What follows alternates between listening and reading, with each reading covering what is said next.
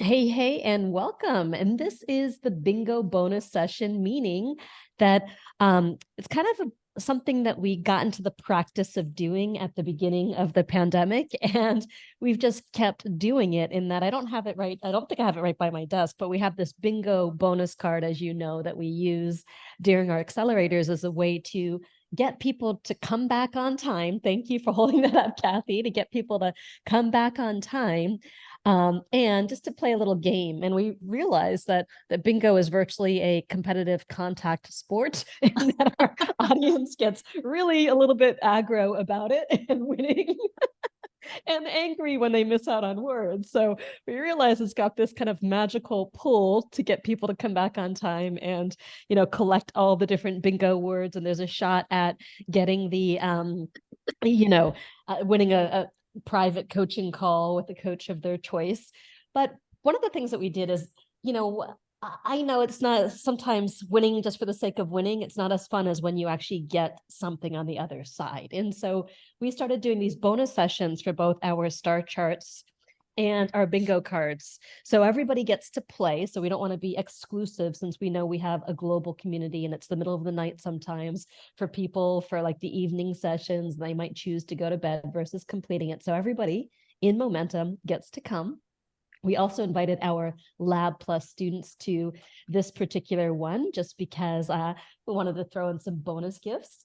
And everyone gets to come, but only those who submitted their completed bingo card. And as you know, it's not easy to get a completed bingo card. You have to really be paying attention. And even if you're there the whole time, we have people who miss out on bingo words.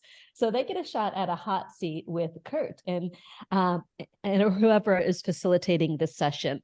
Now, the reason why I wanted to do this specifically on the top 15 AI marketing tools in 2021 to help you create engaging and converting content is a few fold.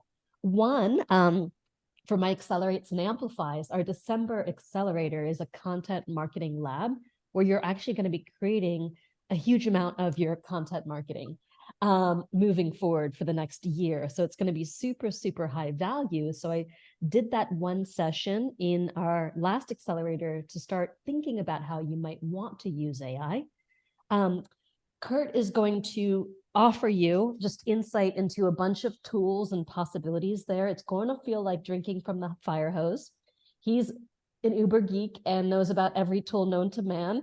I don't recommend that any of us try to become an Uber geek or follow in his footsteps because it's almost a full-time job to keep up with all of these tools. And the goal with tools is to use them versus letting them use you. And I know a lot of people who are drinking the AI Kool-Aid are out there just messing with all the different tools versus what's something that I need to do. And let me just experiment with supporting myself in one thing that I'm not good at or one thing that I want to amplify. So he's going to talk about a lot of tools. And my goal for you is to say, okay, the number one tool that I want to experiment with leaving the session is this. And then here's a couple others. If I get to them, great. But do not try to do everything or use everything, or you're just going to feel completely overwhelmed. And when we get to the December accelerator, I'm going to help you put some of them together, these tools together, so it feels more like a content marketing system and more integrated versus ad hoc, if that makes sense. All right. But I wanted to get you going here because I know this is a big deal. And as you know, we're building out Ainsley, our AI that will be integrated into Momentum. Probably not going to roll it out until March of 2023 because it's a huge, huge endeavor. But I started out doing the initial wireframes for Ainsley. And I think the thing that you are going to be most excited about, and let me just kind of scroll over there, is, well, two things. Let me just show you this. So one of the things right now, we're in the domain of AI, the Wild West domain, where there's just tools propagating all over the place.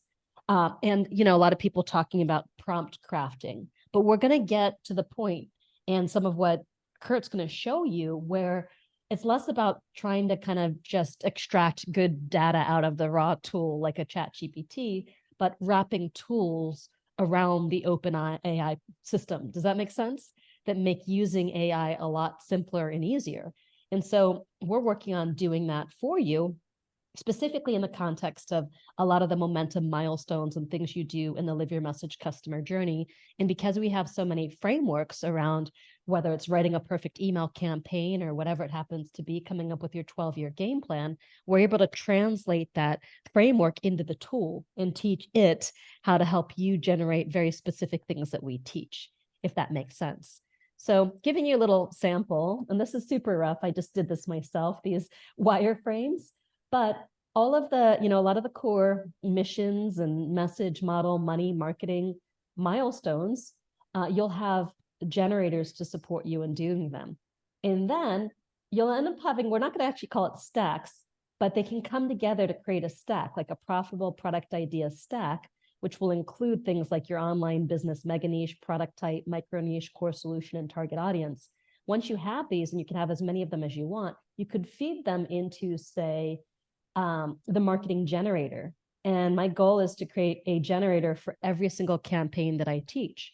So then it would know your profitable product idea, your one-to-many offer, or one-to-few offer, one-to-one offer. And then it would be able to generate a freebie or a webinar or a summit, or whatever it happens to be, a perfect email campaign. So we're working on this. And also for ongoing tactics, mining your value networks. It would be able to generate emails for you or cold social media posts to kind of get to people, or guest podcasting. It might generate topics and things like that, and follow-up sequences. Is this making sense? So I'm building, Murray and I, for you, a really master system to help you leverage all the different pieces of your milestones and then use those to kind of build new things. All right. Is that exciting? Yep. Super exciting. So as long as you're a Momentum student, you would have access to all of those generators. We're not going to try to sell it outside of Momentum. We just want to support our students versus try to get into the AI business as a standalone business. But it's really there to further your participation within Momentum and just make a lot of the things that for some of you is more challenging, a lot easier. All right. So that's kind of our vision moving forward. But in the meantime, because it's going to take us a little bit of time to create tools of that level, I want to give you a sense of how you can use these tools yourself. And Kurt's someone who lives here in Austin, who I've actually known for, I think, at least a decade. He's like a super friendly guy. I think the first time I visited Austin, he took me walking around Lake Austin and we hung out and we geeked out on marketing. And he, like I said, just knows every tool because he's got an ad agency working with the clients, including us. And so he uses them to shortcut and optimize the process of getting cold ads and funnels to convert. So because he's like really looked into every tool and how to use them on a professional level with his clients, I thought he'd be a good person to bring in. And the first thing he's going to do is just show you these 15 tools. And then, of course, open it up to questions along the way and do some hot seats as well. But I just want you to keep your hats on. Okay. Or whatever you want to say, keep your hats on. Don't get so excited that you lose track of what you're really needing the support with. Just because an AI tool exists for something doesn't mean that you can or should use it. Make sense? I still personally find it a lot easier to just write content freeform than I do to try to get, with the exception of social media posts, which I never write because I don't have time for them. because I always think it's like they're more bite-sized pieces. But for a lot of things, I still find it easier to sit down to a blank sheet of paper, right? And there may be things for you that you either love doing old school, or comes naturally to you. So it's simply about augmenting and enhancing where possible. But to take something that I've already written and say, can you make this 10% better using conversion strategies? Like that, for me, is a better use for AI than, trying to generate from the start. But you'll find where it fits into your flow. But what I want to make sure that you don't do, and is this is something that Murray got a moment ago. I think it's like a couple of days ago. Let me just see. Hold on, I've got to refresh my WhatsApp here. He sent me this cold email that he got that was so bad. Okay, I think I have to do it from my cell phone. From someone prospecting where it's clearly a ChatGPT email. All right, listen to this. Okay. Let me find it. Okay. Hello, Murray. I will help you dominate the Google Ads game for your business/lead generation offer. All right, let's cut to the chase. First up, I'll put my detective hat on and dissect your target audience. Because if you're not talking to the right peeps, you're just whispering into the void. Then I'll lay out a tactical blueprint for your campaigns, ad groups, and keywords. And let's not forget the ad copy, where I'll blend in psychology with sassy lines that not just click, but stick. Now for the creds. With a decade in the digital advertising trenches, I've set up and scaled Google ad campaigns for clients ranging from small businesses to Fortune 500s. My secret sauce? A mix of strategic planning and killer copy that's seen conversion rates jump as high as 30%. Why don't you take a little peek at my portfolio with case studies? Trust me, it's worth your time. Link. So if you're looking for someone to not only get the job done, but crush it, I'm your go-to. Looking forward to hearing from you. So how many of you like instantly, this has got ChatGPT all over it, am I right? You know? So this is what you don't want to do.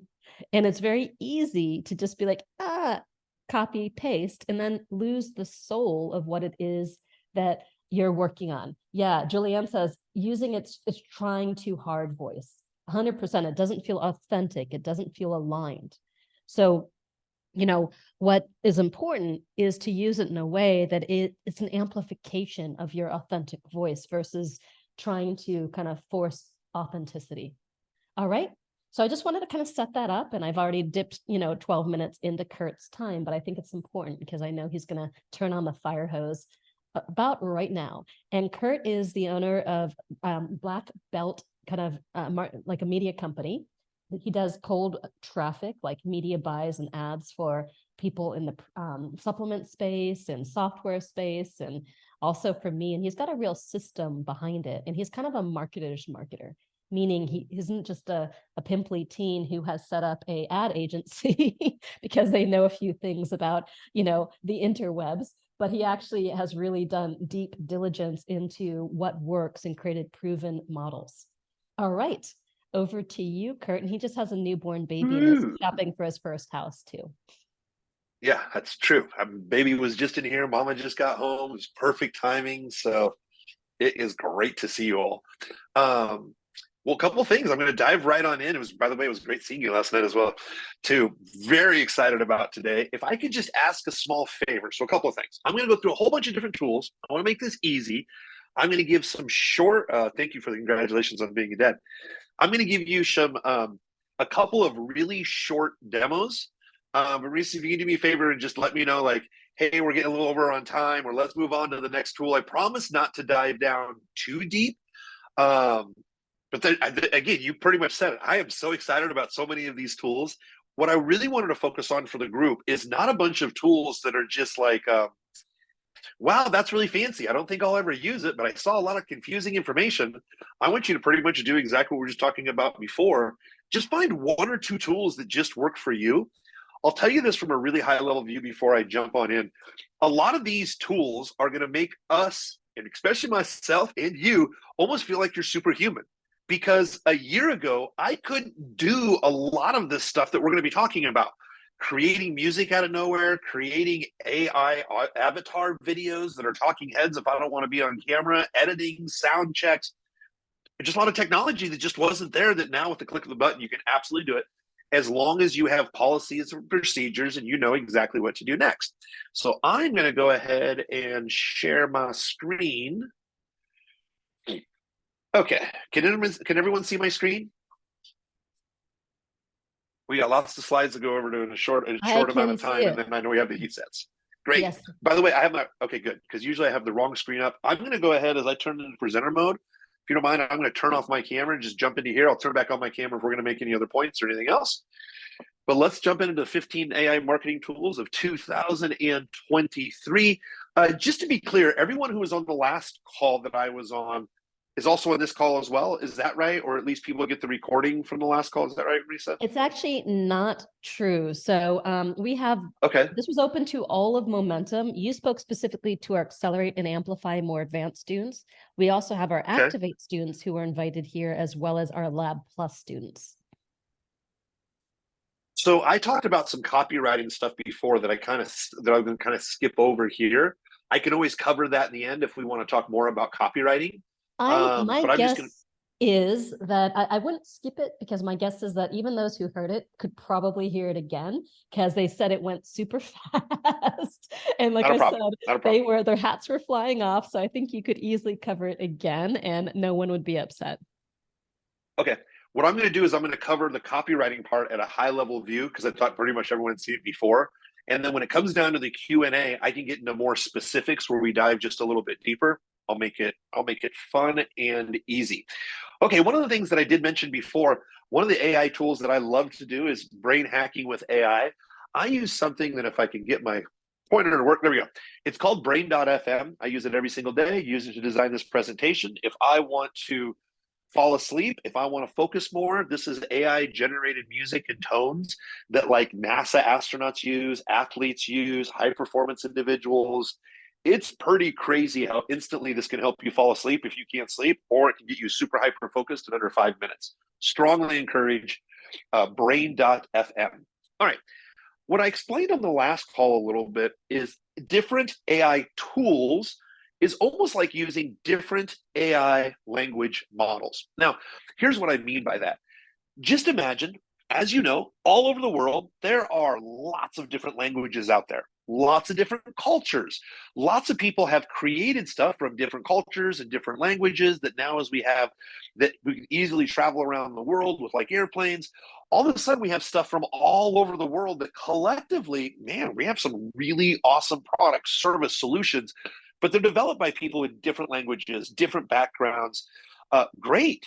So just imagine when we're using a lot of these AI tools, what we're doing is we're essentially using different types of programs that have learned certain types of information and their background and their culture and how they develop that database. We're going to resource a couple of different tools so we get a really well-rounded marketing plan or marketing implementation.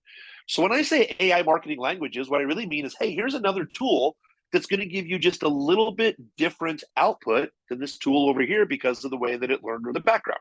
I promise I'm going to make this really simple. So I'm going to talk about AI copywriting tools from a high level view. Again, when we do the hot seats, I'll dive in and jump in even more here. Now, I like ChatGPT. I know we've talked about that before. I know you've talked about this before. ChatGPT is really easy. One of the things that I really like to use, I talked about this on the last call, is Poe.com. Poe.com is essentially an aggregate of lots of different AI languages like ChatGPT. Let me show you, let me give you a perfect example right here. So what we have right here is, this is inside of Poe. So Poe.com is a collective of a whole bunch of different types of AI language models. So I'll run through these really quick, and again, we can dive in later for the hot seat. I'm sure everyone's familiar with, of course, ChatGPT-4. Whoops, where is my pointer though? There we go. So I'm sure you're familiar with ChatGPT, right? Well, what else is inside of Poe? Like ChatGPT, you have Claude-Instant-100K. Claude, it's just a different language model. It's like having a mastermind table of a whole bunch of people sitting around the table.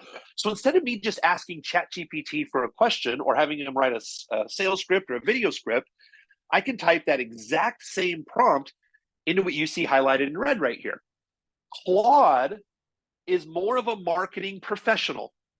Claude, a ChatGPT, sometimes will make up stuff. They call it, sometimes it hallucinates. It's a little bit more fidgety, I guess I would say, ChatGPT.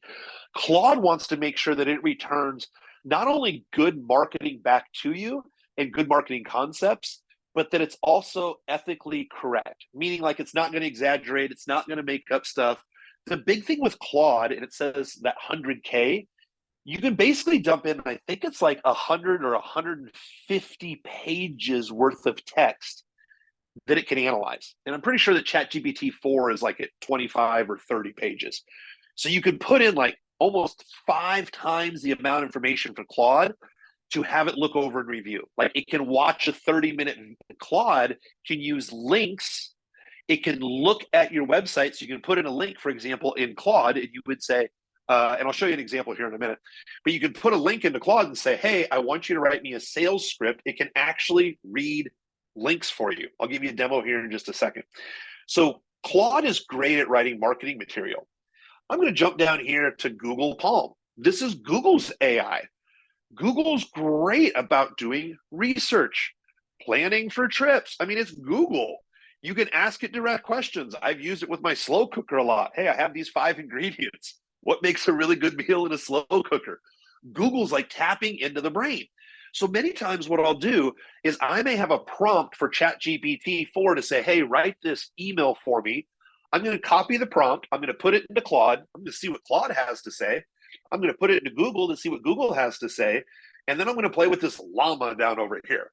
Now, it's just kind of a weird word right here, but the Llama 270B, it's more than Llama 213B. So obviously this is the latest edition, but Llama is actually run by Meta.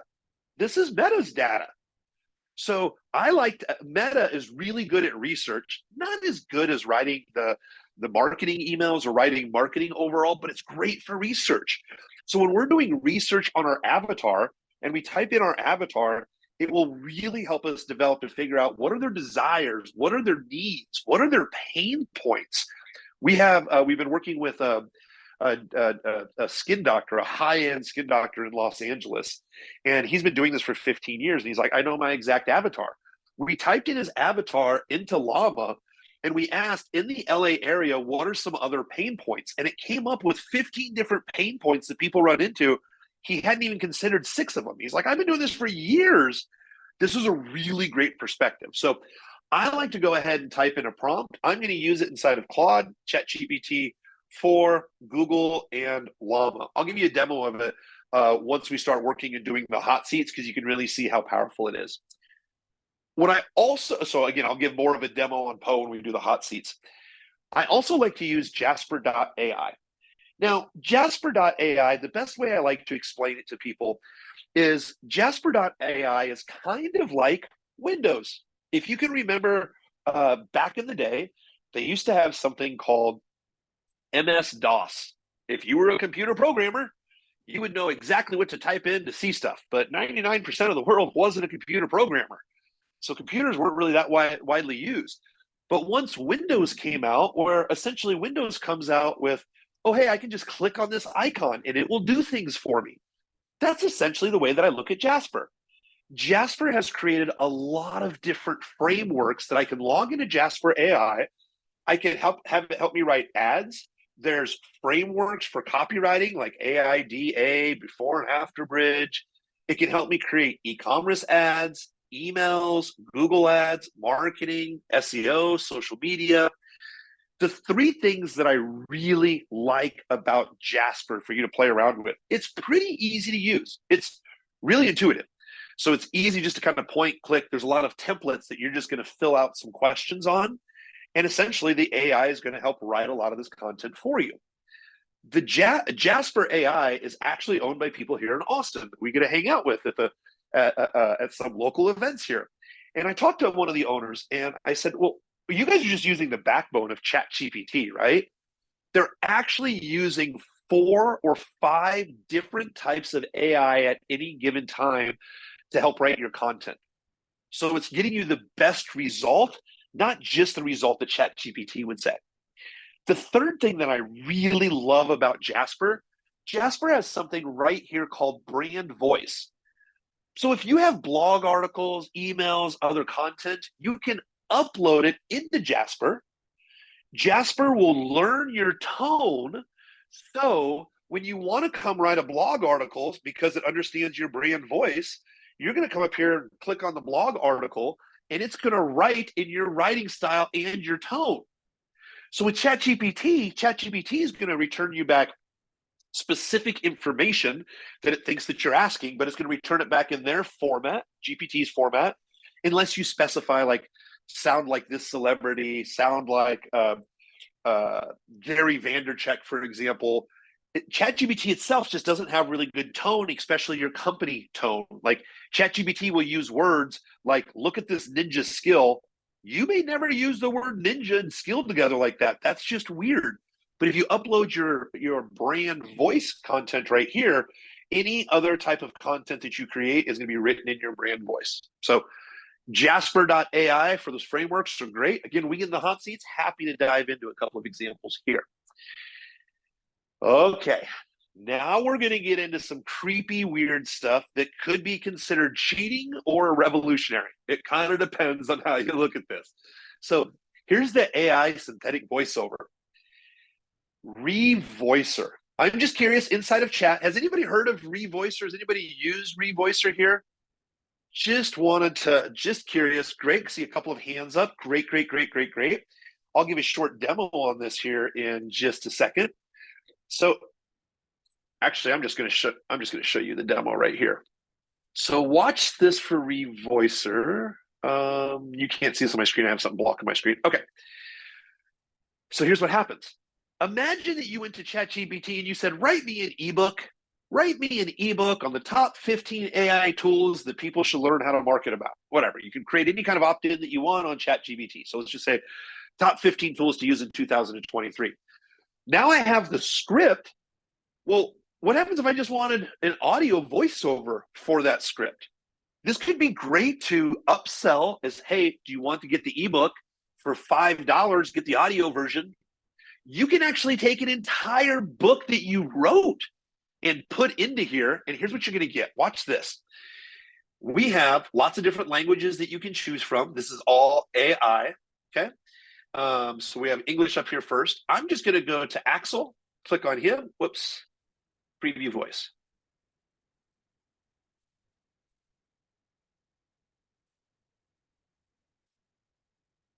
Okay, so it's oh, sorry about that. I'm sure you can't hear the sound on that one. I apologize. Let's do this again. Let's do Axel, and I got to do the preview. Hello, I'm one of the voices from Revoicer. I hope that we will work together on many projects. It's a little computerized, a little bit. And I can tell you this, I have a friend who does about $100,000 a month net in affiliate commissions, so profit in affiliate commissions, running YouTube ads with a video background, no face, and a computer animated voice that sounds almost like a computer animated voice. That's where he makes all of his sales. Sometimes the computer animated voice doesn't sound perfect to us, but sometimes it's also a good attention getter. But watch this. Let's go to Tyler, for example, and preview Tyler, because we have lots of different people to choose from, but I want us just to have you take a look at what this sounds like. My name is Tyler, and I'm one of the most popular voices from Revoicer. I have a deep and mellow voice that will give extra authority to your voiceovers. I can read your text in a normal or angry tone, friendly or... So they'll read your text in different types of tones. So I'm gonna just take a look at one more, and then I'm gonna play this for you so you can see what this sounds like. Listen to Emily. My name is Emily, and I am one of the most popular voices from Revoicer. I can read your text in a normal or angry tone, friendly or sad, and even shout or whisper. So here's what's going to happen over on Revoicer. So I just typed in the script right before we jumped on. And what I can do is I have this sentence right here. I can click on set tone. These are all the different tones that people have. Customer service, newscast, angry, cheerful, sad, excited. Are all these people working this for a job? Great question. Sorry, I didn't clarify this. These are all AIs. These are not real people. They're all AIs, all of them. Revoicer offers a training to show people how to do voiceovers that they offer on like Fiverr.com and voiceover services. These voiceovers are so good. People are coming in, dropping the text into Revoicer and selling these as voiceovers. I'll show you here in just a second. Hello, my name is Addison. My voice can be described as strong, direct, and corporate. My voice was used. Oops. So watch this. So I decided to do a couple of different emotions so you can just hear them to see what they kind of sound like. And let's go ahead and play this one right here. This is all the different general, excited, cheerful, sad, terrified. Let's listen to what this sounds like here just really quick. Thank you so much for inviting me to this group. I am so excited to talk to you all about AI. Are you ready to do this? Don't be sad about this. This is not scary at all. This will not be terrifying. Pretty close, isn't it? Absolutely. There are Australian accents in here as well, too. Absolutely. Let's see. I know that they have Italian. Yes, I know that they do have Italian. I do know that they have Italian accent or Australian accent. Let me see if I can find this here just real quick. There's 3 or 4 people here that do. Hello, my name is Johnny. My past clients said that I have a conversational and authentic Yes, voice. you can do. I love to record voiceovers for explainer Dutch? videos, Yes. but I can record any type of voiceover that you need. I hope we will work together on a lot of projects. I am actually not. Yeah, Dutch is right here. So absolutely, they do Dutch. Absolutely, absolutely. So this can help in 3 major ways, and I'm going to move on to the next tool. Number 1, if you want to create a voiceover for an audiobook, if you want to create a voiceover for a background, if you just want to take a bunch of text to turn it into voice, Revoicer is great, right? It's just like having your own voiceover, professional voiceover for your tone and with emotion spoken behind it. Number 1. Number 2, what you can also do is you can generate, you can take the same text and then have them record it in Dutch. It'll actually do translations for you, translate text. So if you're in an international market and you want to go ahead and type in English, thank you so much for being here today. Translate text into German. Finish translating. I just copy and paste that into a Revoicer. So what can end up happening is I can take an entire ebook. If you support this, I can take an entire ebook, drop it in a Revoicer. It will read the entire ebook. If I wanted to translate that over to Dutch or over to English, it's going to get really close, right? It's not going to get 100% accurate, especially if I use any type of slang words or colloquial words or anything like that. But this is a great way that you can get a whole bunch of different stuff translated if you support those other markets as well too. So really crazy. Ruth, I see your question in here. I'm going to blow your mind towards the end of this to show you something that you're going to love, but you are right. Cannot wait to show you this. Okay, so Revoicer, you want to translate text? Great. You want to get a voiceover? Great. It is easy, point and click to generate voice from a text. You have lots of people to pick from here. You can even add music in the background if you want to do that. So Revoicer, we love using Revoicer for voiceovers. We've seen lots of other people actually turn this into, like I mentioned before, a side gig because they do voiceovers for other people. Okay, now watch this one. All right. So we talked about Revoicer. The next one we're going to talk about is 11 Labs. 11 Labs is even more kind of creepy, but it can be in a really good way because it can clone your voice and really kind of clone anybody else's voice. Now, I got to be honest with you, as we move in the future with AI, as my kid grows up, she's 10 months old now, we will have safe words in the house. Meaning, if I get a phone call from a voice that's hers and she's in trouble, we will unequivocally have a safe word that only we will know. Because the technology I'm about ready to show you in the wrong hands is going to make some really crazy things happen. Let me show you just a perfect example here. I'm going to give you a live demo of 11 Labs here real quick. So if I log into my 11 Labs, I got a couple of different options here. Number 1, add a generative or clone voice. So I'm going to go ahead and click this little button right here. I have really kind of 3 different options here. Voice design. You're going to hear this in a second. We can design our own voice. So if I want to design a voice of an old man with a British accent that I want him to read something, I can do that. Here's the other thing. I can upload a couple of 1-minute snippets of my voice or a client's voice. So if a client has a podcast and they just use the sound, we can actually have written articles that are turned into voiceovers, and we can have podcasts that our clients never actually recorded, but it's their voice. You're going to hear that in just a second. So you can upload, this is great, right? So watch this. So for example, there is, here's an old wise, actually here, let me go back to this. I'll show you this. Voice design. So let's just say that we want to have a female, we're going to do a young female. We are going to do an Australian accent. Okay. Now I'm going to play with this bar just a little bit. It has accent strength. And really what you're going to see is there's like 3 kind of slide rules that we're going to use. And all I'm kind of doing is just playing with these rules a little bit, just to kind of see what the output is. I'm going to show you here what I mean by that in just a second. So watch this. Yes, this is going to bring up lots of ethical issues. Totally agree. Absolutely agree. So watch this.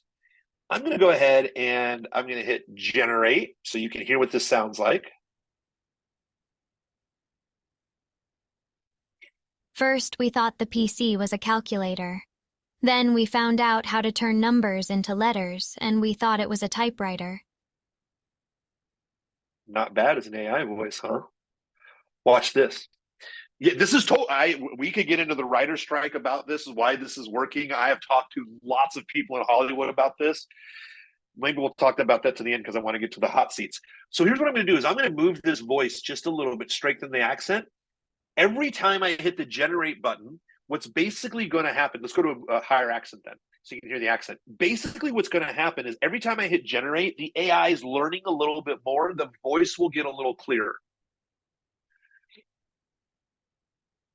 First, we thought the PC was a calculator.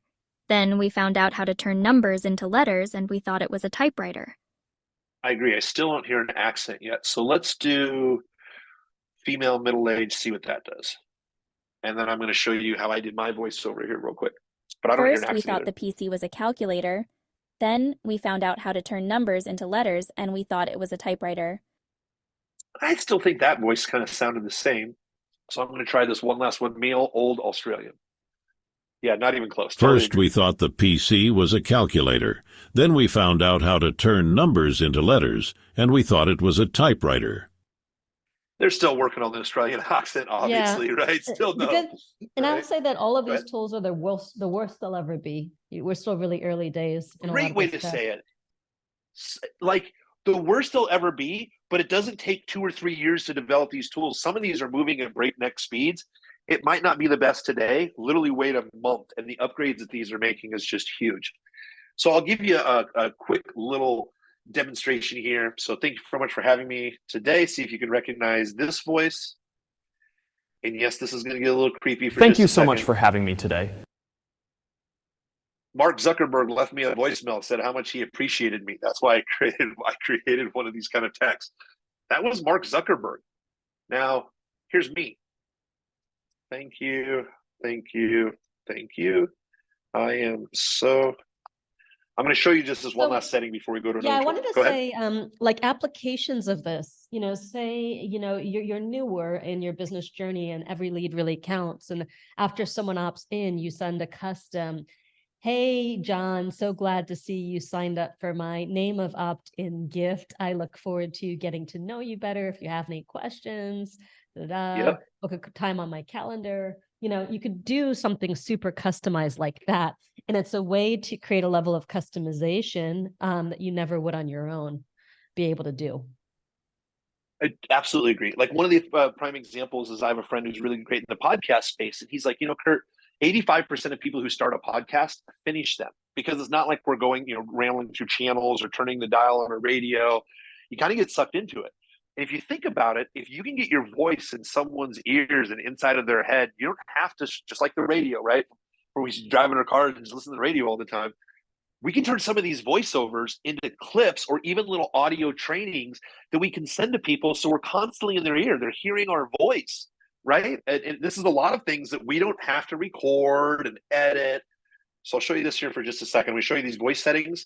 There's just really 3 dials you play with to get it perfect. So I'm going to make the voice a little stable. I'm going to see if it gives a little clarity. They're going to exaggerate my style a little bit. There's no technicality to this. I'm just going to move the slide rule. I'm going to click this right here that says generate. And every time I click generate, it's going to learn from me what I'm Thank you looking so for. much for having me today. Thank you. I am so excited that I am here.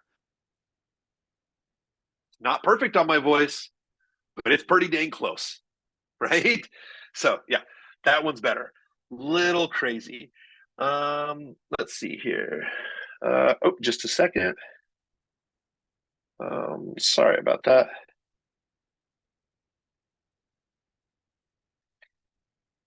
I apologize. Small technical error on this side. Okay, so next what I'm going to do, let's go ahead and jump back over here. So there are a lot of things that you can do with the voiceovers, especially when we're talking about like creating videos or just creating some audio that people can listen to you on a regular basis. Like if you have a meditation, if you have a small learning objective that you want to teach that's 3 or 4 minutes long that you create through text like ChatGPT, drop it into 11 Labs, send that out to people so they can hear your voice on a regular basis. Yeah, create a welcome audio. So customize a name field. That's something that's coming up, meaning like that people would be able to say their name with the 11 Labs. I'm going to show you that here in a minute. The technology is not completely streamlined in yet, so you would know that Bob opted in. You'd say, "Hey, Bob, it's great to see you." We could have your voice behind it, but I'll show you some of those technicalities here in just a couple more minutes. Okay, so here's basically what we have. Is oh, by the way, I just like to show some of these prices. So you can get 11 Labs basically free, and you get 3 customized voices, 10,000 characters a month. Every time I hit that button to generate a new voice, it'll take some tokens out. I think I use the $5 a month subscription. A lot of these things I pay $5 or $10 a month for. That's it, which is just a fraction of the cost, but I'd actually pay somebody with a voiceover. Okay, so here's the other one I want to talk about. AI Sound Studio. Oh, love these. This is something I could have done a year ago. Adobe Podcast. I'll give you the link for this. This is great. And by the way, I have a link in my 50 tools document. I'll make sure that you guys get access to that. It lists all these tools. So, Risa, you have a really great microphone. I see it in front of you. It's this great mic. Your voice sounds really clear. Well, in the home office setup that I have, I mean, I got my earpods. It gives a little bit of an echo, but oh my goodness. When I use Adobe Podcast, whenever I do a presentation that's recorded, I will upload the audio directly into Adobe. Listen to this. I'm in a conference room with the window open, and it's pretty echoey in here too. Not the best place to record audio. Yet with enhanced speech, all of the background noise and echo is gone, as if I recorded this in a professional studio. Wow, so good. Right? So when I'm doing presentations and stuff, people are like, make sure you have a good sound studio, make sure you have this mic, make sure you have the audio, blah, blah, blah. I just take the audio, upload it into here. You get 30 minutes free a day. Oh, sorry, you get 1 hour free a day. The file can't be more than 30 minutes. It's almost like if you did a podcast, this would do all the audio enhancement for you. It removes the background noise. It's going to keep the length the same, so it's not going to trim out anything, but it's going to make it sound almost crystal clear. I will say one caveat here. Sometimes there's people's voices that actually don't clean up with this. It makes their voice sound a little different and a little weird. Very rarely have I seen that in the client, but if I want to clean something up right away, Adobe podcast.adobe.com/enhance. Again, I'll send you the link. It's just everything I do now is run through here before I publish a video, just because it makes the sound so good. Okay, so the next thing that we have for you. So we did a live demo of that. Adobe Podcast Beta, it's free. It's free for now. So yeah, it has the hour time limit a day, half an hour long photos, or half an hour files that you can upload. But again, like I said, most of the stuff is enhanced and done within 10 to 15 minutes, if that. Okay, we're going to get any creepier for just a minute, but I promise it's going to be good. Krisp. Krisp.com, you can connect to Zoom. I've been online with someone, I've been online before with someone. Their significant other was doing dishes in the background, and I couldn't hear anything. Nothing. It removes all your background noise. So what ends up happening, you're on a Zoom call, there can be construction around, you're being in a call center, just removes all the background sound. It's really great, really inexpensive. Here's the other thing is you can make online communication more confident and effective with the help of AI. So you can cancel out the AI, you can turn on some kind of speaker notification. There's a couple of small little things that you can do, but it makes your voice sound really clear when you're on a Zoom with someone else. This is where it's going to get a little interesting too.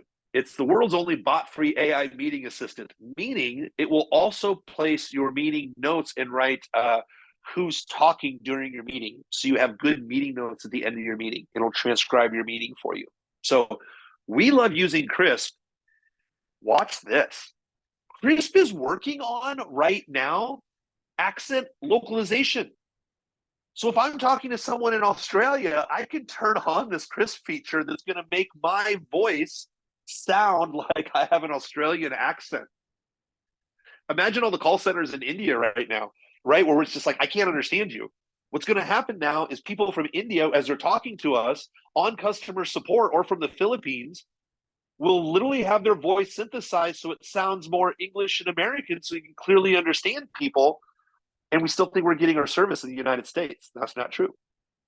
So this is really interesting to match people's local accent. So yeah.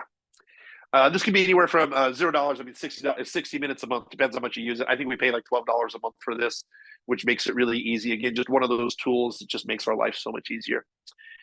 AI podcasting tools. Here's a couple of things if you have a podcast that I think that you're going to really like, or if you considered a podcast. Cast Magic. So Cast Magic.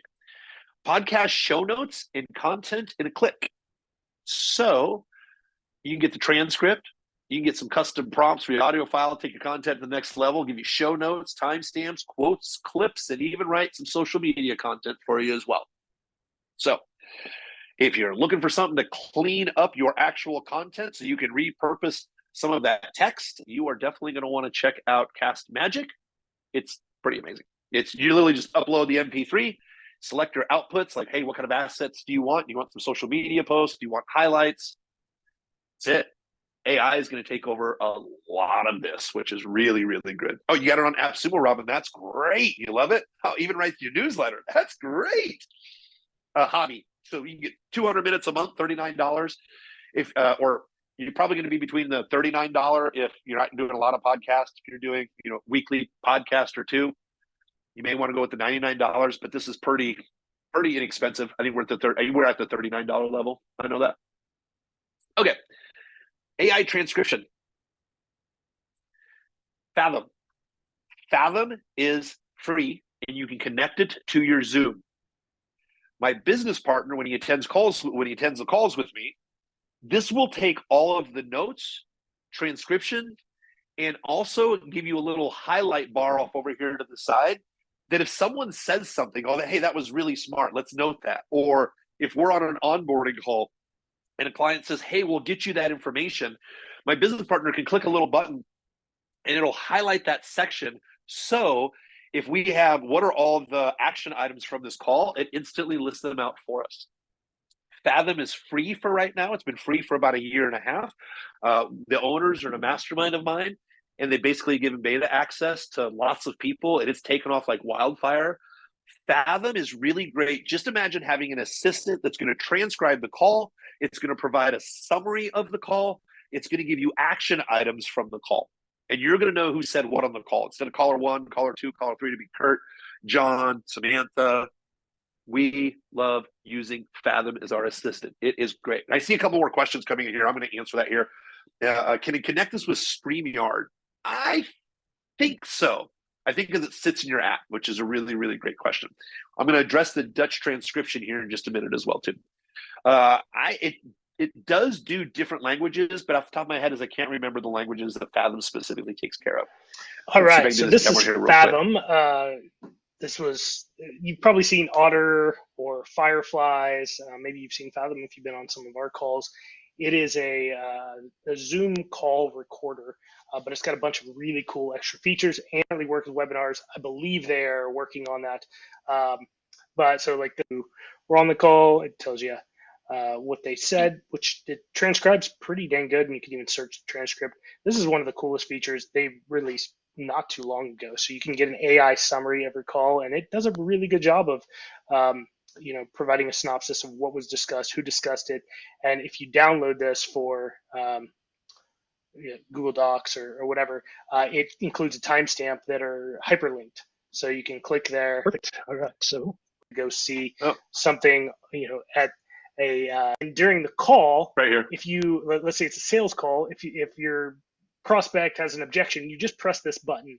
And what it does is it notates that particular part in the conversation. It will actually back up. So let's say your prospect, your sales call prospect is, you're talking to them and they start to talk through something, and then you realize, oh wait, this is an objection to what I'm selling. You hit this button, it's going to actually notate this, but it's going to go back to when they started, this piece, like when that break in the conversation. I would love to have this note taker as a person that sat next to me. I don't think you could put this on your phone, for instance, in a person-to-person meeting. But Fathom will absolutely work. If I join someone else's call, I can absolutely fire up Fathom as well too. Absolutely. So anytime we're on an onboarding call with the client, we say, hey, don't worry, we're going to take all the notes. We'll give you all the action items. We'll send you the recording. We'll send you the transcript. We'll send you the summary. And again, just like we've said in here too, is if we want to use these for sales calls or insight, my business partner has this always pulled up. You can just click, what are the different things that we're talking about that we need to follow up with as well too. So if you're having a confidential conversation, you just tell the other person that, hey, I have Fathom on the other side. If they want to disconnect it, you can do that as well too. I don't think again, you're just always having confidential conversations on Zoom unless you make it public anyway. But you can easily shut this stuff off if we want to talk about people behind their back without them knowing, or whatever it is, right? So let me give you that. Let's go back to the presentation here. All right. Merlin. I talked about Merlin just briefly on the last call. Merlin is a plugin that is run by ChatGPT. So it's a Chrome plugin. So I will give you a perfect example here of what this can do. I think this is frankly kind of pretty exciting. If you ask me, let me go to my YouTube studio, show you what this looks like, content. Okay, so let's just go to this video right here for a perfect example. And then I'll show you what Merlin can do here in a couple of minutes. And I think you're going to be very, very happy. Again, Merlin, you're going to see it's just a little icon. Okay. How to produce a month's worth of content with Merlin will automatically summarize. This is just one thing that it does. It will automatically summarize this entire hour-long and 8-minute video. Here's the timestamps. I can click to expand. So if I just need a summary, this will help me with a YouTube summary, which is great. I believe that this is only a Chrome plugin, Susan. I think. But essentially what it does is it's going to create a summary for me. Now, here's the interesting thing. How many people here use YouTube videos? I'm just kind of curious. If you could just type in, just put one or raise your hand, YouTube videos. Okay, great. If you do YouTube videos, you're going to love this. See, here, watch this. I'm going to show you this little trick. I'm going to go ahead and highlight this. I'm going to copy this all the way on down. And I'm just going to hit copy. Okay, so I've copied this right here. That's one function. I'm going to come back here. I always like to make a longer form post in my YouTube videos. And then you're going to see detailed summary. See what the detailed summary is? Watch what I'm going to do here. All I'm going to do is I'm just going to hit paste from what you saw this other content right here. I'm going to hit paste. Now watch what it ends up doing. What's going to happen is it's automatically going to create these timestamps, which creates all your chapters. Copy and paste instead of, right now with YouTube, it's all about chapters right now. So if you have a longer video, people want to be able to jump around in content. Well, to set up these individual chapters takes a while. If I go in here and I click on this button and I want to go ahead and add chapters, I have to add each individual chapter, how to produce a month's worth of content, name it. Not with Merlin. Merlin, you just copy and paste. You put the timestamps right in here. That's it. It'll create all of the chapters for you. It's great. So watch this. This will be really good. Watch this. Now, if I want to take a look at Merlin, let's just say I want to go, how does AI work in 2023 for marketing? Let's just say I'm going to go ahead and click down on this article right here. I guess it's a pretty short article. Merlin will summarize anything that I'm looking at. So if I want Merlin to summarize a long document, which is great, here's what I love using Merlin for. We talked about this a little bit on the last call. And some people thought it adds in, what's the word I'm looking for? An ethical dilemma. I don't know about this. This is just kind of content. This is getting new ideas from content. So watch this. AI tools in 2023 used for marketing. It's probably kind of a weird search term, but let's just see what I got. Okay, so here's what's going to happen. Here is a 17-long video, top 10 AI tools for digital marketing in 2023. Not my video. I'm going to go ahead and click on it. I'm going to go ahead and hit, I have to wait till this ad plays. So AI has created a real... I'm going to hit summarize this video. It's going to go ahead and start to summarize this video. So it summarized the video for me. Now look at this. So create tweets, blogs, and more. I'm going to go ahead and click on this button right here. And essentially what I'm going to do is generate a blog from this video. Actually, generate a blog from this video. You can take the most popular YouTube videos in your niche, watch the video because you know that it's worked. It will write a summary of that video and then write you an article that's, take some time and you can close the window. Okay, it's going to take a little bit just because it's a longer, you'll see, I'll come back to this here in just a minute. But essentially what's going to happen right here, summarize. You can tweet this out, post it over to LinkedIn. But watch this, and I'll come back to watching that transcription. Look at this, LinkedIn. So if I go to LinkedIn and I'm going to start a post, this is Merlin. Merlin can help me write specific posts. I just click a button and it will generate a post for me. That's it. I can hit one more button right here and it'll just regenerate it again if I don't like this post. One of the best things that you can do on social media is actually engage with other people, right? Like comment on their posts. So here's a buddy of mine, Joshua B. Lee. I attended his wedding. I was a stand-up guy in his wedding.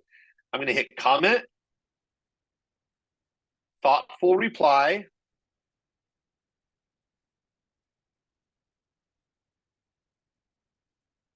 It wrote a reply to the post. It read the post and wrote a reply. I can do this on Twitter. I can do this on Facebook. I can even do this inside of Facebook Messenger. So check this out. I'm coordinating a lunch with my friend Dennis Yu right here. Friendly greeting. It's going to, or ask a question. I can literally click a button and it will write some of the text for me as well too. Merlin will summarize things. Merlin will help me create new content.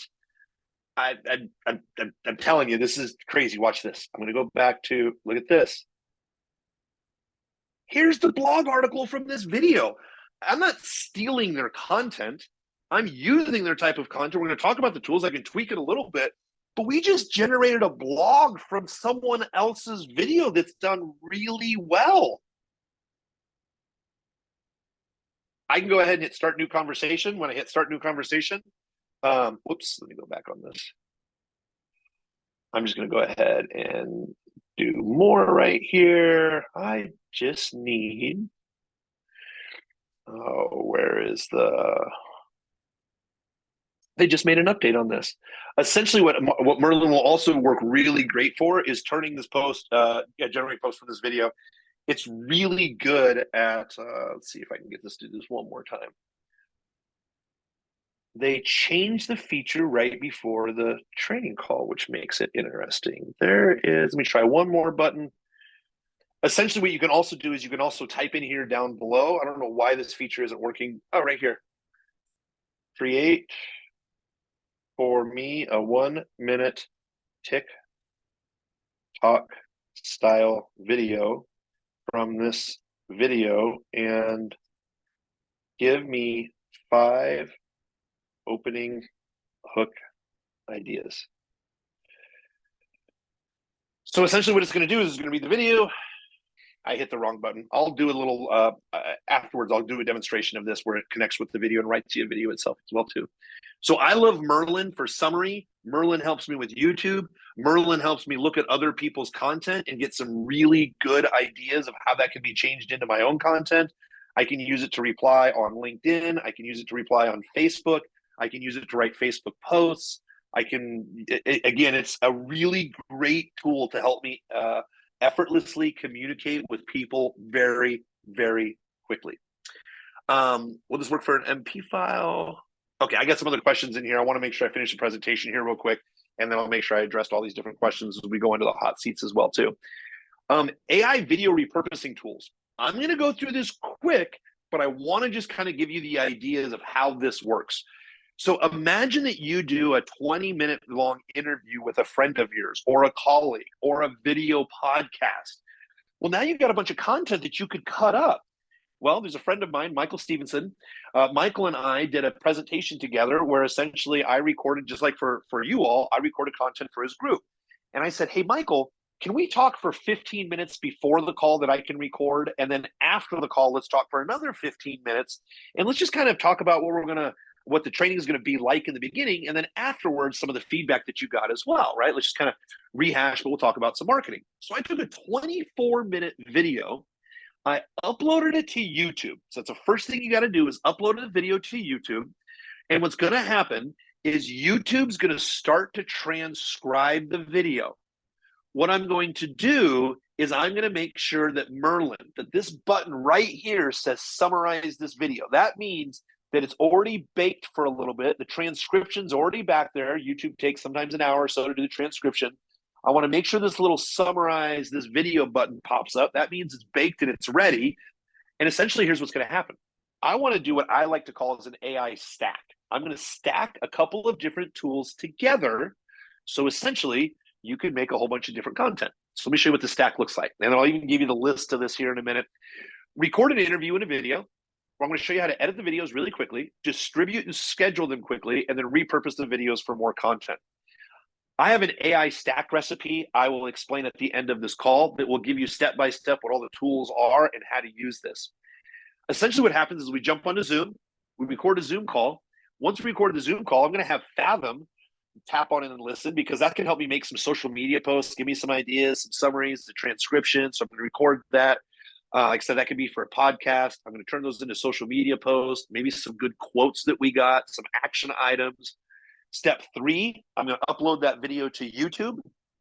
Step 4, I want to make sure it's step 3, make sure it's baking. Make sure that summarizes videos up. That tells me that, all right, YouTube has transcribed this information now that, because AI can't watch a video, AI can only read the transcription, right? Now what I'm going to use is something called Opus Clips, OPUSCLIPS. I'm going to take just the podcast. I'm just going to take the YouTube link. I'm going to put the YouTube link just right here. That's it. So it works really good, not for a presentation like what I'm doing right now, but like a talking head, right? 2 or 3 people talking together. I'm just going to put that link in there. It automatically created for me, out of a 27-minute video, it created for me 15 different segments. These aren't just randomly cut. What's going to happen is the AI is actually going to search and say, here's some of the keywords that you were using in your videos that are popular. We're going to give this, so this clip right here, I am recording a video with Michael. So there's 2 people basically on camera. The AI is going to zoom in on my face. The AI is going to find the perfect spot where it can be an opening clip. So notice this gives a score of 99, which means this video effectively captures viewers' attention with an attention-grabbing hook that delivers valuable insight on social media marketing. The speaker's experience and personal anecdotes make the content relatable. However, a strong call to action could enhance the video completely. Okay, great. It just means that people can watch this video and not have to watch the entire thing. It's going to add the captions on the video. It's going to do the editing on the video. It's going to give me 15 different versions of a 15-second, 30-second, or a 1 minute or 1.5 minutes. The AI knows what to cut for content. So I'm going to use 4 different tools that are like this that will produce me almost 60 different type of clips. Of course, it's AI. It's not going to be perfect. We talked about that before. But if I just submit into Opus Clips one link and it makes me 15 different videos, heck, I could just use the 5 or 6 best of them, and all my video editing is done under 10 minutes. I couldn't even write the email to a video editor to edit the videos. All the video editing is going to be done for me. The best thing is they're going to give you the transcription. So that's the transcription of the video they cut. What I'll do is I'll give you a link to a document, and then I'll add a little video to show you how to use it, just to be sensitive of time. But essentially what's going to happen is you can see right here, these are all the different clips that were made by, again, zooming in on my face, cutting it just correctly on the opening line. People can understand the video. You don't have to do any editing. There's an edit button on here, but you don't have to do any editing with this stuff. You just pick your top 5 or 6 favorite. Just great. This is just one tool that instantly can create me from a 24-minute video 15 different clips. I use Opus Clips. That's one AI language. I also use Clap. So if you go to Clap, you're going to put in the YouTube URL. It's going to cut the same 24 videos, but it's going to cut it in a different editing style. Different types of captions. They're going to have, again, right here. So this provided me 16 different videos. This is a 47-cent clip. They have a virality score here, which doesn't mean it's going to go viral. It just means the probability of the video doing well and the content in the video. The AI is going to give me the transcription. It's literally going to edit the entire video for me. So again, if I have 15 videos with this specific AI, the last AI I just showed you, Opus Clip, gave me 15 videos. That's 30 videos to choose from. So even if I choose half of them, that gives me 15 days of content. 15 days. So here's the transcript right here. I take the transcript. I can click a little edit button, really simple. I can download the video, but this is just so simple to use. And really, you'll see the demonstration here just kind of scrolls on down. Again, not all these videos are perfect, but if I have an hour-long video podcast that I do, I'm going to use 4 different services like this that are really like $10 or $20 a month. 4 different services would cut me 15 to 20 videos, 2, 4, 6. I could have 60 to 80 videos from an hour-long video, and I could get a month's worth of content from an hour-long interview. There's so many options with this. And by the way, I'll make this little note. If you are uploading Reels to Instagram, Reels to Facebook, or YouTube Shorts, or TikTok, those 1-minute types of video platforms, you do not require any followers. You don't need to be following anyone. The algorithm on all of the Reels and TikTok and YouTube Shorts is designed around content, not who you're connected with. So if you produce a whole bunch of 1-minute clips like this and upload a bunch of these 1-minute clips, you may be surprised on how fast it gets spread organically. It's one of the hottest things that you can do right now in your marketing. I'm going to run through this very quickly just for time, but Video.ai is a third type of service like I just showed you the last 2. So I'm going to use 4 services total, but this Video.ai is going to create me TikTok, Instagram, YouTube, LinkedIn. I can upload a video here or just put a YouTube link. Now what's going to happen is it's going to cut for me chapters. If I want to just have chapters for my videos, it's going to cut for me shorts. What the difference is, the last 2 I showed you are the simplest ones to use. You put a link in there, choose the ones you want the most. If you want to be able to tweak things just a little bit, you can choose different backgrounds and text. And by the way, you know what's really popular right now, and it works, and even social media sites encourage you to do this, is to use the same content, but you're just not reposting the same content over and over. If you find something that's popular, post it 35 or 40 days later. But you don't want to post the exact same piece of content. But if you come and use something like this, you're like, hey, this video is really popular. I'm going to change the template. I'm going to change the template from this one right here to this right here. And now I'm going to relaunch the video again. So now you can use repurposed videos where you can repurpose the repurposed video. You can literally record an hour-long piece of content.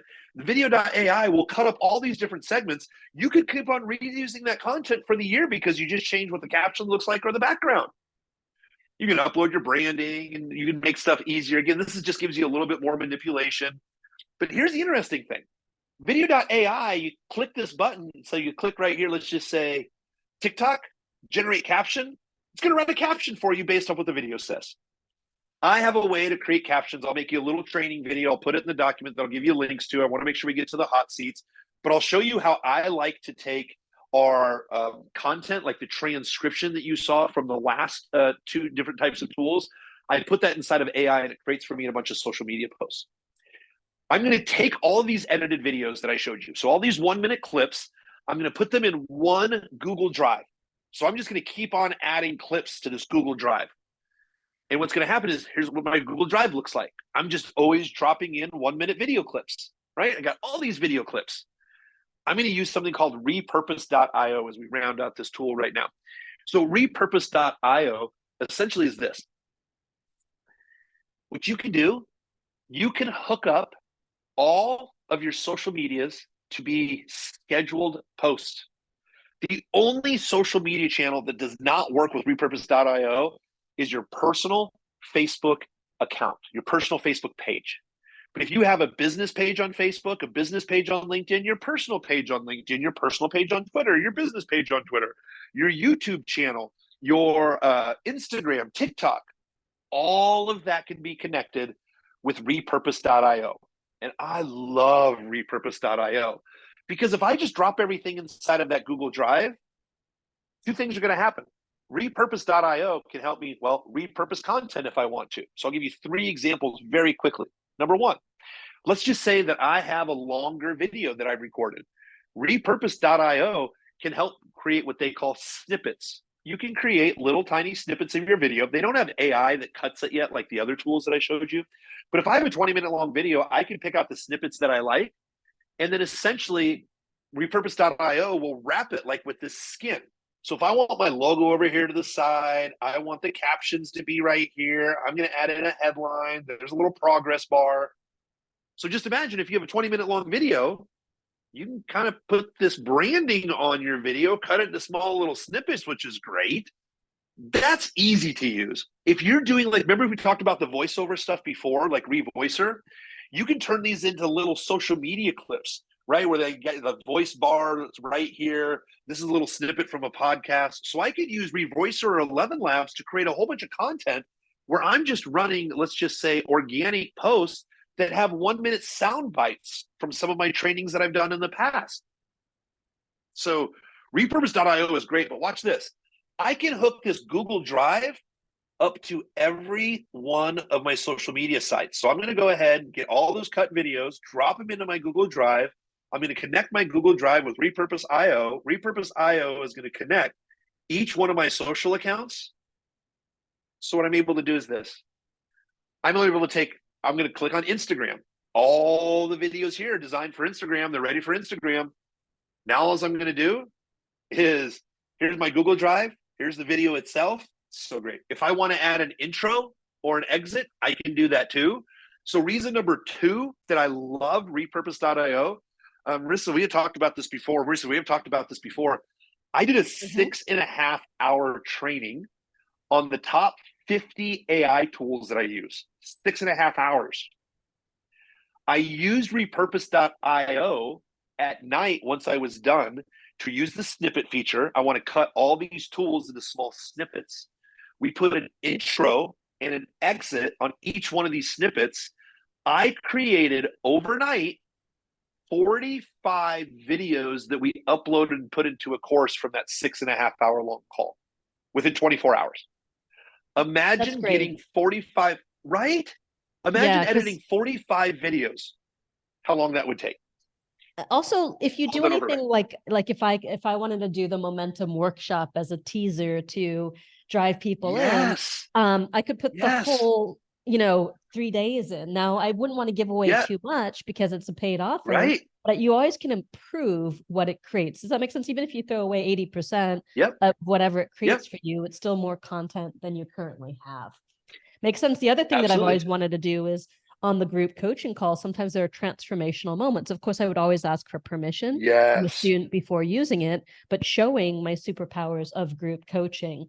So I did want to just, let's just stop sharing your screen for just a second. I just want to, we'll continue, but I did want to say, I see a lot of the comments in, like I said at the start, just because there is an AI tool to do something doesn't mean you should use an AI tool to do something, for a lot of reasons. And AI tools without strategy and without clarity is noise.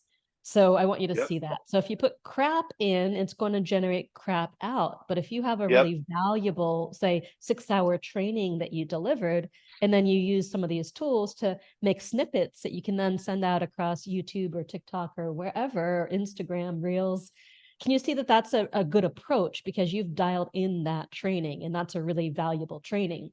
However, I'm less fond of the approach of see what other people are doing and use it to generate whatever your own stuff. However, many people are synthesizers of content, meaning that there are creators who create original content. And then there are some of the other wealth dynamics who are better at synthesizing or streamlining or creating processes around things that aren't specifically unique. Does that make sense? And there's a lot of businesses that are succeeding in the world that aren't based on unique innovations, but helping someone do something that already exists. And there's famous examples like, I can't remember the beer, Spear or whatever it's called.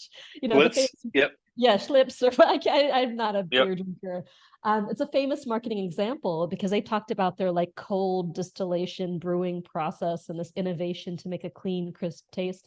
But it's actually what every beer uses, but they're the only one who talks about it. Does that make sense? And so sometimes, if you're able to, and there's all these videos, like reaction videos, you'll see entire people what's his name? Uncle Roger, who goes and just looks at videos from that asshole chef, what's his name? The Gordon Ramsay, right?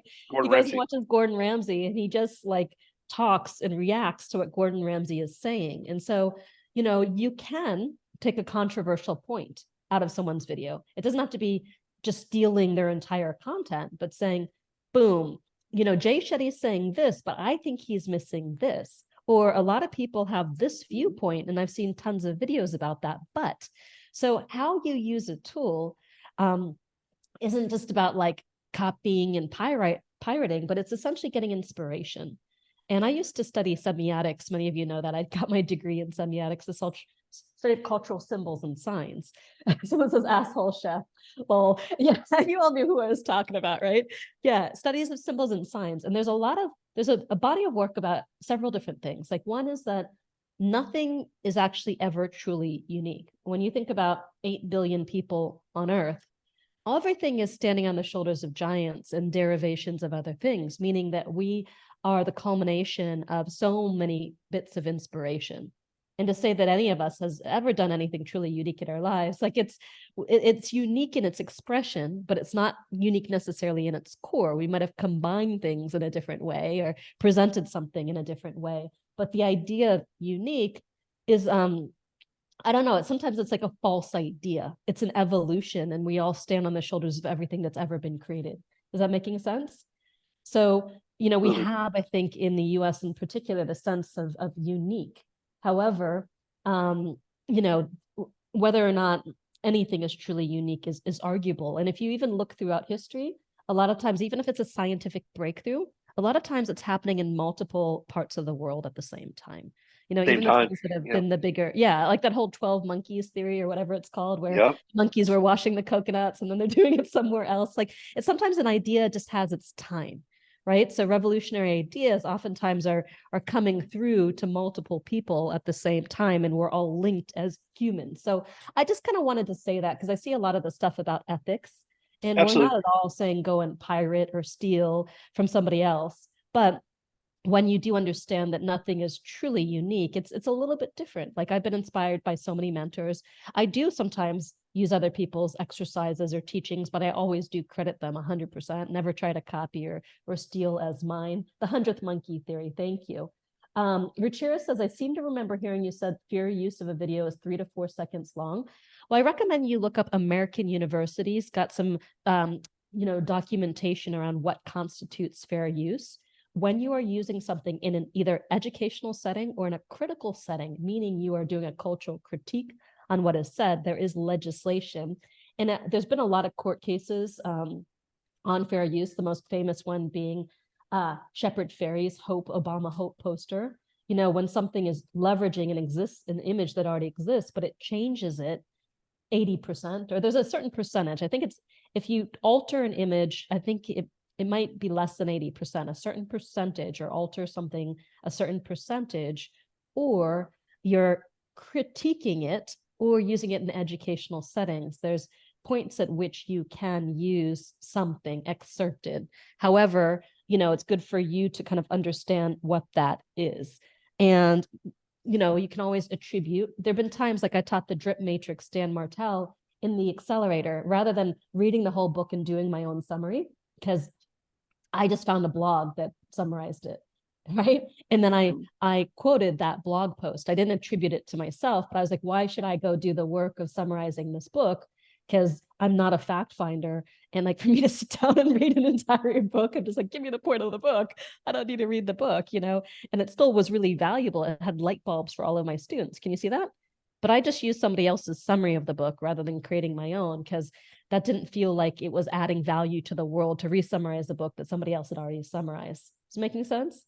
So I just wanted to speak to this because I think there are a lot of ethical issues, and undeniably there are ethical issues. Nobody knows what's going to happen. We are in a giant scientific experiment right now on a human scale as to what's going to happen with AI. And I know there's a series of meetings, 9 meetings between Elon Musk, Mark Zuckerberg, and Bill Gates that have started happening to talk over some of these implications. Every tool known to man, from a rock to a hammer to the human mouth to the human hands, can be used to create miraculous things or to destroy or kill or something else. And so it's the same as true, but that doesn't make the tools inherently bad. It just means that we can choose how we want to use them. Like in Momentum, we said no more Fathom note takers because it's creating an unsafe environment for our students. Now, however, if you want to turn it on just for your coaching segment, that's okay, but not for anybody else's. It's up to you to create protocols within your communities. Does that make sense? So that doesn't mean Fathom is a bad tool. It just means that you need to kind of create policies within both your company and within your communities of what's okay in your community and what's okay in your company and what's not. So Kurt is kind of sharing these tools, and he clearly is drinking the Kool-Aid, which is awesome because it's great to learn from someone who's drinking the Kool-Aid, but you get to choose what you use, and you get to choose how you use it, and you get to choose what feels good to you and what doesn't feel good to you. And Kurt's here to just introduce you to the tools, and then you can kind of come to some of those conclusions yourself. So I just wanted to say that. Absolutely. I have 2 more quick things. I have 1 quick tool to show you, and then I am done with that. But the one thing that I want to mention, just to kind of add on what you were saying, is I kind of look at it like this. I'm not looking to steal anyone's content. So like if I go to summarize a YouTube video that I want to turn into my own blog or my script, I'm going to reword it a little bit. I'm really looking for inspiration. I'm not looking to steal something. But the other thing I want to mention too, there are hundreds of news channels out there that report on the exact same thing. They just say it in a different way, in a different style, with their own opinion. That's what I'm looking to do. If I find a blog article or a video that I like, I'm not going to copy the entire thing, copy and paste. I'm going to create a summary. I'm going to do a couple of different things to it, like rewrite it in this tone, rewrite it like a 5th grader. And by the time I add in a couple of other prompts, I'm not copying theirs. I took theirs for inspiration. I've added in my own value. I've added in my own opinions, but I didn't have to start from scratch. So thank you for clarifying that, because I don't believe in funnel hacking. I believe in inspiration ethically. So are we good if I show you just this one last tool? Is that good? Then I'm happy to do the hot seats. I've been seeing these comments coming in for the last half hour and wanted to address them. All right, but over to you. Absolutely understand. Okay. Last 2 tools here. Actually, I'm going to wrap up on the last one that we were just talking about and then show you one of my favorite tools I've been playing with. Okay, so this is what repurpose.io looks like if we want to put a different skin on a video, for example, right? And I want to repurpose some of these videos. What's going to happen though is I We're can not seeing put the right in screen. Oh, We're not seeing the right sorry. screen. Not a problem. I got it. Oh, I got Paul this great new Stamets. Do you know computer. Paul Stamets? I actually filmed him in the Hoh Peninsula years ago when I was a Really? documentary filmmaker. Yeah. I'm Anyway. fascinated with Paul. Absolutely fascinated. Okay. By the way, this was So one of my like producing debuts, and my job was to, we were in a national park and we were filming him, and he needed to smoke pot in order to be filmed. So I had to Really? go and distract the park, like pretend like I was filming a log for 30 minutes, and that the park ranger was there with me while he went to smoke pot. Oh, that's great. That's Anyway, great. it was like a really Just a real quick comment. The reason I knew about him is through that documentary, Fantastic Fun Guy. And essentially, I was in Amsterdam in Rembrandt's old college studio that is college students painted on the ceiling. Behind me, I hear someone talking about magic mushrooms in a documentary. That was the guy from Fantastic Fun Guy. We sat down for an hour-long conversation in Amsterdam talking about documentaries, and then got introduced to Paul, and it's just amazing stories around Paul. What I'm showing you now with repurpose.io, I'm going to schedule out a post. So now that I have the videos there that's being repurposed, now I want to schedule it on my social media. So what I'm going to do is I'm going to write in my little caption right here. I'm probably going to use 1 or 2 sentences. Then I'm going to click that little magic button. It's going to rewrite my post with AI. If I click that button a second time, whoops. If I click this button, I think I put this in here in the presentation. I should have. There we go. I can click this button 3, 4, 5, 6 times, and it keeps on rewriting my post until I have the right post. Also, I can schedule the same video 45 days later with a different type of context for the reel caption or the Facebook or Instagram or LinkedIn post. So if I can schedule things out 2 years, I can use the same video 3 or 4 times over the entire year with 3 or 4 different types of descriptions, and no one would ever know the difference. So I can use a lot of this repurposed content. I'm going to put the date, the time that I want published, and look at this.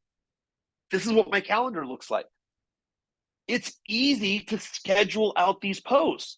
So if I'm using these other tools to create these short form videos, I just throw them into that big old Google Drive.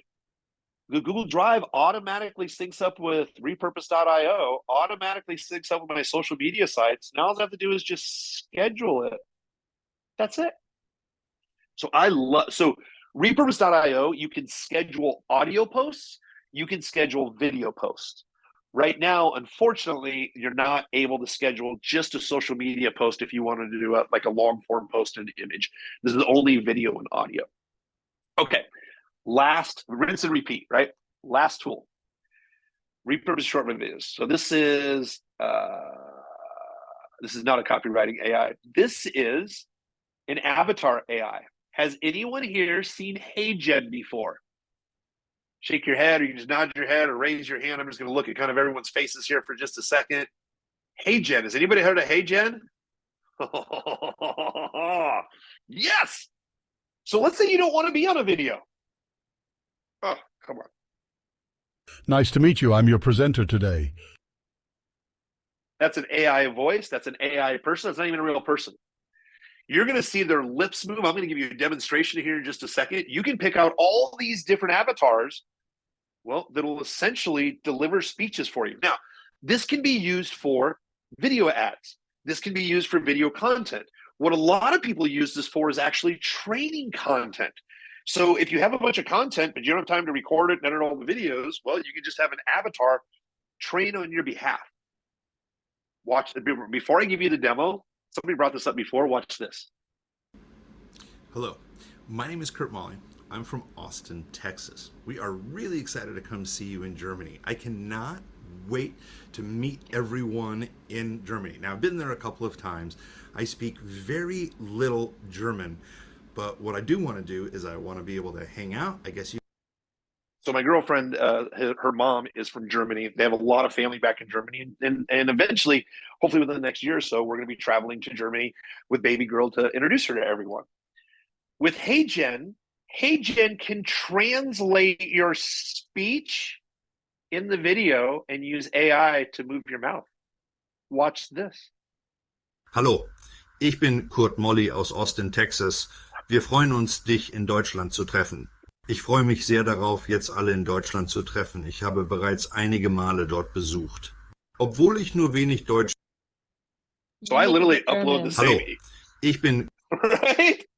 I just uploaded my English video and it matches my lips for the context. I sent this to my girlfriend's mom and I go, how close is it? And there was one small thing that she's like, well, if you're an American visiting Germany, you would say this at this context and people would know what you mean, but they know that you weren't raised in Germany because that's not really how we would say it. But she's like, it was really close. This will translate into, I think it's 7 different languages. So it's Spanish, German, French. I don't think Dutch is on there yet. I don't think, but we'll look here in a second when I give you a demo. So watch this. I pulled up, where is my HeyGen is right here.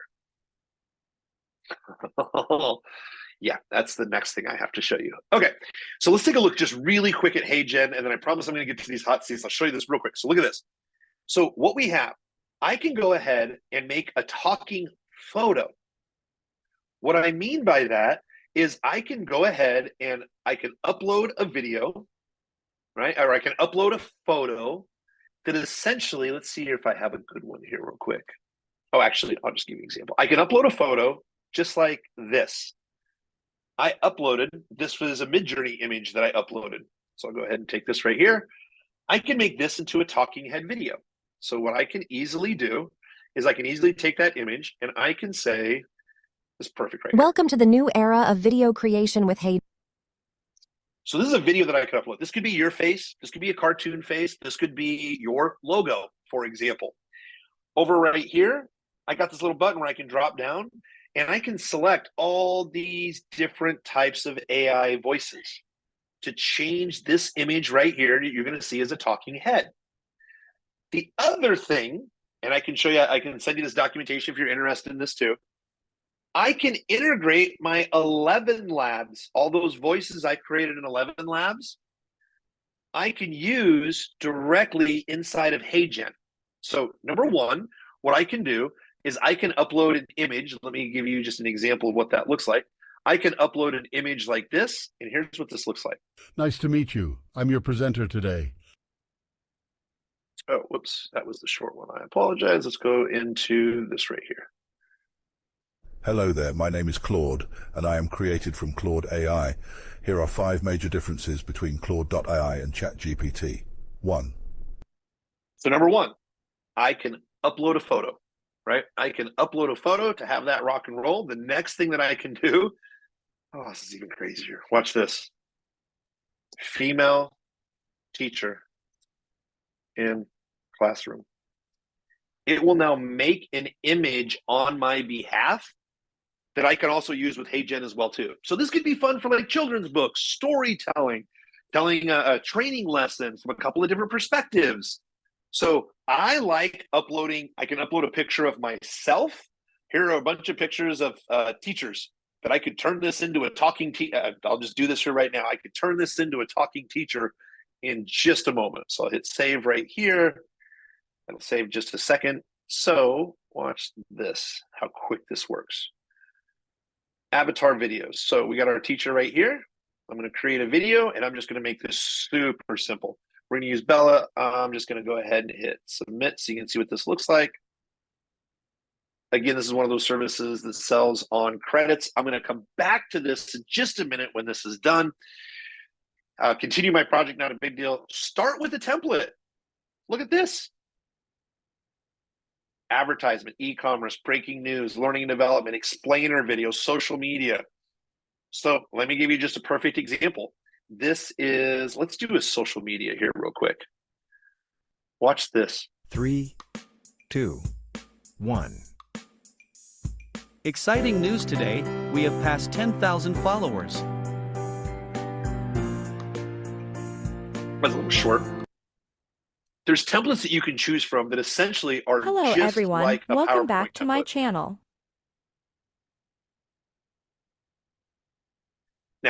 The second thing that you're going to have is you see this avatar right here. Watch this. I'm going to start with an avatar. Here's a couple of different images. These are all different types of people dressed in different outfits that I can use for my avatar. Look at all these different people. And notice that they're filmed from the waist up. Their hands will move, their mouth will move, their body will move. Again, sometimes you see it's kind of like an AI. Sometimes you're like, hey, I think it's a lot with AI. A lot of people watch these. A lot. We use a lot of this for explainer video. Now, create avatar light. For $100, I think it's $100. You can upload 2 minutes of your own video to turn into your own talking avatar. So our mutual friend, Rich Sheffron, has uploaded his likeness. Now his team can create trainings. His team can use his voice and his audio. They basically created an AI so when Rich isn't around, they can create content and products without him. You can definitely see it's kind of an AI-looking face, but for $100, you can create your own AI persona, essentially, which is crazy. The other thing that they have here as well is... Watch this. Marisa, can I get your help for just a second, please? I'm going to go ahead and pick out someone. Yep. What would you like Vera to wear? I'd like her to wear a hoodie with a feather boa. Hoodie with feather boa? Hot pink feather boa. Okay. I don't know if I'm being with, too let's see here. tricky. Maybe. Hot pink boa? How do you spell Yes. boa? B-O-B-A? B-O-A. Right? Yeah, B-O-A. boba's a drink. Thank you. Hoodie with pink. Okay, let's try this. I'm going to hit send. Now, there's two things that are going to happen here. One, it's going to change your dress. I'm going to see how close it gets. So how about any of this? Pink hoodie with a hot pink boa cuff accent? Let's do it. Or let's actually hot pink boa hood lining. Let's do that. A gray hoodie with a hot pink, the second one. A gray hoodie Oh, right with here, a hot here. pink Right boa here. hood lining. God, I got to make sure I didn't click all those at once. There we go. I'm going to go ahead Meredith, and this hit is your send. kind of avatar. Now, the other thing is, please wait a moment. Process takes 30 to 60 seconds. Yeah, it will just take just a minute as we talk through this. You can also upload your logo on their shirt. So my company, Black Box Social Media, I'll show you an example here in just a moment. Actually, here, I'll just move this to the side where that process is. Here's what this looks like. Look at this. If I go to, whoops. Okay, actually, here we are. Sorta? Not really? It looks like more like Giselle and her Patagonia, personally. Watch this. So I'm going to add my logo onto her shirt. And the logo is going to appear, should appear right on her clothes. Yep, see? My logo is right underneath here. Right? So you can make them wear anything that you want. Yeah. Oh, sorry. I closed it. So here's an example. This is a guy in a pink shirt. And then that was, just a pink shirt that I had my logo put on here as well, too. So we have avatars. We can change their clothes. We can change their overall mannerisms. If I take a look at continue my project, there is one other thing. Avatar. Here we go. Avatar light, taking photo. They switched this around literally right before I did this. One other part I need to show you is, let's see if this will work. Okay. Avatar light. Look at this. This is a person sitting at their computer. I'm going to show you a demo in a second, but they're moving their hands. They're going to move the entire time. It's an AI. This is like a podcast host that's going to introduce you. Watch this. I got to, come on. And then I have one other option for you, and we'll wrap this whole thing up. It's a really bad color okay. sweatshirt, though, I gotta say. It really is, right? You don't want to wear nude colored. No. But let me show you this right here. And it's like Barbie nude, too, the color. Anyway. Weird. Hey there, I'm an AI assistant for Kurt Molly from YourAd.coach.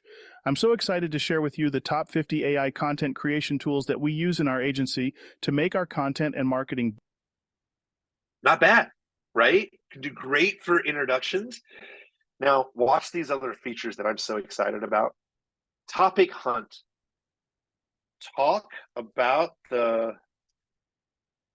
top 15 or top 5 AI tools to use in your marketing online. English, tone, I'm going to put funny, additional information. We want people to click on the link to join our webinar. There we go. It's going to write a whole script for us. It's not only going to write a whole script for us, it's going to create scenes for us. Essentially what it's going to do is, you'll see when I hit create video here in just a second, it's going to create 7 different scenes. We can use different avatars in here if we wanted to do that.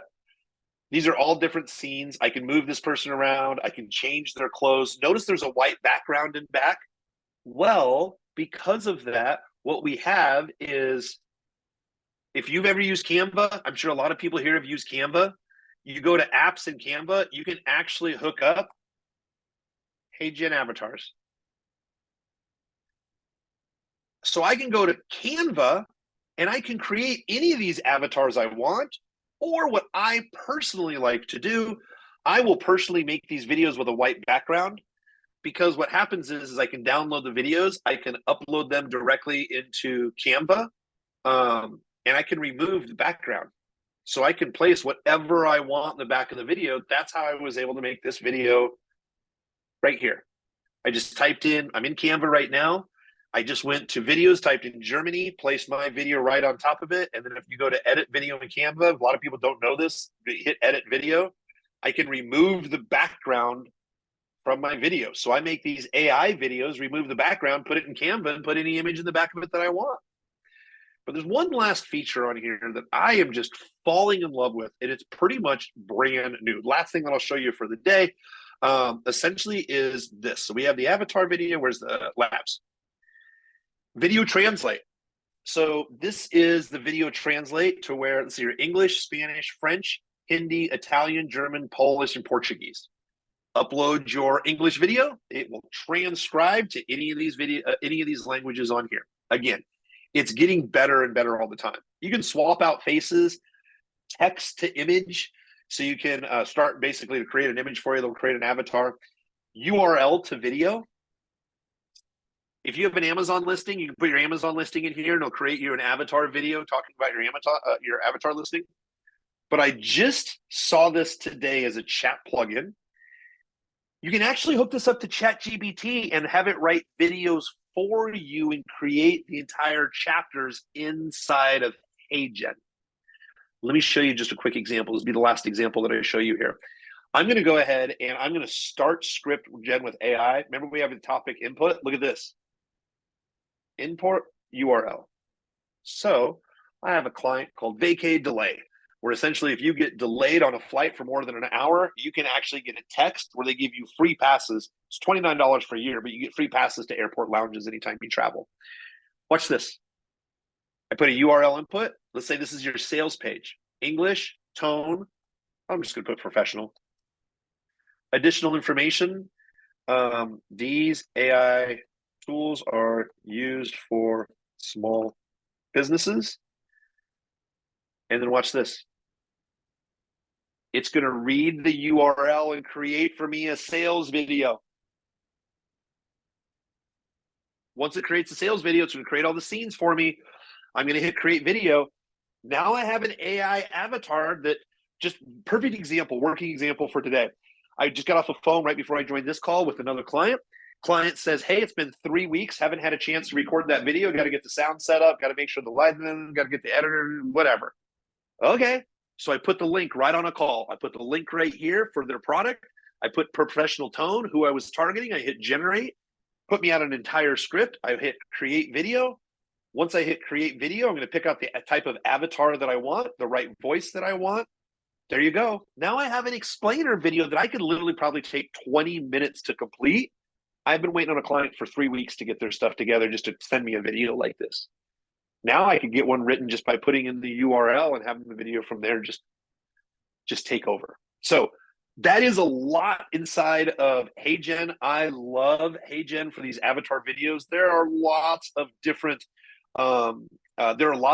ways that you can play with this. And we could even dive into this later, but I know we're over on time.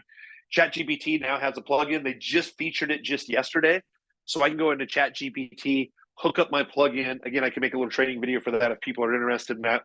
And literally I can be inside of ChatGPT and say, make me a video about the 5 AI tools that are the most important to know in 2023. It will write the video script for me. And then it will ask, I think I still have this up. It will then ask, oh, here we go. Here's the example. It wrote the video script for me. Hi, here's the title. Here's the script. It's a 1-minute video. Would you like me to proceed with this video using this script? If yes, please specify the gender and skin tone of the avatar you want to use.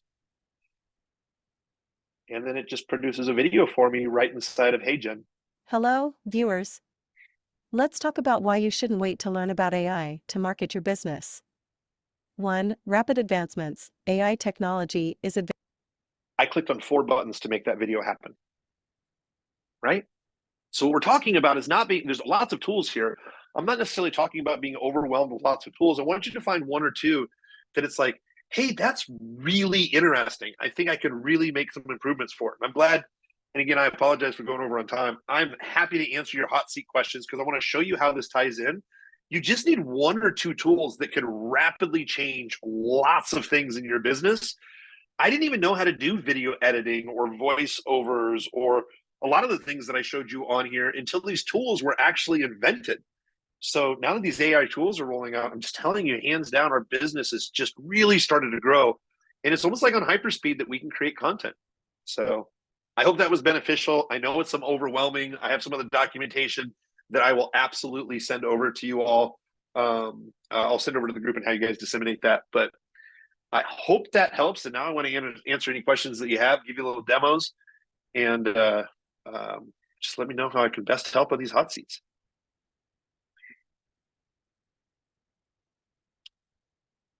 All right. Why don't we jump into the hot seats first and foremost? Yep. I think Peter was first. And I think in terms of what this hot seat is, I think that what would work best is Peter to say, this is what I want to do. How would you go about doing this? It could even be Kurt can jump in demo inside of the tool. Make sense? So you could even say something like, I want to figure out my avatar, and you can say some things about your business, and Kurt can kind of run the search for you. So you can see in practice how to use some of these tools in different situations. Because I saw someone was asking, well, how do we get started in Momentum? Well, the first thing is don't do everything that Kurt just showed you. Choose one thing that you want to experiment with first. And so these hot seats are about you saying the one thing. Okay. What is that for you based on everything that you've seen today? So over to you, Peter. Just 1 sec. Am I on? You are, yeah. Absolutely. Yeah. Whatever it is, though, it needs an Australian accent, right? Yeah, I think it could do. Mine could be a bit better if you can copy it.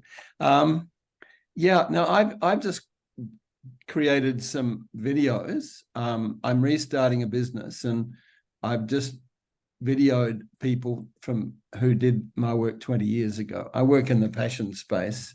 What we do is quite unusual. So how can I take a 5-minute video of just asking several questions and turn that into other content? You don't happen to have that 5-minute video, do you? Yes, I do. Do you have it uploaded to YouTube? Where is it? Just put a link in the chat. Yeah, the more, by the way, and for those of you in line for hot seats, the more you can have something just like queued up, the more tangible and specific we can get with these hot seats.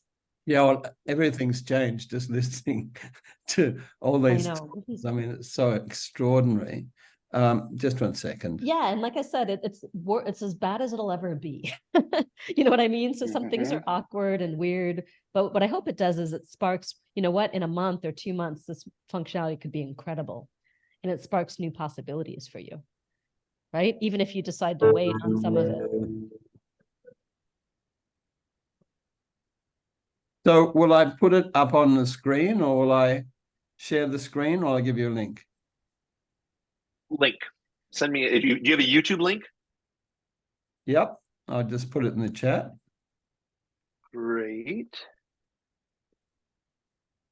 Now I've got about 6 of these, but what comes up is I'm restarting a business, that these could be a phenomenal way of having a whole series of content.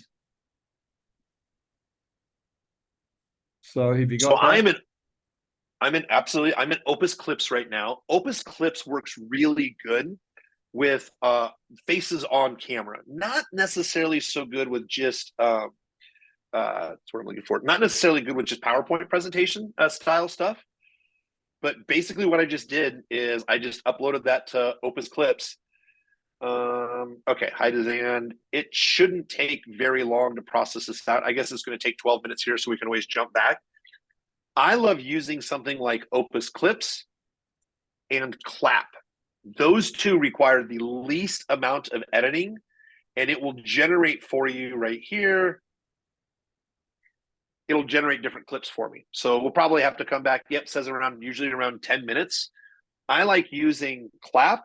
I like using Opus Clips to make these different clips for me. Again, as long as they're talking head videos, it's the fastest, easiest, little to no editing unless you want to do editing, that can help get that content out there for you. But I am absolutely happy. Again, it'll take about 10 minutes. But if we I can answer any other question or come back and show you what the results are. But those are the 2 simple tools that I would use. I think we can go on to the next hot seat and then come back to this one. But if Peter has a clarifying question. What will we actually get out of this? We'll just get a series of clips, right? It's going to give us a series of clips. It's going to put the captions right on the clip. It's going to tell you why the video, that the AI believes that it's relevant. And then it's also going to give you a transcription of the clip.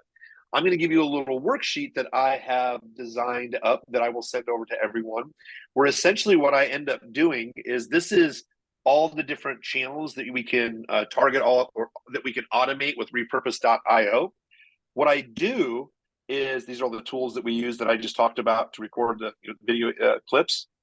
So what I do is this, is I'm going to show you, it could take really quick. Let me show you this example here real quick. What's going to happen is I'm going to give you access to this sheet. What you're going to see is I'm going to load this into Poe.com or ChatGPT, and everything in yellow is what you would change for your marketing. So for example, I want to take this video transcript, create a small social media post for me. I put in the writing style of Alex Hormozi and Frank Kern's humor and persuasion. These are 2 people in my industry that lots of people like to hear from, so I like to write in their tone. No one's going to read this and say, hey, that's Frank Kern's tone, but it's a popular tone. I'm going to go ahead and take the transcription from this video transcript. I'm going to paste in the transcription and the video transcript. I want you to create for me, again, you can change these in yellow, 3 TikTok headlines, 3 relevant TikTok hashtags, 3 YouTube short headlines, 3 relevant YouTube short hashtags.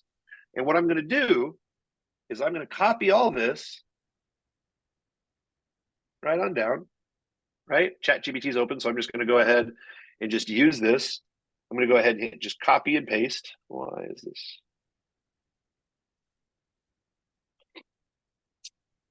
There we go.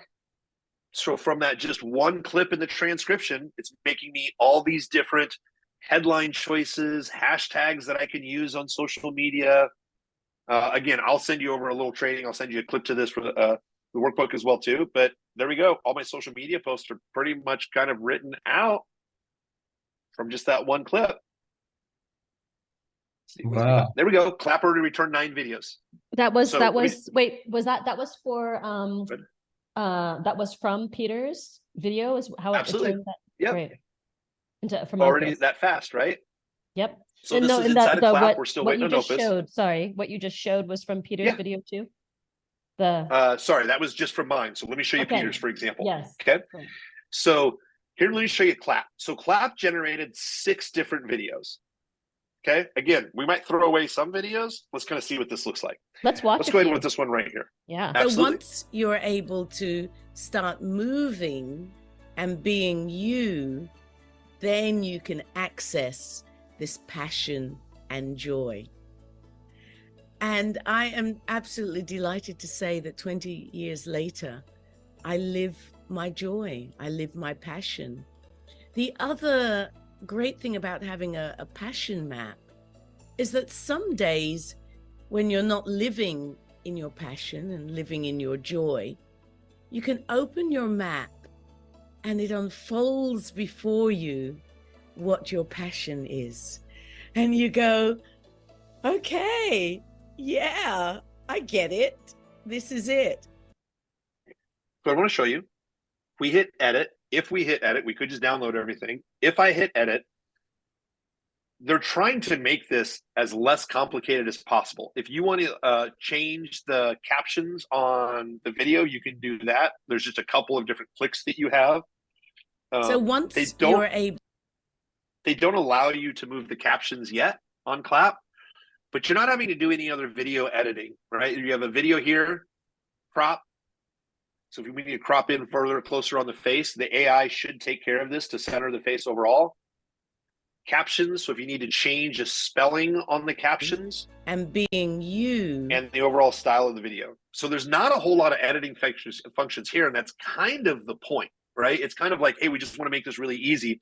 So what I'm going to do is I'm going to take this transcript, I'm going to copy it, I'm going to go over to the document that I'm going to give you all, and I'm going to come up here, and again, this is the highlight yellow from the video transcript. I'm going to go ahead and paste what that transcript was. Now, if you could help me really quick, is there a certain writing style or tone that you like? Like, is there someone, like, I'm just making questions, like John Assaraf, write it in the tone of John Assaraf. Is there anybody that you, in your industry, lots of people follow and can write it in that tone? I wouldn't say to write it in your tone, but it depends on how much content you have uploaded. I think what John tone Assaraf, would you like this video in? John Assaraf is a good choice. I knew you were going to say that, and as soon as I knew that, I'm like, okay, how do I spell John Assaraf again? Because I know that's wrong. A-S-S-A-R-A-F. Right here. Okay, there we go. So I'm going to go ahead and go over to my document. So we're going to create this in the tone of. I want you to create this video transcript, create social media posts for me in the tone of John Assaraf. For someone to watch more of our content. All right, so I'm just going to go ahead and take this right here. We're going to create all these social media posts, copy. I'm going to go right here into ChatGPT, hit enter. There we go. There's all my headlines I'm going to use for TikTok. So if I was going to take these 1-minute videos and load them into a Google Drive, like I mentioned before, when it comes time to post, here's all the text that I need for posting. My headlines, hashtags, video descriptions. It's all right there. Wow. Right? And you have right here 9 videos. I can already see that maybe this video might not work because of the way of the message on here. I don't understand that I'm living my passion map until. Yeah, if you have any previous video content, Opus Clips and Clap is one of the easiest ways to edit, to get these 1-minute videos out there that you can do on Reels, TikToks, and Shorts. Like I said, you don't need a following or follow anybody else. You just pump out more and more content, and the algorithms will find the right people to put this content in front of. You just have to be consistent and do it on a regular basis and engage with the people that engage with you. Okay. Is there any chance I can get a link to this, what you've done here? Let me think about that. That's a really great question because it's in my account. I think you could probably do the same thing in Clap, though, right? Because yes. Yeah, you do you can do the exact same thing in Clap. And if I'm right, it's $23 a month. You upload 10 videos monthly. I think we're at the $23. I think. Okay. Oh, this is monthly. Yeah, $29 a month, 10 videos, up to 45-minute long videos. So there's a lot of clips that you can upload here. Love that. So I could create enough content for a year just using this easily. The one 25-minute interview that I did that I talked about earlier, I used Clap, I used Opus Clips, I used Video.ai, and there was one other one I used called Get Munch. So I used 4 different types of channels. It produced for me over 55 different pieces of content. And of course, the AI, they sometimes produce a little bit of the same out of the 4. But from that 22-minute clip and using those 4 different AI tools, I basically narrowed it down to the best of the best videos, 35 videos. That means I had a month's worth of content from one 25-minute video, a month's worth of content to post every single day. So if you wanted to start with just one, Clap or Opus Clips, I think Opus Clips is being developed faster, in my opinion, but Opus Clips and Clap literally require no skill. You just, oh, here we go. Opus Clips is done.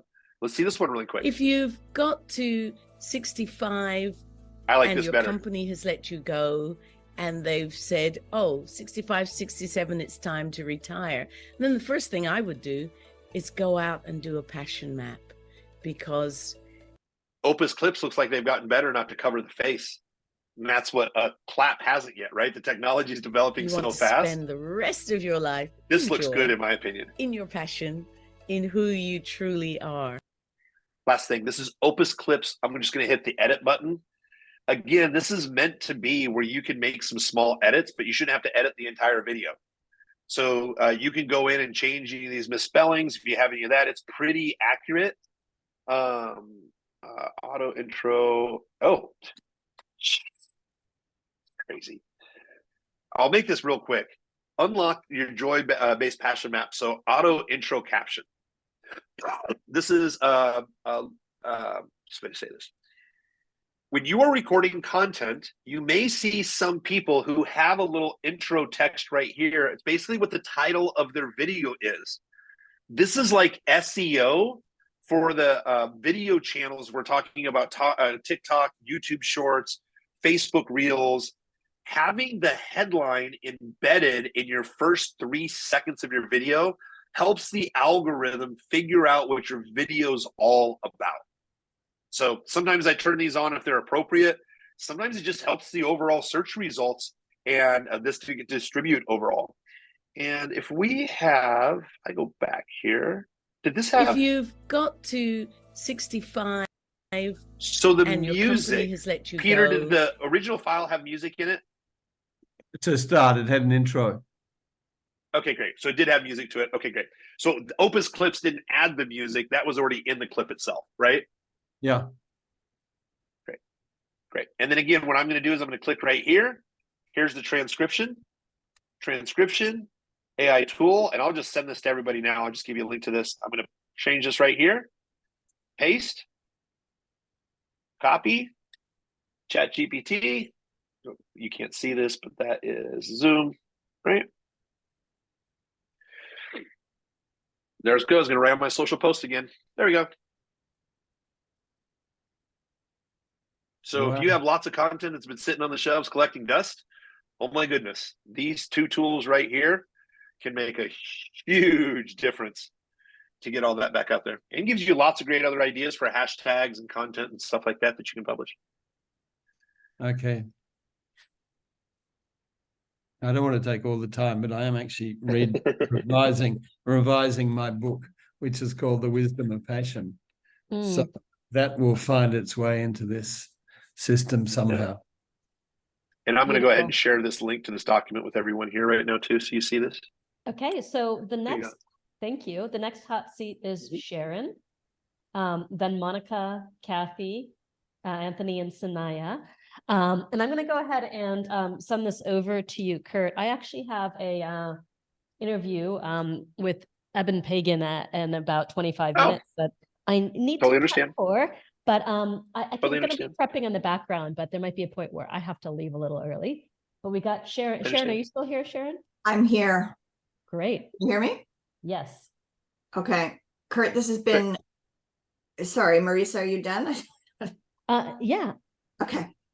Thanks. Thank you so much, Kurt. I'm new in my business, so this is quite mind expanding to see what could be done. I had some general questions about creating like Instagram and Facebook posts and scheduling and stuff like that, and how to write and target market Facebook ads.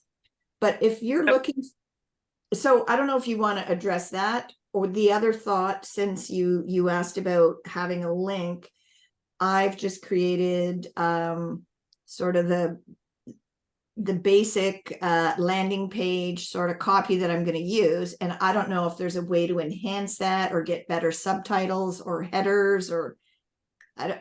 So do I'm you not, have a link to the document that you have? I just sent it to you direct. Got it. So this isn't finished. It's a work in progress. Like I'm newbie, but could I make this like kick ass a little more? Can I say ass? Just joking. Whatever you would like, I guess. I am shocked. You should be ashamed of yourself. I am not. I've heard you say much worse. Yeah. I am not. Okay, here's what I'm going to go ahead and do. I'm going to go ahead and share my screen here real quick. Now, what I'm going to do is I'm going to copy all this text right here, okay, because it's inside of a document. If it was already a website, it'd be a little bit different, but watch this. What I'm going to do is I pull up Poe.com because I love Poe. And what's going to happen is I'm going to click on this official button.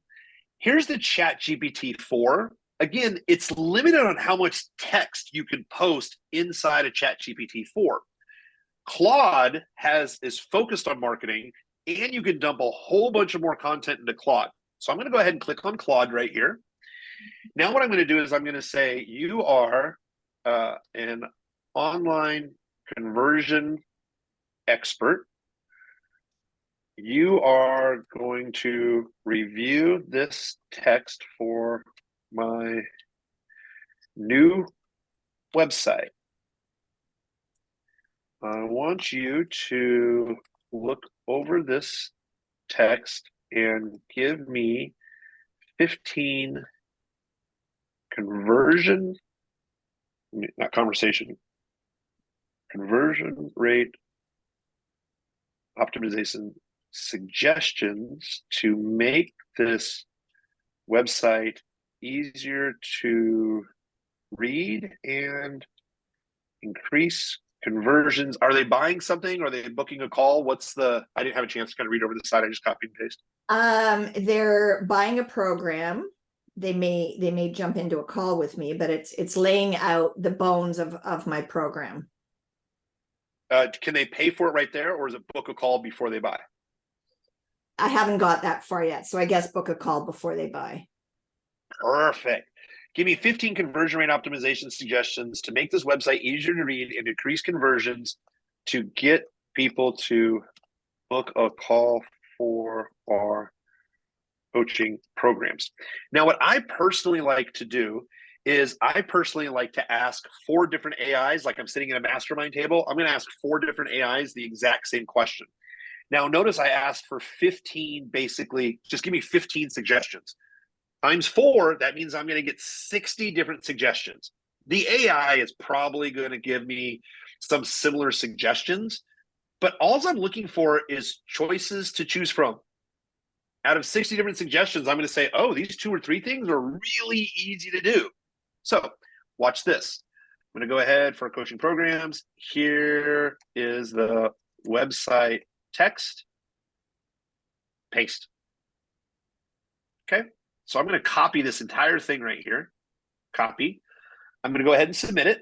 So we're going to go ahead and submit this. While this is working on it, which instantaneously, see, it's already coming up with ideas, right? Even before I can't even talk this fast. What I'm going to do is it's going to be writing that. I'm going to go over to Explore, Official. Let me see if I can ask ChatGPT 4 the same question, or is it going to get overwhelmed with all this text?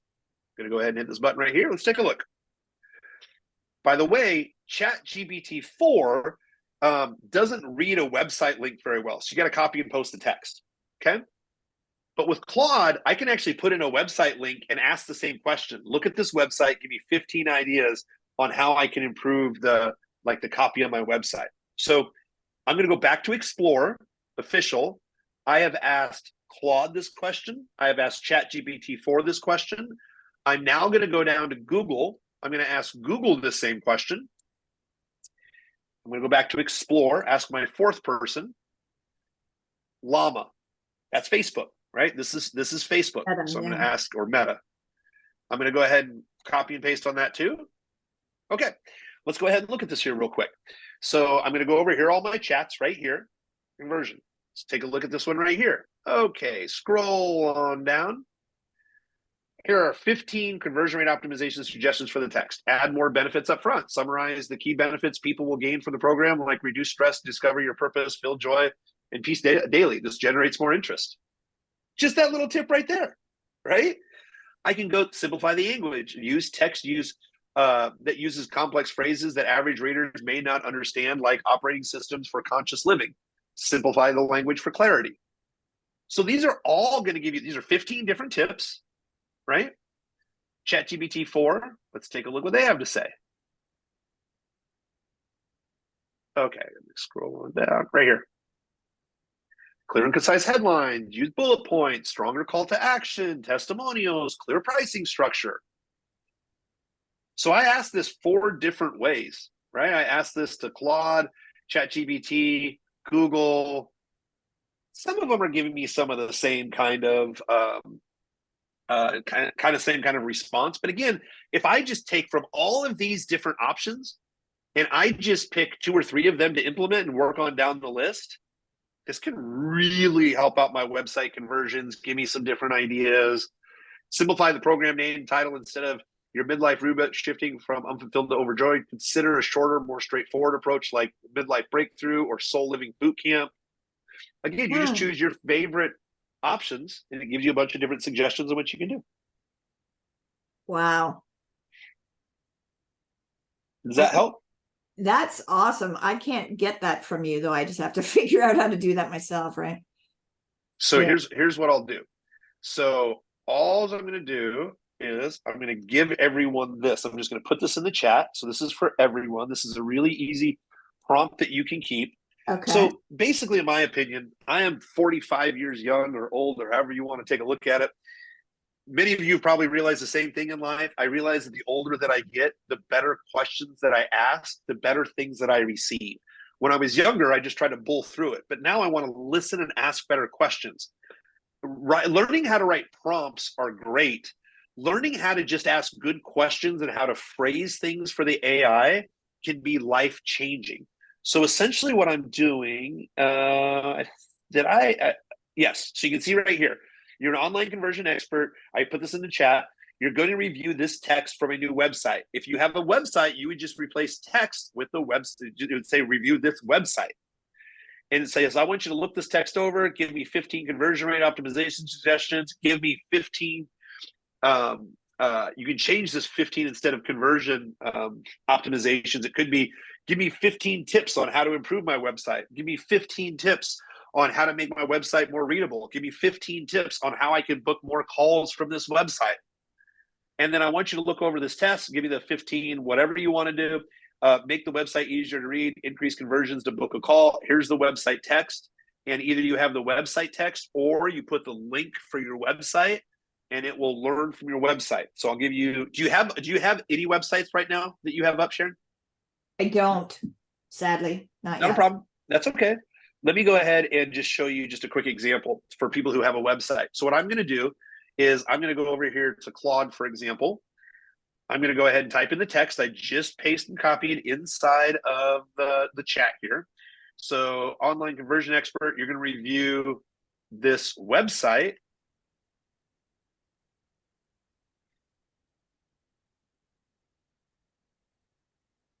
I want you to look over this website and give me 15 conversion rate optimizations, make it clear.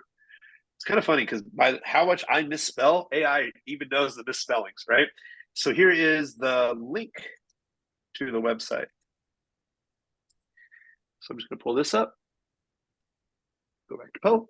So those of you that have websites, I'm just going to copy this. There we go. Poe is actually going to start looking over the website. Actually, Claude right here. See, it's already giving me ideas of what I should do differently to help kind of change some things on this website. I'm going to ask Meta the exact same question. Meta is going to be able to read the link. Look, they've already reviewed it like faster than I can even talk, right? I'm going to ask the same question to Google. And I'm going to ask the same question to ChatGPT. Here's the thing. ChatGPT is not supposed to read links. It doesn't know how to. Watch this. See, sometimes it'll come back and say, hey, we can't read this. Other times, I don't know why I put a website link in here or a YouTube video. They can look at a YouTube video, same link I put like a link for the website, and it'll create everything for me as well too. So ChatGPT 4 doesn't read websites very well. It does sometimes, but all of these others do. So if anybody has a website, great way to get some ideas. So may I ask one quick thing, since I'm working on my Yeah, site? Like, what about getting like killer subtitles or names of modules or something like that? Is there any prompt you'd recommend? Do you have the modules written out? Well, it's part of the copy. Yeah, I could. So what we would do is we would just drop it right in here and help me come up with titles for these courses. Okay. Or help me come up with titles for these midsections. And that I was just did a training. Google Prompt. So that would be in Poe, right? And I could drop a lot of this text because Claude could read the most text. I would drop the text into Claude and say, help me, give me a headline for this training and help me identify and name the training modules. Okay. And because Claude can receive so much information at once, you could dump it all in there and it can help. I just did a training on Facebook, updated Facebook training for a third-party company that licenses our technology, licenses our IP. We essentially went into ChatGPT and said, hey, we're creating a course of advanced Facebook users, of people who have used Facebook for at least 3 years. Give us a 15 course module outline idea. We were just going to create seven modules, but it gave us 15 so we could choose the best ones we wanted out of there. And that was the bare bones structure that we used to create everything for our new program. So if you already have the context, drop it in here and ask for headlines or suggested summaries as well. Can work out really well for you. Amazing. And that's not free, is it, Claude? Or Poe? It's Poe. Poe is free for a certain level. Let's see here. What is it? Managed subscription. Sorry, I think it's 19. Take your time up with that. That's all right. I think it's $19 a month. So they Amazing. do have some free options, but for $20 a month, I mean, it's cheaper than I could hire someone off Fiverr to do all this research for me, right? It's just, Exactly. This is amazing. Thank you so much, Right. Kurt. you're welcome. You are absolutely welcome. Hang on one second. There's a lot of questions. There's a lot of amazing people here in the group.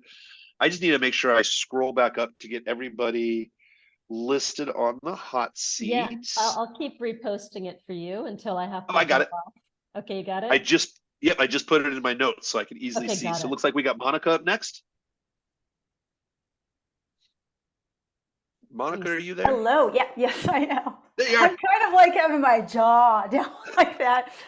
Which I is- love this stuff. It's fun. Yeah, it is really cool. So thank you. For me, I haven't gotten into AI, and so what would be the thing to take the overwhelm from a person who is just starting to get into it? But the thing that I would like help in, where I feel like I get stuck, I got a lot from the video stuff because that's one of the things I want to do.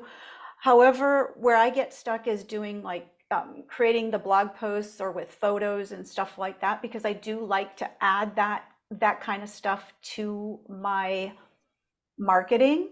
I have a program, a private mentoring program that I am going to start sharing even more. And so maybe if I shared that link or something, how to create different posts or things like that from it, I'm not sure what my question would be regarding that. That's all right. Could you send me the link Yeah, I can. of your content? What it really comes down to is when you're really playing with this AI stuff, it's kind of like if you remember as a kid going to the library and you have all these library books at the time. Like I remember like the card profile you have to pull out, right? There's all these options. What I like to do, like you just didn't even know it was possible. Then if you remember like when Google came out, it's like, what do I even ask Google? Oh my goodness, I can ask it anything. You can do the same thing. And that's how I get really comfortable with these AIs right here, these kind of 4 different ones. I use it a lot for marketing. I use it for everything. Like, let me give you a small little tip. And this is one great way how do you start using like some of these AI tools. Hey, here are 7 things in my fridge. How do I make a great tasting meal in under 15 minutes with these ingredients? It'll tell you exactly what to do. hey, I want to make a crock pot, a slow cooker meal. I have these 6 ingredients. What else goes well with this? It'll tell me. Here's So a I do perfect have a example. Go ahead. so I have a question. I'm really in the spiritual realm, and a lot of the stuff that I do is I create stuff and I channel a lot of material. However, it doesn't always land. And so that's one of the things where I get stuck, because I've got a lot of material and then it's just like, okay, how can I make it sound how it needs to be, really land with people, creating photos with it so that it is in a simpler format. So I want to be able to use all that creativity without getting stopped. And I stop myself all the time because of either the photos or all of a sudden it's like, oh, I got to put it on Instagram, or the file is too large, or the photo's too large, that kind of stuff. So I guess that's what I'm getting, because I get stuck all the time with just so much information. I don't know how to put it out. Can you send me, do you have like a Google Doc or a Word doc to where you've had a download, you've written all of it down, and you're just like, I don't think this really flows right. And do you have anything like that? I probably do. Yeah. I don't have any that I can think of right now. If you just go to do you write stuff in Google Docs? I just started writing in Google Docs. I had more stuff kind of all over the place. Is there any place that you could just run and grab just a really quick example of like, hey, I had a download and I typed a bunch of this out. I've got some blog stuff. So something on my blog. Perfect. Send me a link to one of your blog articles, just any one. Okay. Okay.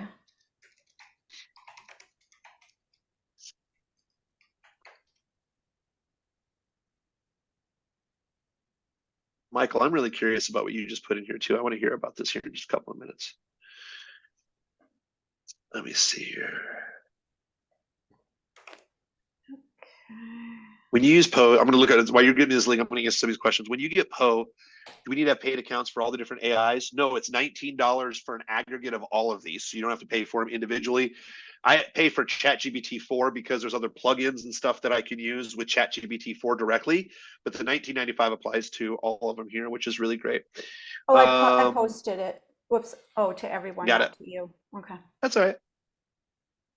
Okay. So watch this. It's all about just asking good questions and just kind of playing around with it a little bit, right? So I'm going to go ahead and pull up Poe. Now what I'm going to do is I'm going to go right over here to ChatGPT 4, and I'm going to say pretty much what you just said, and I'm just going to condense it, right? Take a look at this website and help me rewrite this post in 5th grade, or post at a 5th grade reading level. Write this post. Is there any kind of using the same tone as the article writer for you? The target market who would read this updated blog would be, who's your, kind of give me a rough avatar? Overworked female entrepreneurs over 40, looking for spiritual solutions. I'll fix that in a second. You said spiritual transformation. What was the word you used? Solutions or transformation, either one. Solutions. Okay. Good thing I can spell entrepreneurs. Greatest word in the world. Here we go. Even though I've been an entrepreneur for 20 years, I do this. Great. All right. Spell check. Good thing. Man, a spell check didn't ever happen. I don't know if I would have ever got out of high school. So this is great. All right. Anything else? Also produce for me 5 headline options. Right. Do you have any keywords? Do you focus on keywords for SEO or anything like that?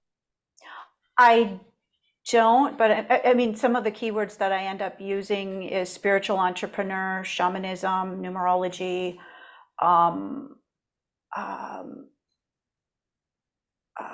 heart's desire, soul path.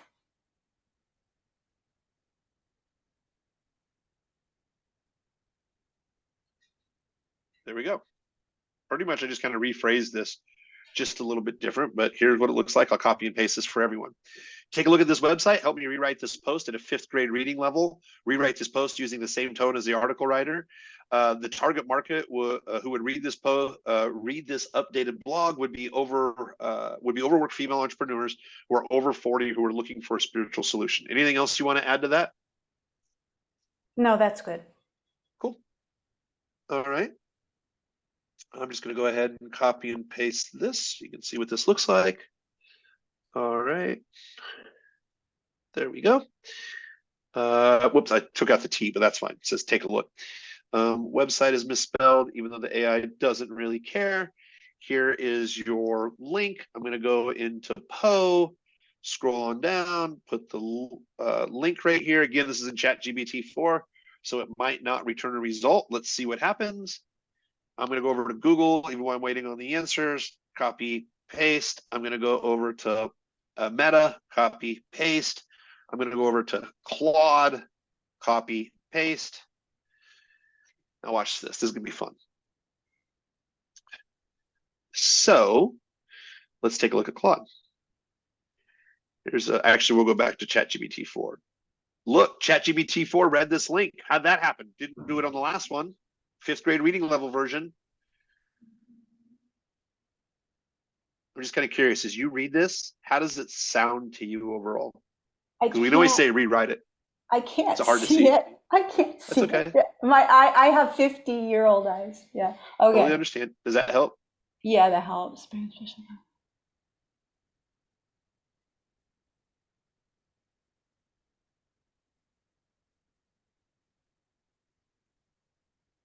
Yeah, it does.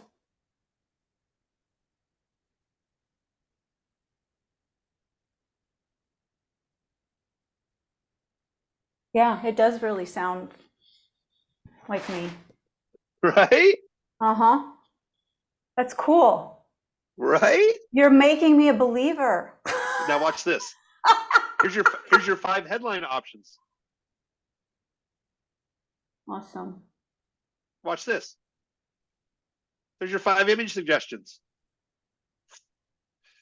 And so where would I put so with the image suggestions, where would I go Watch this. with that? Okay, sweet. So let's say woman meditating outdoor. Well, actually, I'm going to show you 2 different ones. Easiest one is you can just go directly into Canva. Canva's really easy, right? I do have Canva, yeah, but There I you go. don't know how to use it so well, but yeah. We'll just go over to photos here at the left-hand side. Mhm. Okay. I'm going to go back over to Poe and a woman meditating outdoors. So I'm just going to put a woman meditating outdoors. I'm going to go over to here. See what this pulls up. I'm just going to put the whole thing in here. Meditating, a woman meditating in a serene outdoor. Let's see what it does for me. There we go. Oh, sweet. Right? Mm-hmm. Probably not. Maybe. I kind of like that. Okay, interesting. Maybe that's a little more. So the basic level, I just take some of these video suggestions or image suggestions and just put them right into Canva. Journal with the pen symbolizing practice of writing down intentions and reflections. Let's just see what that does. I'm going to copy that whole thing. I'm going to go over to Canva. I'm going to go ahead and type it into Canva, hit enter. There we go. Okay. So there's your headlines, images, and a blog rewritten that's easily understandable. Well, that's All right. really cool. So I just wanted to say I've got to jump on my other interview now with Evan, but just Kurt's going to stay, I think, and finish the hot seats for the Happy to, people absolutely. who are eligible for hot seats, not the waiting list people, just the core people. But I also want to make sure that we really appreciate him before I go, because he's doing this just out of pure passion and love and friendship. So let's give a huge love bomb to Kurt. Boom, boom. Oh, thank you. And just funny story. We we ordered Rosh Hashanah from dinner from Abba, which is like the top restaurant here in Austin, for pickup. So whenever they have a special, we get it. And we like all the Jewish feast meals, but they somehow gave us dinner for 6. So we've got like all this, every imaginable dish in our freezer. We bought for 2. Now we have Rosh Hashanah for 6. So y'all will know what I'm doing tonight. That's awesome. And for That's the next awesome. week. All right. And by the way, back as you over to leave, I'm happy to take the rest of the hot seats, and then I'll answer any of the other questions here. So I don't have anything that backs up to this. I want to respect everyone's time, but if you put a question in here that I haven't answered before I leave, and if you stay on, I will absolutely scroll up and make sure I answer all those questions before we leave once I'm done with the hot seats, if you stick around. I'm going to try to make you a co-host right now, and then Sure. actually going to make you the host. Boom. Okay. And then I can head out and Absolutely. leave you with everybody else. All Absolutely. right. Happy to Treat help. him Thanks nicely. again. See you later. Absolutely. Take care. Thanks. All right, Monica, does that answer your questions for you? Does that help? Yeah, that does. And so then if I'm just wanting to do something different for Instagram or something for doing whatever, that with Canva is just going to each individual one and saying, do this as an Instagram post, do this as a blog post, that kind Watch of thing? this. Watch Okay. this. Because that's, okay, cool. Now that we've already done this, right? Mm-hmm. Can you give me 2 posting? Can you, let's just do this.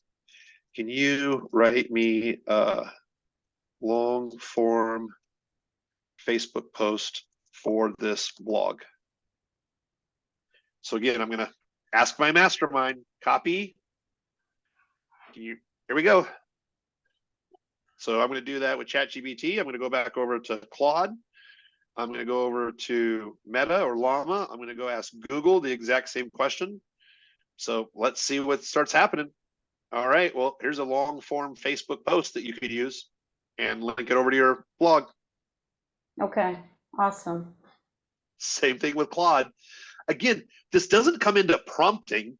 If we're just asking questions to this all-knowing knowledge, it's really interesting, some of the output that we get. We just kind of have to understand of like, how do we ask these right questions? So you're like, hey, how do I come up with images?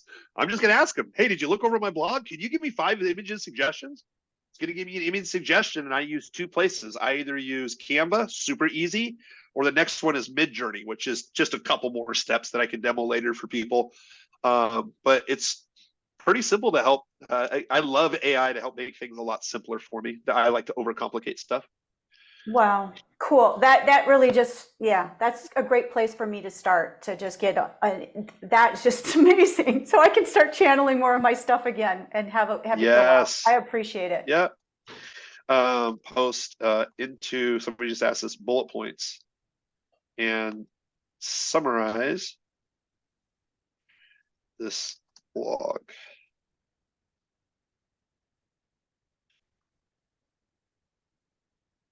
There you go. There's your bullet points you asked for. Right. So I have a question. I'll go through all the rest of the questions here in a minute, just after the hot seat as well too. So Monica, does that help out? Oh, yes. Thank you so much. I appreciate you. Absolutely appreciate you. Kathy, you are up next. I am here. So I'm going to take you in a little bit different direction. So I do not have my website landing page done yet. So I was wondering if you had a quick AI generative tool up your sleeve that could help me write a compelling website landing page, including call to action for my avatar. What is... So what I do is I help US-based female coaches start up their business foundations. We're talking things about accounting systems, taxation, business entity, business plan, not the sexy stuff, just the stuff you need to know to run a business. And what are we looking to do? An opt-in page? So I'm very much on the front end of my business at this point. So, you know, the expectation probably is that this is where I direct them, either for some kind of a lead magnet or opt-in, or after I've had a conversation with them. Not really sure, just someplace to direct them to where they can do a call to action, but at least a minimum of capturing their their details so that I can connect with them. So I'm yeah. gonna be direct with you on this and open, and it's just totally fine as an educational experience. I kind of understood what you said, but you also said a whole lot of words that didn't necessarily say exactly what we wanted or what you kind of want. But watch, we're gonna type this into the AI and it's gonna create it all for us, even though I didn't necessarily understand. Right? No. And that's perfect, because that's part of my and Cheryl's problem. Cheryl and I are in different markets, different parts of the world, but similar products, and figuring out what attracts our perfect client. That's what we're looking for. There we go. That's where we're challenged, because it's so not watch sexy. This. I'm going to go ahead. There's this little button right here. You're going to see next to all the chats. Oh, you're still not seeing my screen. Not seeing your turn screen. it off No. right here. There's this little button that you see right here, looks like a little sweeper. So we're just going to clear the conversation and start a new conversation. Okay. So I'm going to do this inside of Poe. It's just going to kind of clear out the memory for me real quick. Okay. So I am looking for, let's just put lucky number 7 ideas to create a lead capture page for my marketing. People, let's see here. My ideal customer is US based. Did you say female as well? Or yes, does it not female matter? coaches. Is US based, female coaches. Anybody else? Just female coaches? Female coaches, and then they're setting up or starting up their business. Any age range? And again, those words are their business foundations. I mean, those words I've thrown into ChatGPT, and I don't get good words back out. So that's where I'm struggling. We'll get there. My ideal customer is US based, female coaches. Age range? It's irrelevant. Okay. Well, not necessarily, because do you want to work with a 21-year-old? Probably not. I would say 40s plus. There we go. See? Okay. 40 years old or older. I want to work with people who are just setting up their business, right? Yes. Just setting up their, come on, I can spell, I promise. Set up their business online, offline, does it matter? Theoretically, it'll be online coaching. Okay. And I'll be coaching them online. So I want to work with people who are just setting up their business structure. I advise people on how to properly set up their foundation of their business. Is that right? Yes, that works. Okay, just setting up their business. I'm gonna ask Cheryl to unmute and throw in anything she thinks is appropriate here too. Sure. Yeah. Why? If you see anything else, since we're doing such similar things. To set up their business foundation. I help make the boring stuff fun and exciting for my audience. And the end result is they get their business set up and they can move forward. End result is getting the business when you say setup, just so I can clarify it for the AI, are we talking about forming their LLC? Is it their letters of incorporation? Okay, the always getting their business all set up. It's the legal payroll. Yeah, absolutely. Go ahead, Cheryl. Legal and financial structures. Yep. There you go. Systems, basic operational systems. That's great. Right. See why I asked her to unmute? She's actually my sister, just a year older. Oh, great. Literally just a year older. It's great. The articles of incorporation, legal and financial structures. I am great at helping set up operational structures. Yep. We'll see what it produces. This will certainly give us some context to change prompts. Work for businesses just getting started. And can you drop that into our chat Always. so I can, please, so I can grab it. Right? Thank you, sir. So again, it's just like I mentioned before, is like the older that I get, I just try to figure out how do I ask better questions. And that's really what we're doing here. It's like we're going to see the oracle on top of the mountain. And it's just like, okay, it is computer based. So I can't say, hey, I just help people with operations. But if I can dive into that just a little bit, it can extract it and run for that. So look, I'm looking for 7 ideas to create a lead capture page for my marketing. So I'm going to go ahead and highlight this. If you change business operations to standard operating procedures, perhaps. Listen to that. That's great.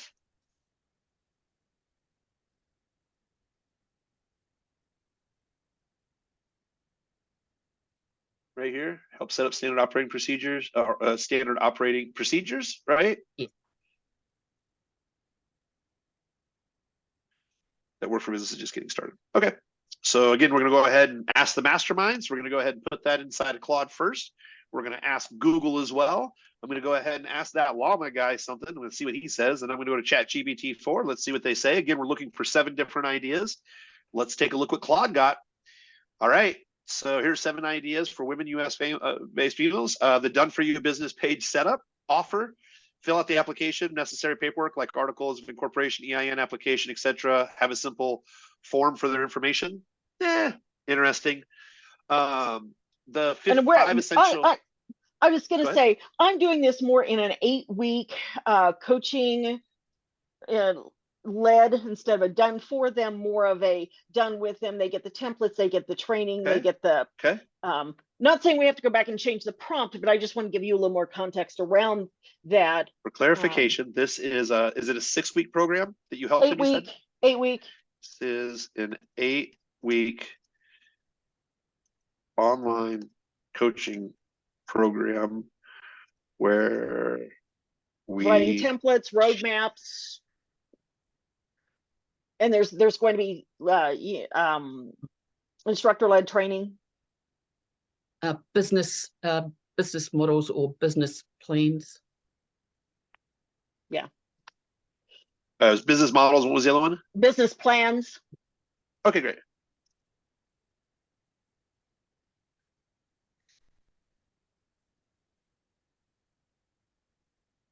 So there'll be knowledge transfer, and there'll be Q&A, and there'll be tangible assets that they'll have access to. Coaching, live coaching, templates, roadmaps, online courses, and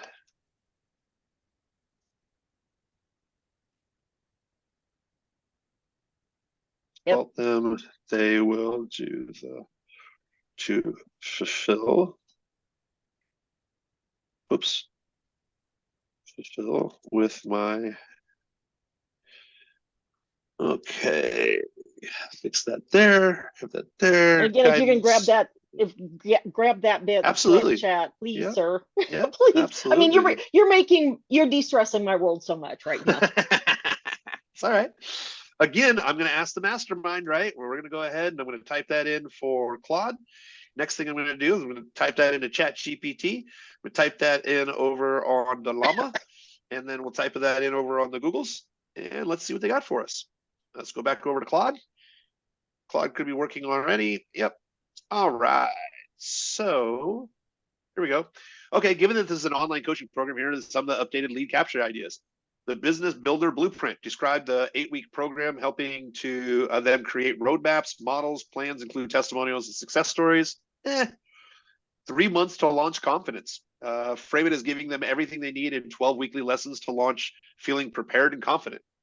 Getting there, good. Right? Planning made personal. Highlight how the program is self-paced and then get personalized feedback from you along the way. Oh, okay, that makes sense. From idea to income. I actually like that better. Show the full journey of them defining their offering to launch their first marketing campaigns. Yeah, it's not going to be marketing business. Yes, marketing campaigns not my focus, but yep. So that's just with Claude, right? We have a couple of different ideas here. I'm just kind of curious, right? For me, an 8-week outline for this coaching? I know you already have this, but I'm just Yeah, gonna I'm ask curious to because see some what of it tells me compared Exactly. to what I have. right? So we're gonna go look at that in a second. Let's take a look. What did Google tell us? So Google basically said, are you a female coach over 40 who's just starting your business? I can help you set up your business foundation and make the boring stuff fun and exciting. Headline. Call to action, sign up for a free consultation to learn more, different images to use. Google's okay. How about Meta? Great, sounds like a comprehensive program that can provide a lot of value to business owners. Well, that was a nice thing to say. Here are some additional ideas for lead magnets that could work well for your online coaching program.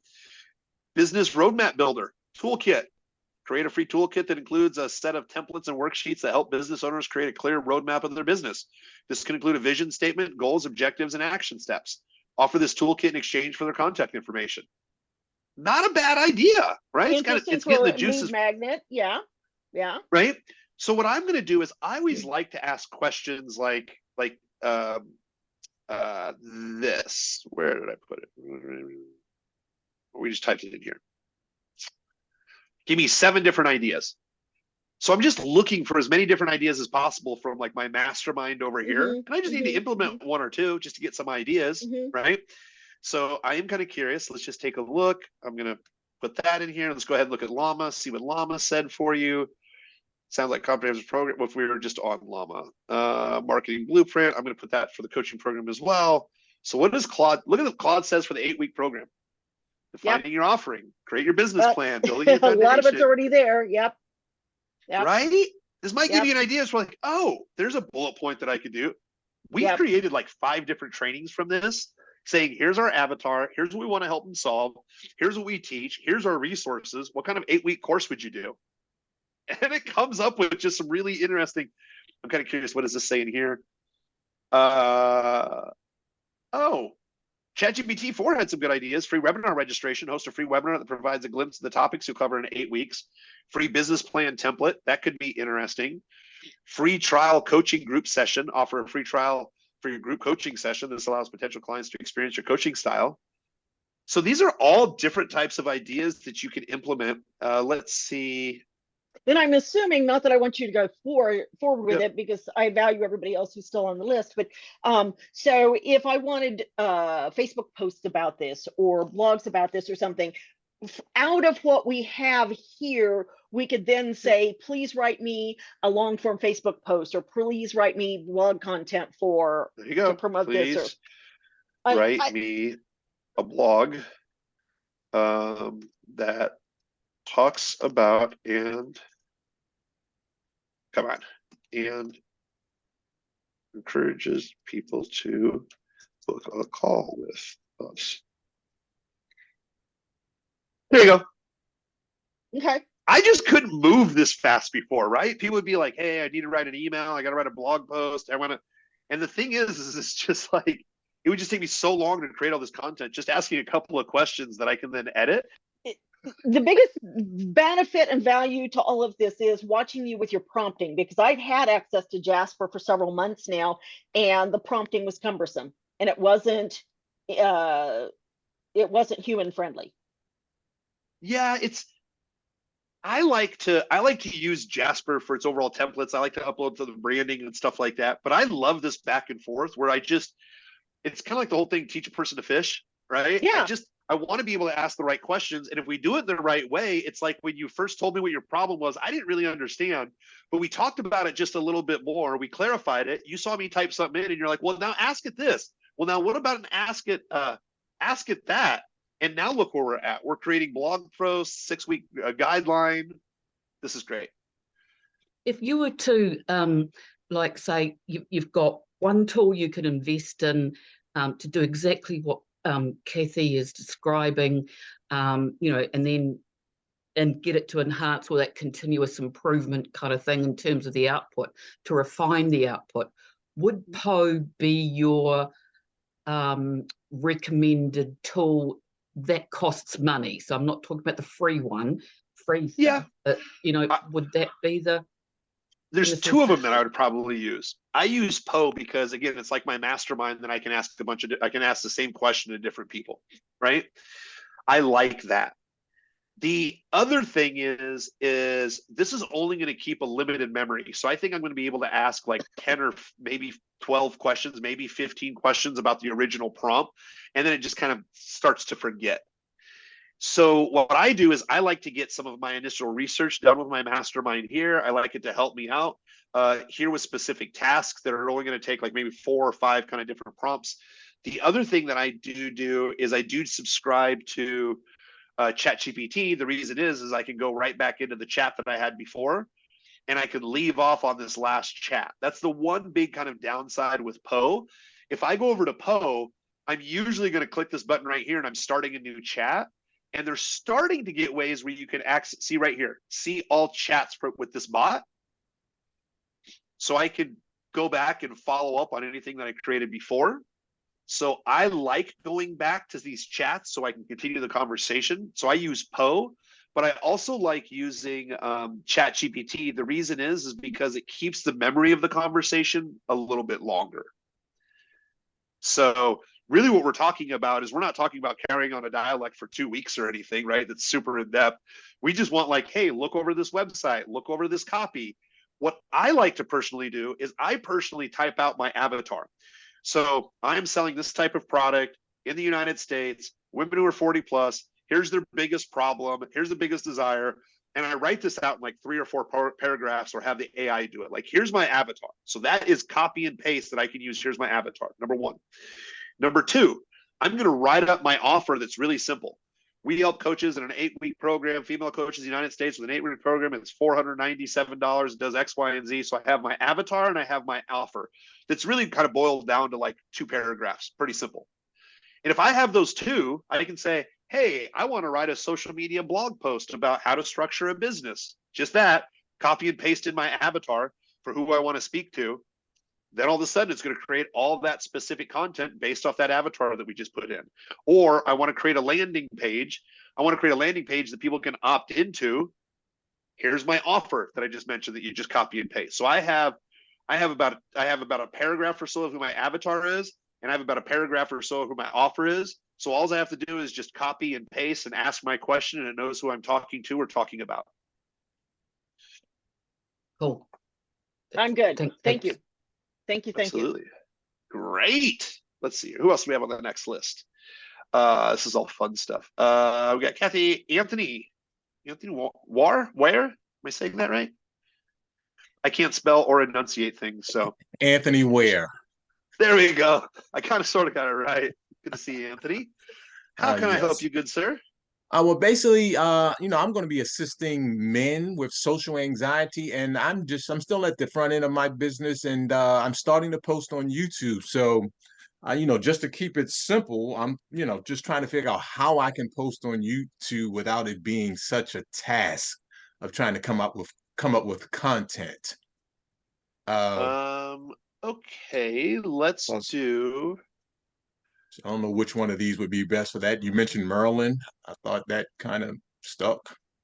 Yeah, let me check this out. They made an update right before I was giving the presentation here. So let's do this, for example. You can't see my screen yet as I'm changing things up here. Just a minute. All right, now you're gonna be able to see my screen. Okay, I'm gonna go ahead and clear these chats out. So I'm just gonna hit that little button right here. Okay, so let's talk about your avatar for a second. So I help coach men on social anxiety. Social anxiety. Can you tell me a little bit more about my avatar, age range, entrepreneurs, business owners, anybody? Tell me a little bit more. Well, it's going to be men over 30. I would say single men over 30. Okay. We're just going to make this up.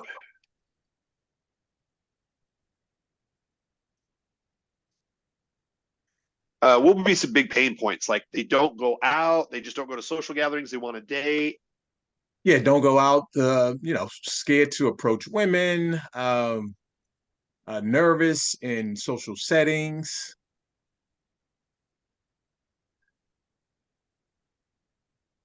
Quiet in groups. I'm just describing some things I went through when I There we go. Yep. Struggling Yep. with this back in the day.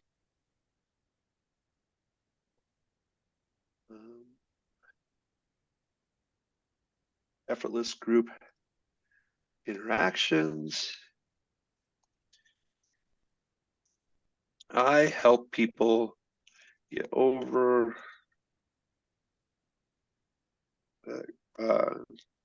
to help them live. Come on, I can type. Live more. Okay, so anything else you want to tell me?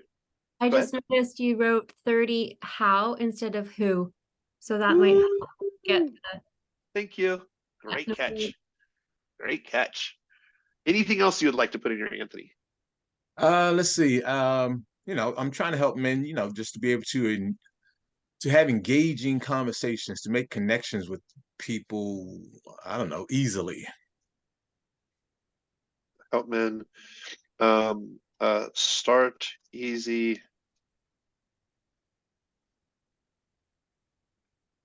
conversations in a relaxed and friendly way. How's that? Yeah, that sounds good. I got a question here, and why do I keep on repeating anxiety? It's just actually going through my brain as I'm kind of just rattling out ideas. So I just use it. It's not like I have to use the word over and over.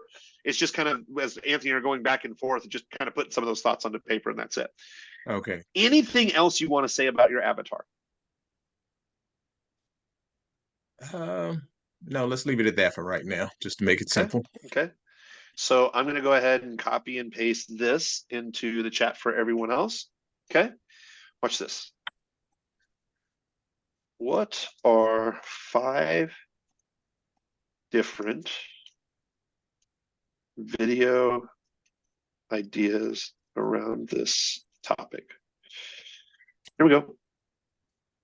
So let's see here. Copy, post that in there, paste.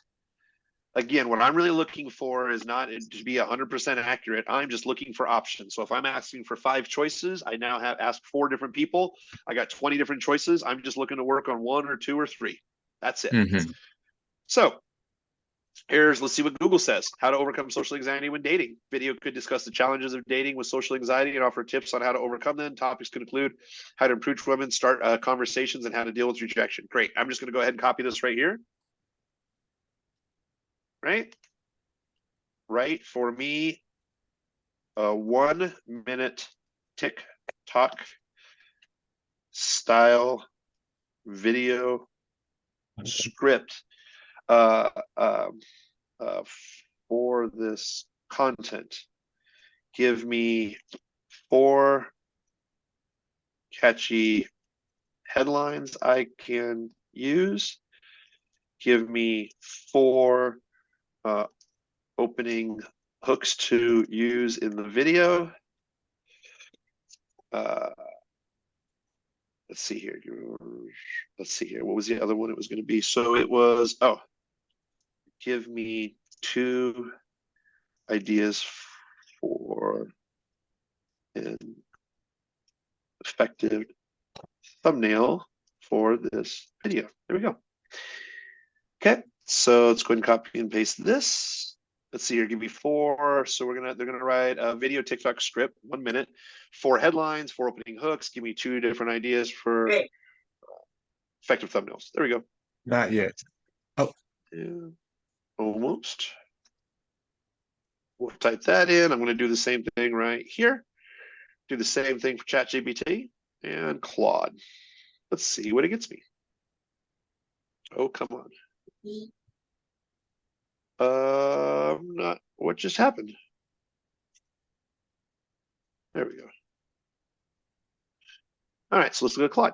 All right, here are 5 video ideas that can help men overcoming social anxiety. How to start a conversation with I guess that was Claude. How to start a conversation with anybody. Dating app profile optimization. I know that's a big one. I have friends who are in the dating niche. I know that's huge. Just start working with people. Small group networking practice. Kind of interesting. Let's go ChatGPT. TikTok video script. Start with a close-up. hey, are you terrified of dating because of social anxiety? Let's conquer it together step by step in just 60 seconds. Scene shifts to relaxed setting. First, remember it's okay to be anxious. It's normal, especially when dating. Channel that energy into something positive. Maybe it's excitement, maybe it's curiosity. Switch to a visual of how to approach. So it even gives you scene suggestions in here. There's your headlines, there's your opening hooks. So if I describe my avatar, I can ask questions of my avatar. What would be 5 videos that would be really great that could help my avatar align to, I'm just making this up, to book a consulting call with me? It's going to give me a bunch of different ideas. So if I just want to create ideas out of thin air, again, I'm going to make a paragraph about my avatar, a paragraph about my offer. If I want to say, hey, here's my avatar, I'd like to have a video script, give me 5 different video ideas, that can help really well. The other thing that I like to do is, let's see here, overcome social anxiety when dating. I'm just going to go ahead and copy that. I'm going to go over to YouTube, for example, and I'm just going to go ahead and search this. There we go. So let's take one of the biggest, most popular videos. How to easily overcome social anxiety. How long is this? 4 minutes. So just as an idea, right? I'm going to click on this. And the reason is because it is top in the search. So actually, you know what? I'm going to take this one right here because it has it's been there for 9 years. So I'm just going to go ahead and click on this. Hi, I'm Zoe Gong. As a traditional Chinese medicine chef and food therapist, I love using Squarespace to share my... There we go. There's the video itself.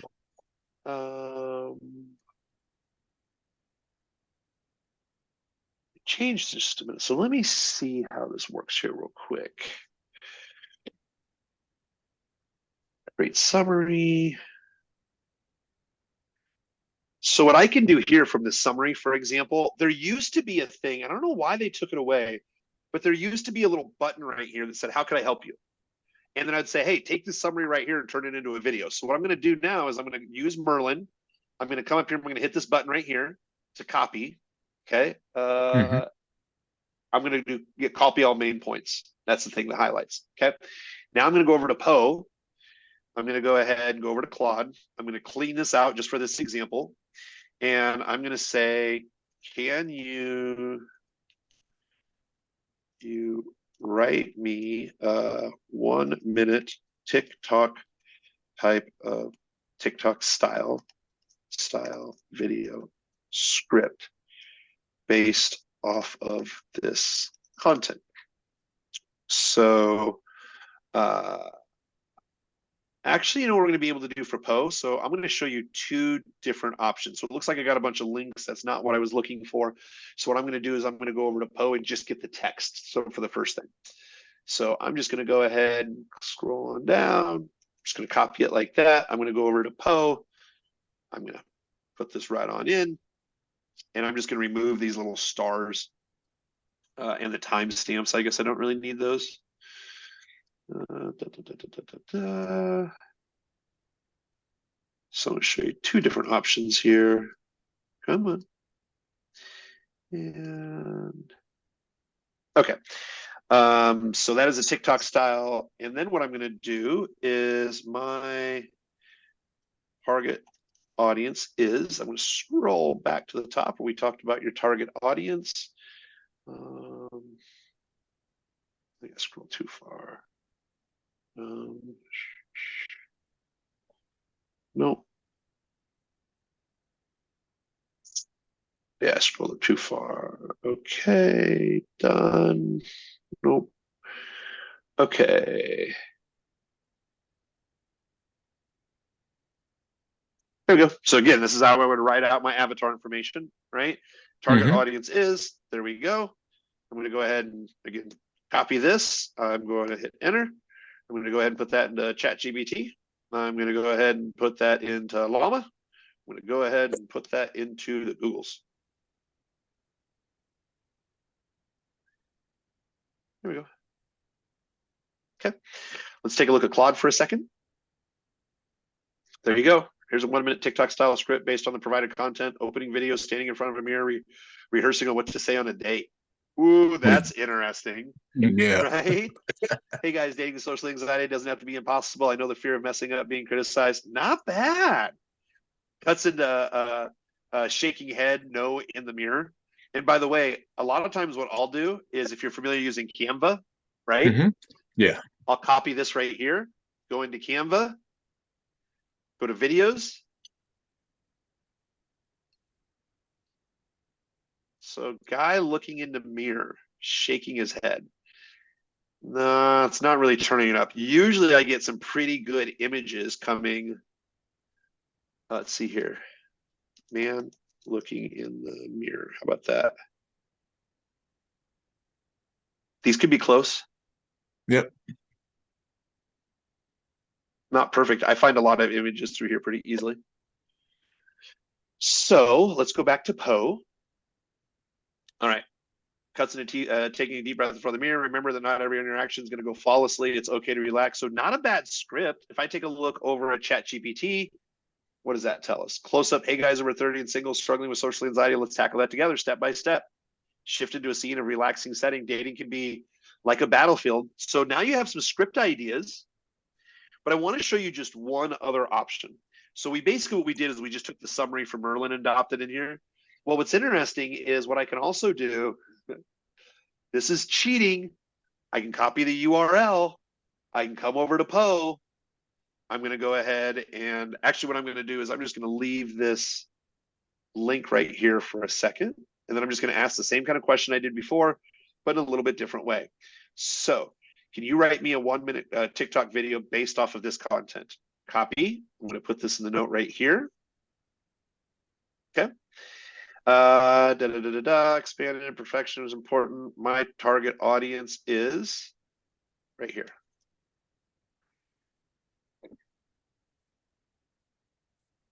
Okay, let's copy that.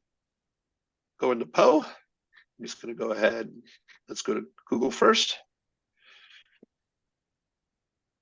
Let's go to Llama. Let's go to ChatGPT-4, see if it can see the video. Sometimes it can, sometimes it can't. Don't know what the rhyme or reason is. Let's go back and see what Claude has to say. I'm not hacking the idea. I'm talking about our avatar and like what I want to focus on. But look at this. It writes the script for you. Opens up, man practicing to introduce himself. What's up, guys? For those who've been struggling, shaking his head. And that was just, we just typed in the YouTube link and your target avatar. ChatGPT-4.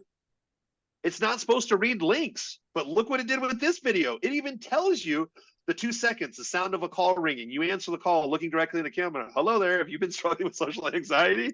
Like, these are some interesting, unique ideas, right? That's great. Yeah. And then I'll go to conversion tips right here. Sure, possible 1-minute video script. Hey there, TikTokers. No, that sounds horrible, right? But different. Let's see what Palm looks like just for a second for Google. There you go. There's your intro, body.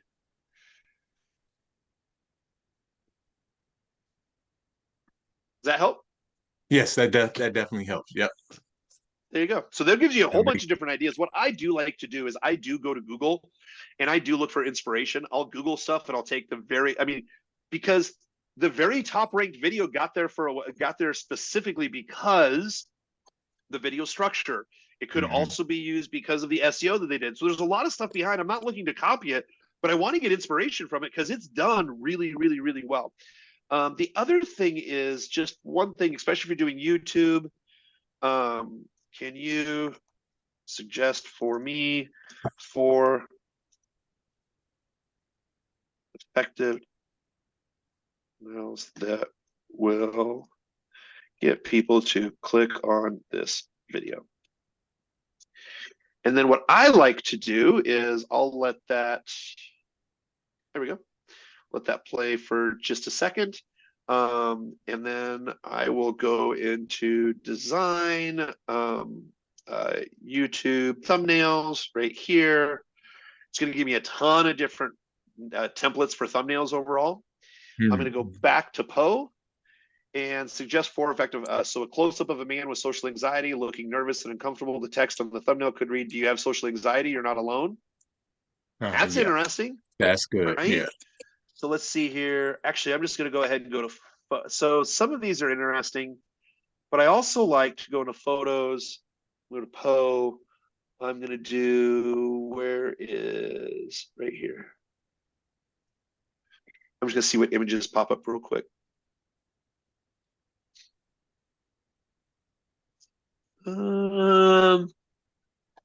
Maybe. Ah, right there. Right? I can take this image right here. Oops, come on. Just give you an example real quick. There we go. We'll move that guy over here. What did Poe say? A close of a man looking nervous and uncomfortable. The text in the thumbnail. Do you have social anxiety? You are not alone. Watch this. I'm going to go back over to this. I'm going to pull out my text right here. Let's see, what kind of text do I like? Well, I'm just going to go ahead and add that. We'll add that right there. I'm going to change. I don't really like that font, but I'm just going to choose one real quick. Great. I'm going to show you exactly what I would do. There we go. Anybody who's looking at the image typically has a higher click-through rate as well too, or looking at you can be really good. I'm going to click this thing right here, change the line spacing. And I'm thinking I'm going to move this guy over just a minute. Yep, because I want to make this bigger. There's my thumbnail. Oh, and I'm going to show you one other quick tool, right? I promise I'd only show 15, but I'm going to show you one other quick tool. You're going to love this. So watch this. Go to YouTube. Whoops, I actually already have YouTube pulled up. I got to move this bar. You can't see this. Right? So if I already have, let me think about this for just a second. Let's take a look at this. Okay, I use something called TubeBuddy. If you are on YouTube, check out TubeBuddy. It has lots of different AI features. I'll show you just a couple of them, what they are here real quick. On TubeBuddy, my TubeBuddy isn't moving. Where is it? Let's hit refresh. TubeBuddy is basically a Chrome extension. There's going to see this little button right here. It can help you do like analyze videos. It can help you do SEO, research, keyword explorer, helps you create tags. So if you look inside here, see title generator. So if I put in my title right here, I'm just going to go ahead and say, where would be, give me a headline right here. There we go. How to overcome social anxiety. YouTube. TubeBuddy title generator. Generate ideas. So now it's going to help generate a bunch of different ideas for me, which is really great, right? Watch this. Thumbnail analyzer. I can upload a couple of different pictures. Let's just take this one, for example. I'm going to go here. I'm going to go ahead and download this. What am I on? Slide 125. Download. I just need 125. 125. Oh, it's not PNG. There we go. Let's go ahead and download this really quick. Why does it have? Doesn't really matter. Come on. There we go. Is that there? I'm going to go back over to YouTube. I'm going to go ahead and upload what I just downloaded.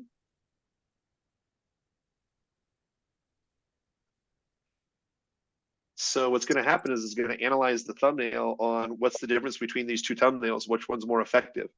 It says that this is 54% less effective than this. So now I can upload a couple of thumbnail ideas that I got from Poe to figure out which is going to be my best headline overall for the video. Right? That's deep, yeah. Isn't it? And watch this. One other little thing. It's going to research my video, TubeBuddy will, and it gives me recommendations depending on what's in my video of all of these different keywords that I could essentially target, or interests, recommended tags, I should say. Yeah, that's fantastic. So, it's a lot. Check out TubeBuddy. TubeBuddy. Yep. If you are doing stuff on Facebook, TubeBuddy. I mean, it suggested shorts, thumbnail analyzer, generate a title, advanced embedding. Like, there's just, if you are doing YouTube, yeah, people on here love TubeBuddy. Absolutely. So Absolutely. if you're doing YouTube, so if you're going to put in a call to action, I posted a video recently, somebody said I didn't have a call to action. So if I just want a call to action, I can just give me a good call to action, correct? Yeah. Yeah. Yep. Right here. Give me a good call to action to have people book a call with me. Yep. There you go. Got it. Great call to Cool. action. If you're ready to overcome All right. social anxiety and start living a more fulfilled life, book a call with me today. I can help you develop skills you need to date successfully and find love. Ah, got it. Cool. How's that? Very good. That's good. Yes. Thank you. Good. Absolutely. These questions are great. I know we're slightly over on time, maybe by 2 hours, but it's still a lot of fun. I'm going to say this wrong. I am a dumb white kid from Nebraska. I tell people that all the time. So I'm going to try really hard. Sanaya? S-A-N-A. Yeah, you got it. It's Sanaya. No way. I got that on my first try? Really? Absolutely. My Well mom done. would be so proud. How can I help? All right. So Kurt, I would love some help with TikTok. Okay. So I have a lot of videos. I want an easy way to take my content and put it on TikTok, not just like turn it into like videos with like, those tips and like, do these 3 things, all of that kind of stuff. I don't really have time to actually, create new videos, and then have it all scheduled and, all the content, all the details, everything done for me. This is a link to a live call that I did, so we can get some material from there.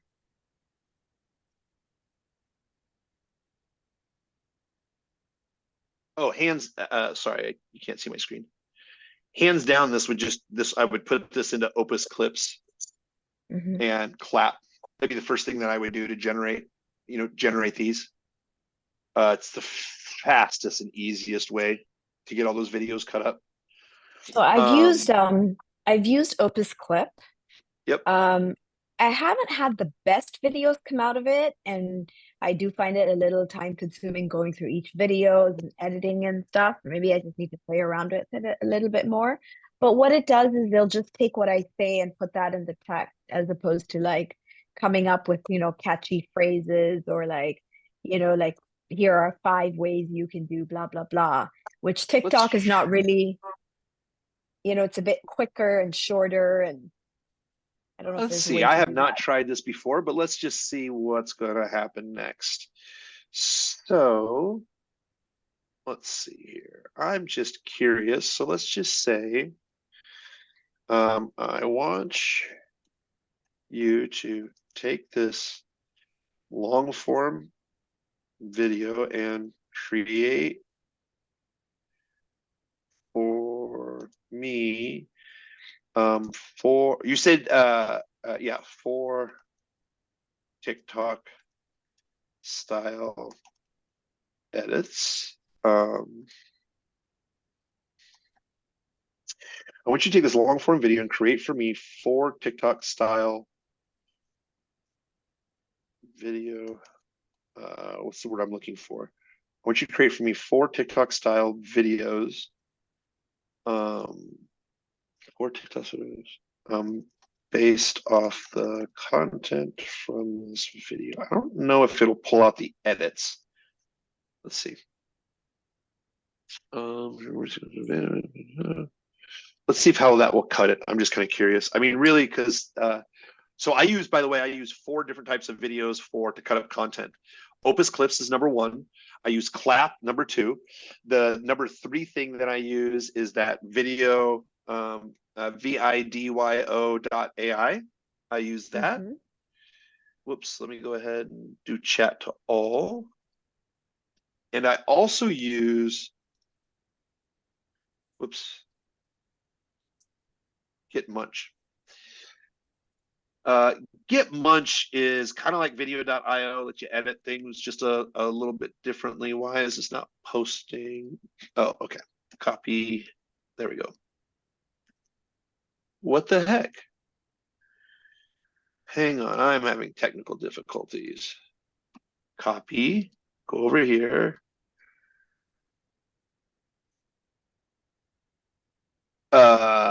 That's weird. I can't copy and paste inside of chat anymore. I can't even text in chat.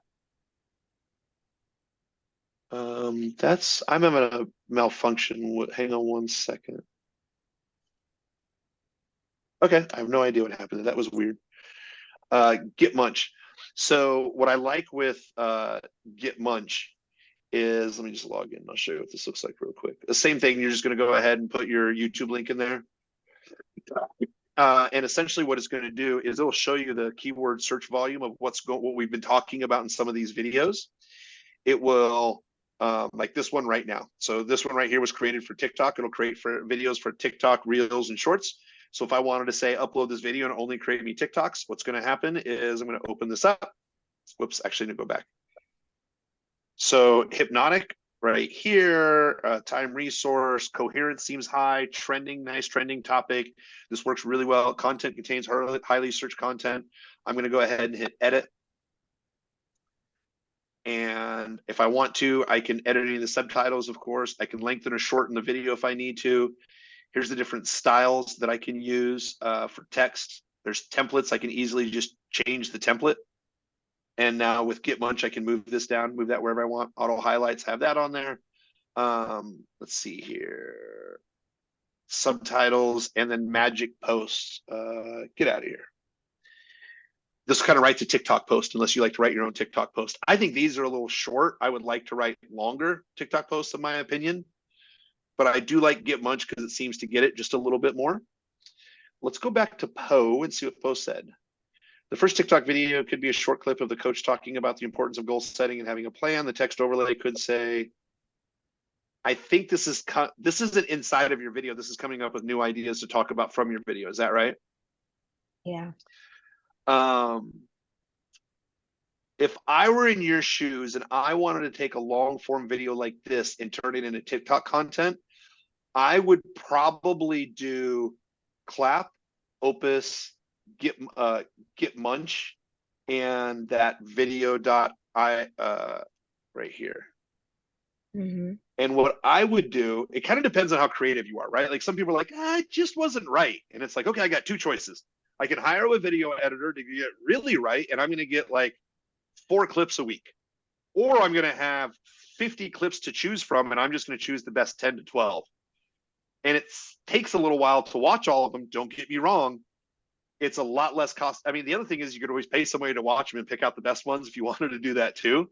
But we're really talking about just watching the video, which you would do anyway if you hired an editor and wanted to watch the rest of the video. So what I like to do is I like to get a whole bunch of different options from like these 4 different sites. And you can kind of get a feel, right? Kind of, you probably like you have for Opus Clips where you're like, just doesn't look right. But you'll be able to catch it really quick. And again, if I have an hour-long video that I can get 20 videos from across 4 different sources, there's 80 videos. There has to be a good 20 to 25 in there that I should be able to take without having to hire an editor, go through any other points. So I don't think Poe's very good for coming up with ideas from inside of the video of what to edit specifically. I think really that's what Clap and Opus and Get Munch and video.ai are really all focused around. Okay. Does that help? Oh, that helps. I think I just have to play around with the tools a little bit more and then use Poe probably to get ideas. Like that's what I'm getting from what you shared is like use Poe for the ideas to, clean up your text, your website, use that and then use these other tools to create stuff. Okay, that makes sense. Absolutely. Absolutely. I mean, at the end of the day, it's just like I've worked with, probably you have too, worked with a bunch of video editors in the past. Some people are really creative. It takes them a while. We have to go back 3 or 4 times. I would just love it if somebody just sent me 40 options and said, pick your favorite ones from here. And that's what I feel I can do with these other websites to where it's like, I don't like half this stuff, but man, half the stuff's not too bad. A fourth of the stuff's really good. I'll just run with more content versus less content. And the algorithm seems to like it more. So. And then for posting it, I think you showed us, what was it? Something with our repurpose.io, like it will post it to all those different platforms. Yep. From that one app. So what I'm going to do is I'm essentially going to make all these different 1-minute videos. I'm going to take all those 1-minute videos, and what I'm going to do is I'm going to put them into a Google Drive.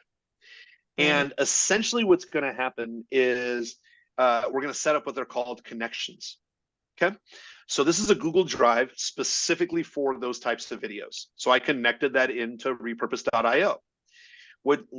These are all the different connections to all my different social accounts, right? Looks like I got to update some, which is great. But here's all my different connections. Now what's going to happen is I'm going to do a workflow. It's kind of like if this, then that. So the workflow is basically going to say, hey, I want you to take all of the videos that are inside the Google Drive and get them ready to be posted over for Twitter. Take all the videos that are in the Drive, get them ready to be posted over on Instagram. So see the same numbers still here, right? What I'm going to do is I'm going to click on View Content. Here's all the different videos that I have uploaded in that Google Drive. Make sure you name them appropriately, right? But it's just going to continue to keep on filling. So now when I want to schedule out content, I'm going to do two things. Number one, I'm going to click the schedule button. There's a schedule custom publish occasion. So I can go ahead and click this button right here if I want to. It will change the description for me. There we go. I don't need to burn any subtitles because they're already burnt in. Schedule. Then I would just pick right here and I just pick the day, right? Easy to schedule. Again, to repurpose content, I can just go ahead and say, okay, let's just say this all is, by the way, about a month and 6/19, June 19th.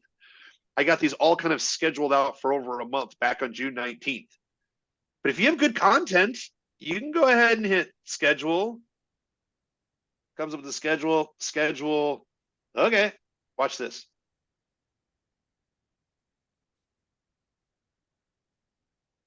How far do you want to schedule it out? I could schedule it out 2 months later, right? So if I had 30 days worth of content, I'd have it month 1, month 3, month 5, month 7. No one would know the difference. So if I wanted to, I could post multiple times of content. Or what I'm seeing more than anything else, more content's always better than less content. Repurposing content's just working like gangbusters right now as well. So I would just get all of these loaded into that Google Drive. It's going to hook up with my social sites. And anytime I want to add more videos, I can do that. Typically what I've been doing, experimenting with, is I repost the same video 3 times over about a 6-month period. So it's like if I'm scheduling stuff out now, I'm going to schedule it for, let's just say tomorrow. And then I'm just going to schedule it 45 days later, 45 days after that. Maybe it was on a Thursday. Now I'm going to post this on a Saturday. If you've been playing with TikTok for a while, you know, you'll post like the exact same thing 2 or 3 times. And like the second time it took off, but the first time and the third time it didn't for no reason whatsoever. Right. So sometimes you're just going to be able to pick those up. So. Wow. Thank you. Does that help? Yep. But that again, helps a lot. you can just fill up this, you can just fill up your calendar where I'll give you a perfect example. I mean, this is just really easy. I filled this all up in just one day. Right? It doesn't take much time. It just takes a little bit of planning and a little organization, but it can happen fast.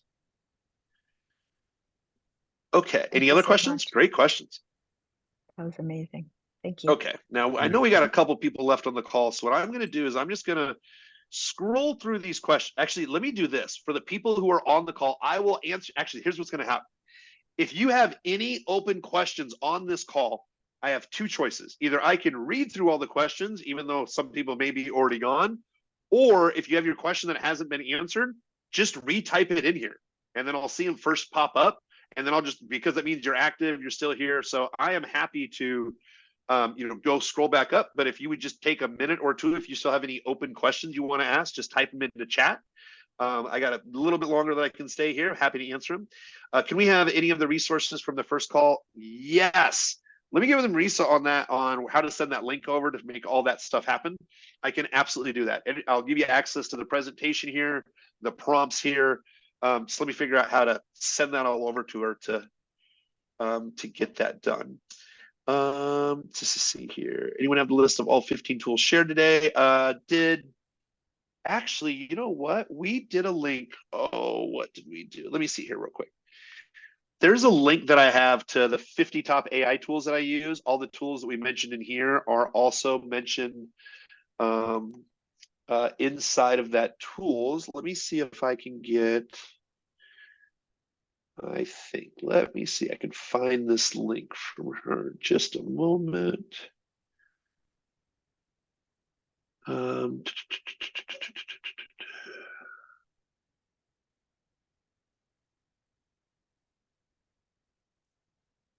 think this is it. If you want a list of all 50, I don't know why this is loading slow. There you go. If you want to go ahead and check that out, I just posted that to everyone. That is the 50 AI tools that we based. This is what I did a 6.5-hour webinar on. Obviously, you can see it can go a while like this, right? But if you opt into this page right here, this all gets tagged to Marisa and everything else. This is something that she had set up. If you opt in here, you'll get access to the 50 different tools. So 15 of the tools that I talked about are also inside of here that you'll see. And it's basically, we'll give you the whole list in here and some additional prompts for you as well too. Oh, Roberta already had this. She's already on top of it. I forgot. There are other people here that could support me. I'm just always used to try to do it on my own. Thank you. Any other questions that we have here that didn't answer a question? I have a new website built in Groove. It doesn't show up on Google without me putting in a link. I don't have tagging or anything in the back end. What can I do to show up on Google? I actually was just with Mike Filsaime last night. Him and Evan Pagan, which is kind of interesting. Reese said that. I don't know much about Groove on how to optimize it for SEO. It would be more along the lines of you could copy and paste the text like I had shown on and put it into Poe or something like that. That would work. But I'm not quite sure on how to do the SEO on Groove. I'm just not familiar with that platform at all. I'm sorry. Let's see here. Question: can you add royalty-free music and images to guided visualizations I want to create? Absolutely. I just got to show you this because I think you're going to like it. Look at this. Not Kaibar? Oh yeah, watch this. This gets fun. Guided meditations. I work with someone who does this. So let's go ahead and type in this, Kaibar AI. Watch this. So I can do, ooh, this is a new emotion. So I'm going to click on this. I'm going to go ahead and start with a prompt. You can either upload an, actually, let's just upload an image. What do I got for an image? Let me show you. Image. Give me, oh, Mark Zuckerberg. Perfect. So it's a picture of Mark Zuckerberg that I had made with AI. We can use this new motion. I'll show you what this means here in just a second. I'm going to start with prompt. And I'm going to say, I want to create a video of, I can pick kind of prompts over here, or I can type it in. So let's just do a futuristic cyberpunk. I'll make it really easy. In the style of, there's different styles you can kind of type in, but I'm just going to say, I like this type of style right here. Whatever that is, mirror, graffiti, whatever. I'm going to click on that. Watch this. Video settings. Evolve. You're going to watch this image evolve. You're going to actually watch it either as we're going to zoom in or zoom out, but watch this. I'm going to turn this down to, I don't know, 7. Watch. Generate previews. Just take just a second to pull this up, and then it takes a minute to render the video. Just a moment.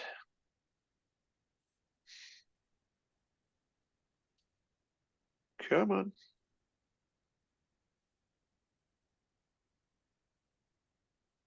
While that is working, I'm going to do one more example. Let's see. Here's an image. One of my favorite images on top of a mountain. I can add a soundtrack if I want to this, right, for royalty-free music, or I could also upload voice if I wanted to do that.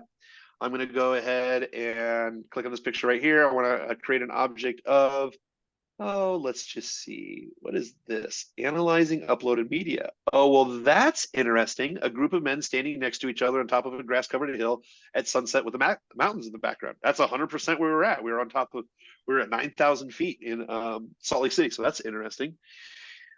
In the style of cinematic. Photo taken on film, great. Watch this. And then if I wanted to, I could upload royalty-free music. Okay. Video settings. Look at this. Video duration, we're going to make this an easy 10-second. You can stretch this out to a minute. You can even stretch together a couple of images, which I'll show you here in just a second. Camera movement, we're going to, well, you're just going to see the picture change. Either we can zoom out, the image just keeps on changing, or we can zoom in. I'm just going to do none. We're going to involve it 4, generate preview. Let's see if it generated either of these clips here. Okay, we're just going to go ahead and select this. Again, these are just a little interesting. Create video. It's going to take just a minute to create the video, then I'll play it for you here in just a moment. These are great for great images. Like I like to say, like kind of trippy type of images that you can do meditations behind. These look really good. Look at this. It's going to be a little interesting. I'm just going to pick this clip. All right. Well, let's see. I'm going to come back here in just a moment. This is one of my favorite ones when people are coaching and they have meditations. You can create like a sunset. You can create a different type of background. It's going to take just 1 or 2 minutes to make these videos pop. There we go.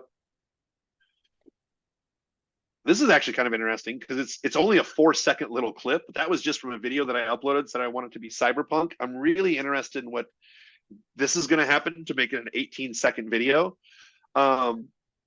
What I do is I'm going to use Kyber.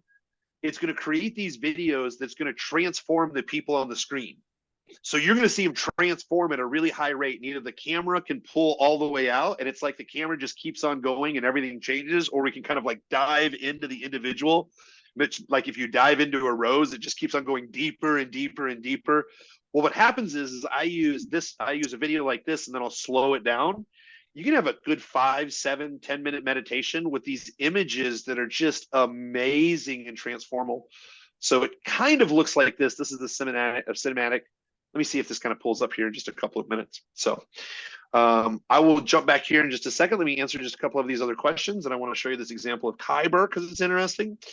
Question, does Merlin use MP4 files other than YouTube? I don't think so.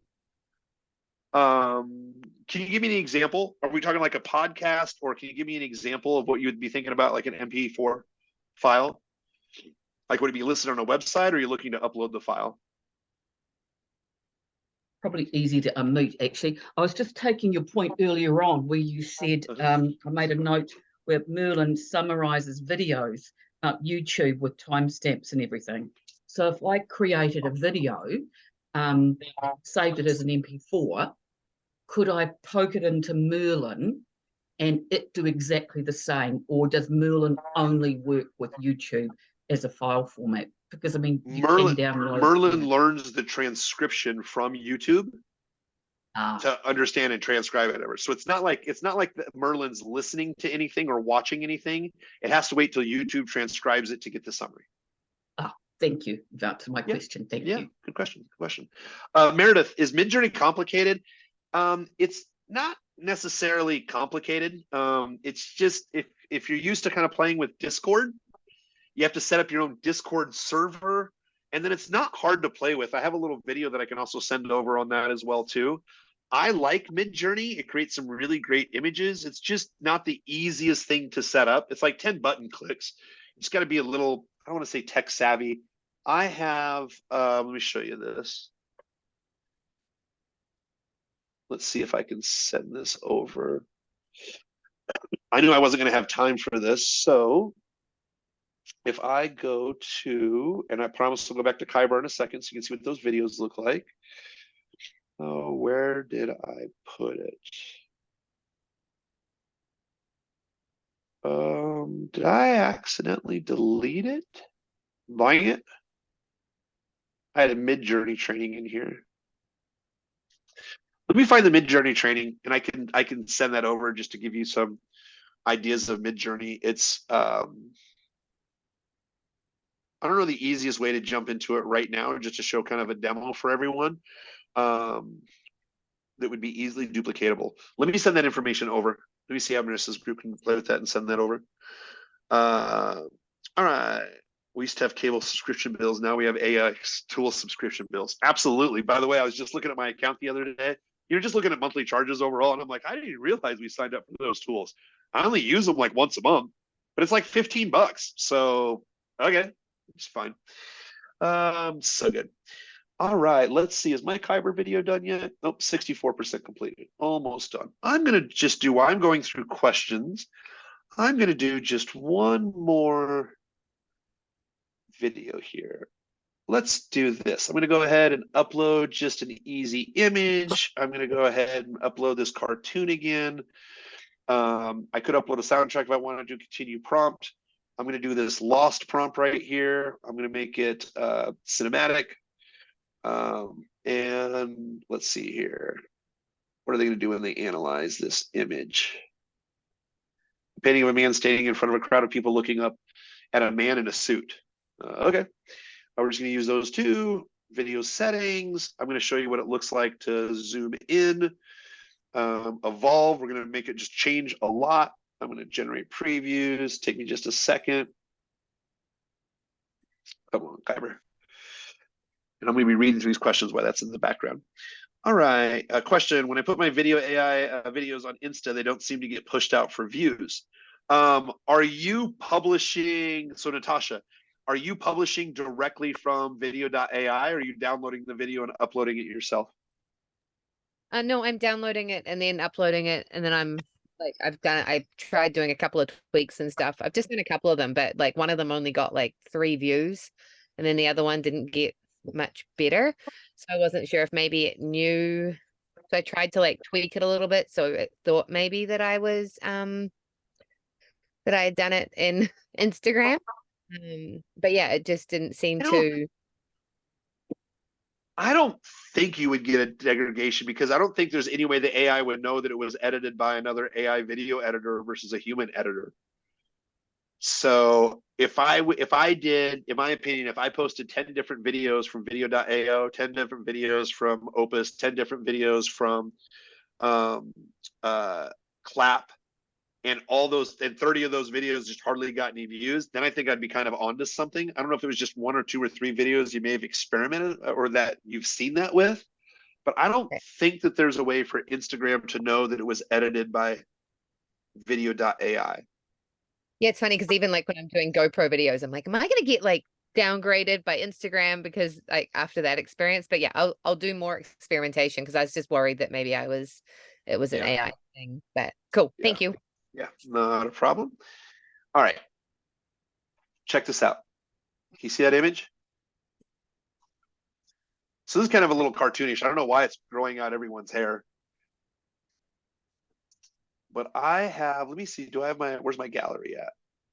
Product, my videos. I'll show you some of the stuff that I've done in the past that makes it a little bit more interesting. So let's take a look. Here's one, for example.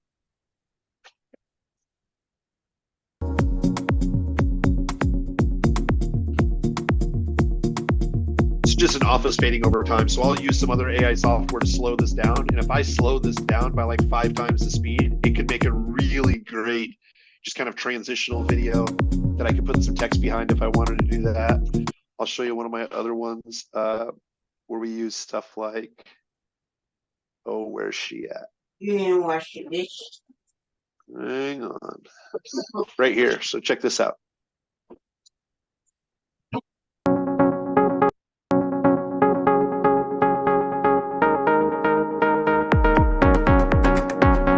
It'll kind of sync up to the music.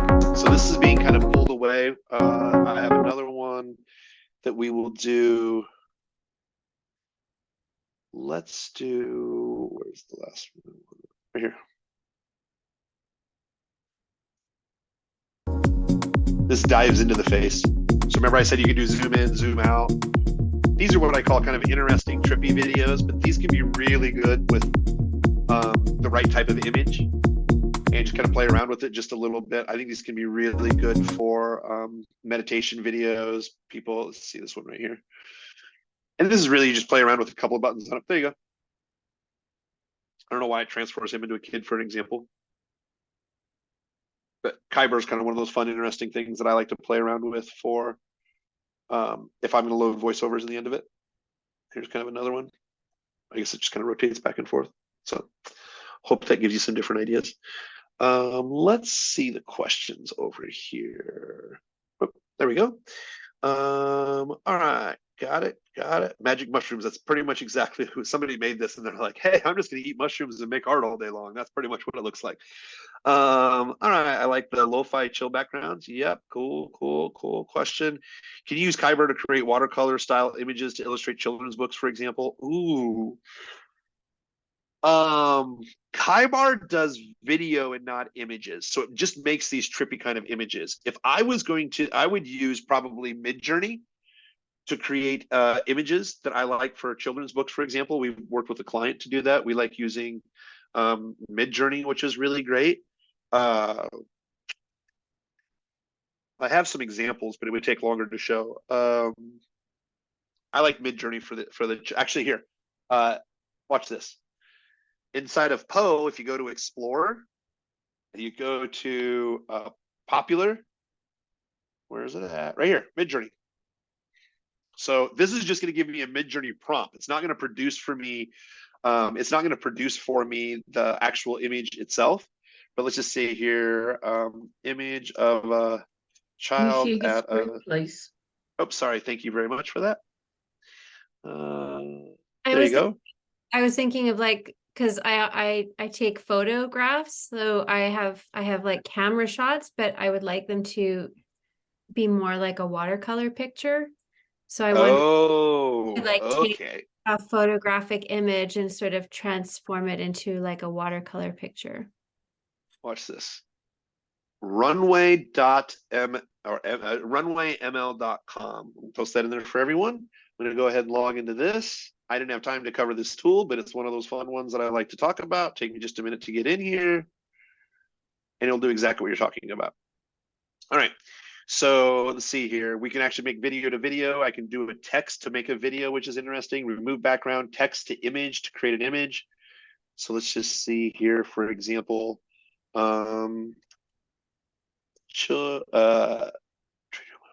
Actually, you know what? Text to image, you can create images kind of like Midjourney, but you just kind of type in the text that you're looking for. There is, where is it at? Text to image, image to image. So let's take this image right here, a baby girl. Yeah, so you can upload your own photo and then it'll do it. That's right. Yeah, I forgot for some reason it doesn't like the picture of my baby. It's like, you can't upload appropriate things. And I'm like, I'm not really quite sure how that's inappropriate. So let's see if I can just do, I don't know why this wouldn't work.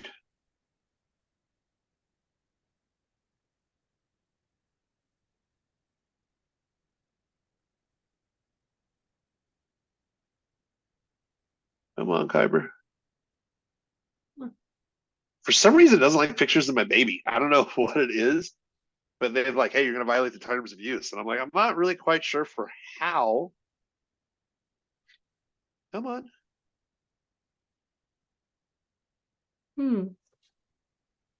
I don't know why that's preventing. Let me try one more time.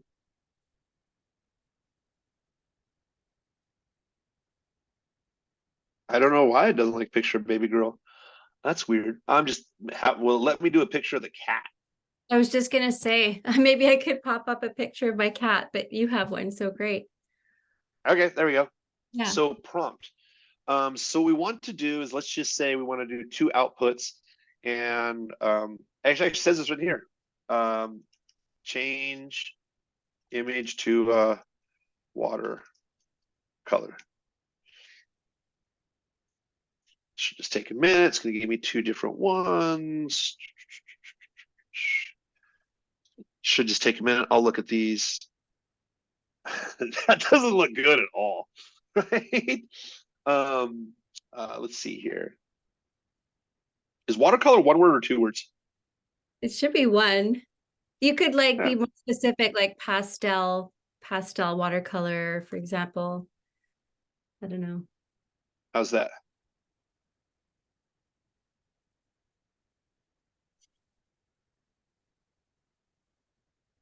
No, it's still not even close, is it? It's interesting. But yeah, no, I'm glad just to have the name of a AI tool and I can just go play around with it. Let me see. One more: backdrop, image variation, add color, upscale. These are generate images. Do they have like a pro, like, do they have maybe a level up in it where the quality gets better, or is it just like a flat service? Like there isn't like a basic and then a pro, or it's just all the same? You mean for runway.ml, for example? Yeah, because like you know how a lot of memberships you can scale up in terms of what quality you get. No, it doesn't have anything like that. Let me try this here real quick. So this is, let's see what happens here. So here's the image. Add the first frame. Oh, this is actually going to turn a text or image into a video. So turn into, I'm just kind of curious what happens. Okay, it'll take just a minute, but it'll actually turn that into a video. I'm trying to think, there is actually, if I go here, I really need an image here actually. So let me just do an uploaded image here real quick. Let's just try, that's still a video. What am I doing? Images. If I go to edit photo, effects, blur, dark tone, I don't think that's what you're looking for, because this is too much. You're not looking for that, right? No. You would be looking for edit video. I thought, no, those are really just filters and color pop. Yeah. Let me think about that, because I know that I've seen one. I just can't put my finger on where to. Mockups. No, that's not it either. Yeah, let me think about that one. Let me, I know that I've seen it. That's why I'm kind of stuck for a minute, but I don't. Yeah, let me think about that one. Yeah, absolutely. I will send you a response. It's good. All right. Top AI for that watercolor use case right here is Be Funky. This is why I love these calls. Crowdsourcing is great. There you go. Thank you for that. That was awesome. I love this group. It's great. There we go. Transform your art in one click. Well, I guess there's a website for that, right? There's an app for that. There you go. That's great. Be Funky. Okay. Jay, that's awesome. Thank you. You put another one in there as well, too. Oh, that's cool. Oh, great. Hey, that's a great resource. Great job. Great job. All right. Thank you. Cool, cool. Magic Mind, got that. Use Kaibar. We talked about that. Let's see here.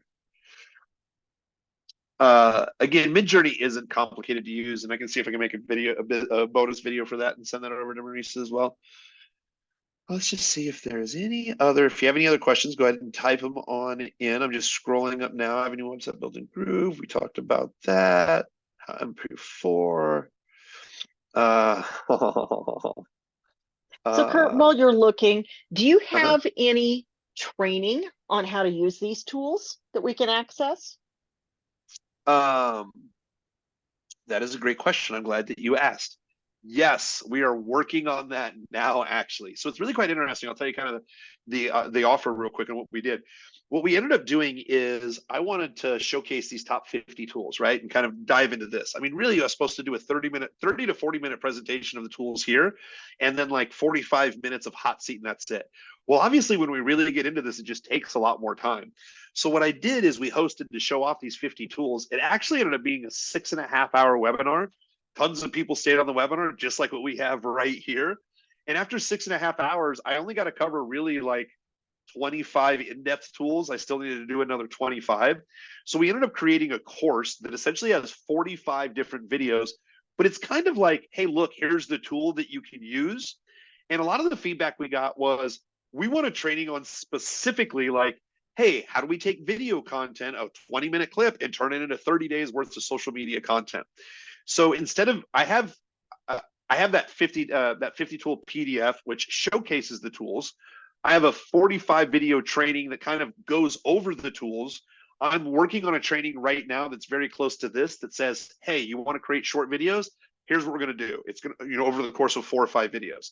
Hey, you want to do ChatGPT and Poe? I'm going to show you how to do that over 4 or 5 videos. So if you download the 50 tool PDF, we'll follow up with you once those training courses are done. They're currently being filmed and worked on right now. Great question. Let's see here. I'll figure out how to share the slides with the group.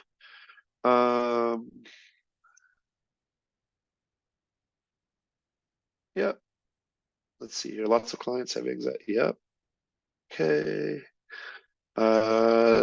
Yeah, I mean, really, this stuff can be used for LinkedIn all day long. The videos, the long form posts. Merlin can do some really great long form posts for LinkedIn. Those are really great, especially a lot of these video clips too to upload to AI, which is great. Great comments, appreciate it. Let's see here. If you have any other questions, type them in. I see that I got a couple more questions in. I'm just scrolling back for any big questions here. We got the prompts, grab it. Great. By the way, I do want to make a mention of this just because it's been talked about a couple of different times in here. I know a lot of people in Hollywood who write movie scripts, star in movies, right? Like, it's crazy right now because essentially what the Writers Guild had said 10 years ago when they negotiated, they're like, hey, we really want some of the streamings, like, you want streaming rights? They're like, nah, nobody watches streaming. That's dumb. I want residuals off of DVDs. That's what we want. Now there's no more DVDs left, and it's all streaming. Well, here's the big two things that it's kind of an aha and really interesting. I've talked to a lot of people on the inside about this. So essentially, Hollywood's been using AI for many, many years. Marisa and I are actually in a mastermind with a guy who helped do the filming of Braveheart along with like 50 other films and TV shows that easily you would know. In Braveheart, for all of you who've seen Braveheart, there is a couple of scenes where they're coming to war, coming up over the hill, and there's hundreds or thousands of men coming into battle. Well, really, it was just a couple hundred people. They took those 100 people and using some technology in Hollywood that wasn't called AI years ago, and they duplicated those couple hundred people to form thousands of people. So what actors are saying is, hey, you can't use my AI likeness. They have for years, but it kind of depends on what does that mean. Directors have said they're not going to use AI for the next 5 years. But I use a tool called Descript, for example. If I click one button in Descript, it takes out all the ums and ahs. Am I using AI as a director and an editor now? Or is that helping to enhance? What happens there? What ends up happening over the years, I used to work for cable companies many years ago, and cable companies used to be famous for saying, you're never going to be able to purchase one channel at a time. That's dumb. No one's ever going to be able to do that. Now you got streaming services. So if you know how cable TV works, I'll give you just a small example, small story on this. HBO, for example, only works with like 4 or 5 different big movie houses. Cinemax only works with 4 or 5 big movie houses. So those movie houses are released through those distribution channels. Now, here's the interesting thing. Universal Studios, for example, they have a framework of how stuff works, what's been popular before, and they work off that framework, right? But they're shown on movie screens. They don't have the data like Hulu, Netflix, and Amazon. Well, when Hulu, Netflix, and Amazon came on board 10 years ago as streaming service, they're like, there's no money in streaming. We're not, the Actors Guild's like, we don't even have to collect for that. Fast forward 10 years later, Netflix now makes their own movies. So does Hulu, so does Amazon. They know what people are watching. They can crank out movies a lot faster. So the Writers Guild and the actors are like, hey, AI, you're going to pay us. You're going to pay us really well. You're going to make sure AI doesn't take us over. And the big studios are like, yeah, we want to make sure that we all have long-time jobs, right? Like the craft cart, meaning the food service that serves all these people. There's all these jobs in the movie industry. The streaming people are like, we don't fucking need you anymore. And actors like, no, you need us. And they're like, no, we can design videos with AI that people will watch. We can design the voiceovers. We actually don't even need your likeness anymore. So we should probably figure out how to do this properly together, because the streaming services are basically saying we don't need the old guard anymore and pay a whole bunch of people a bunch of money. Truthfully, the streaming services are just hoarding the money for themselves. Actors Guild don't really have a good negotiating point. What are they going to say? Hey, as we as actors are going to quit, okay, AI will just make up for it. And there's a ton of other people that want to be on TVs and movies. There are now AIs out there that literally I can stand in my living room, walk around, have the AI turn my living room into a volcano that looks like I'm going through a maze. I don't need to spend millions of dollars on CGI. For under $500, I could make a cinematic movie in my living room that you thought was filmed on a green screen or on a green stage, whatever you want to call it. So I think it's really interesting right now with the Writers Guild and AI, because a lot of people are scared for the jobs. Totally understand that. Some of my friends who are writing movies right now, they're using AI and they're like, look, AI can't write a compelling story like people tell stories now. What I'm really trying to convince my friends of who are doing in the movie business, and I'm like, look, this is going to enhance what you can do. It's not going to take away your job. It's going to allow you to do more. So if you think of an actor, you're going to be replaced. ChatGPT can actually give you a bunch of different ideas, a bunch of different scripts. You can actually do a lot of other different work. ChatGPT is not going to replace you unless you're like the stubborn horse and buggy people who are like, cars is just going to ruin everything, and I'm going to stick with horse and buggy as long as possible. Kind of like the book Who Moved My Cheese. You just got to figure out a different way to work it. So a lot of the Hollywood writers aren't using AI to replace a bunch of people. They're enhancing their research. Hey, you want to do a film about the 1952 bombing of a submarine? If you're a writer, what do you know about bombing of the submarine? Now you go to ChatGPT and it can tell you that entire history. What would a captain need to know? What would be contained on the ship? You could use it for different research purposes, but ChatGPT and AI, especially in Hollywood right now, is really just, it's making people have a creative run for it. So it's really interesting. Yeah, same thing like photographers and Photoshop. Yep.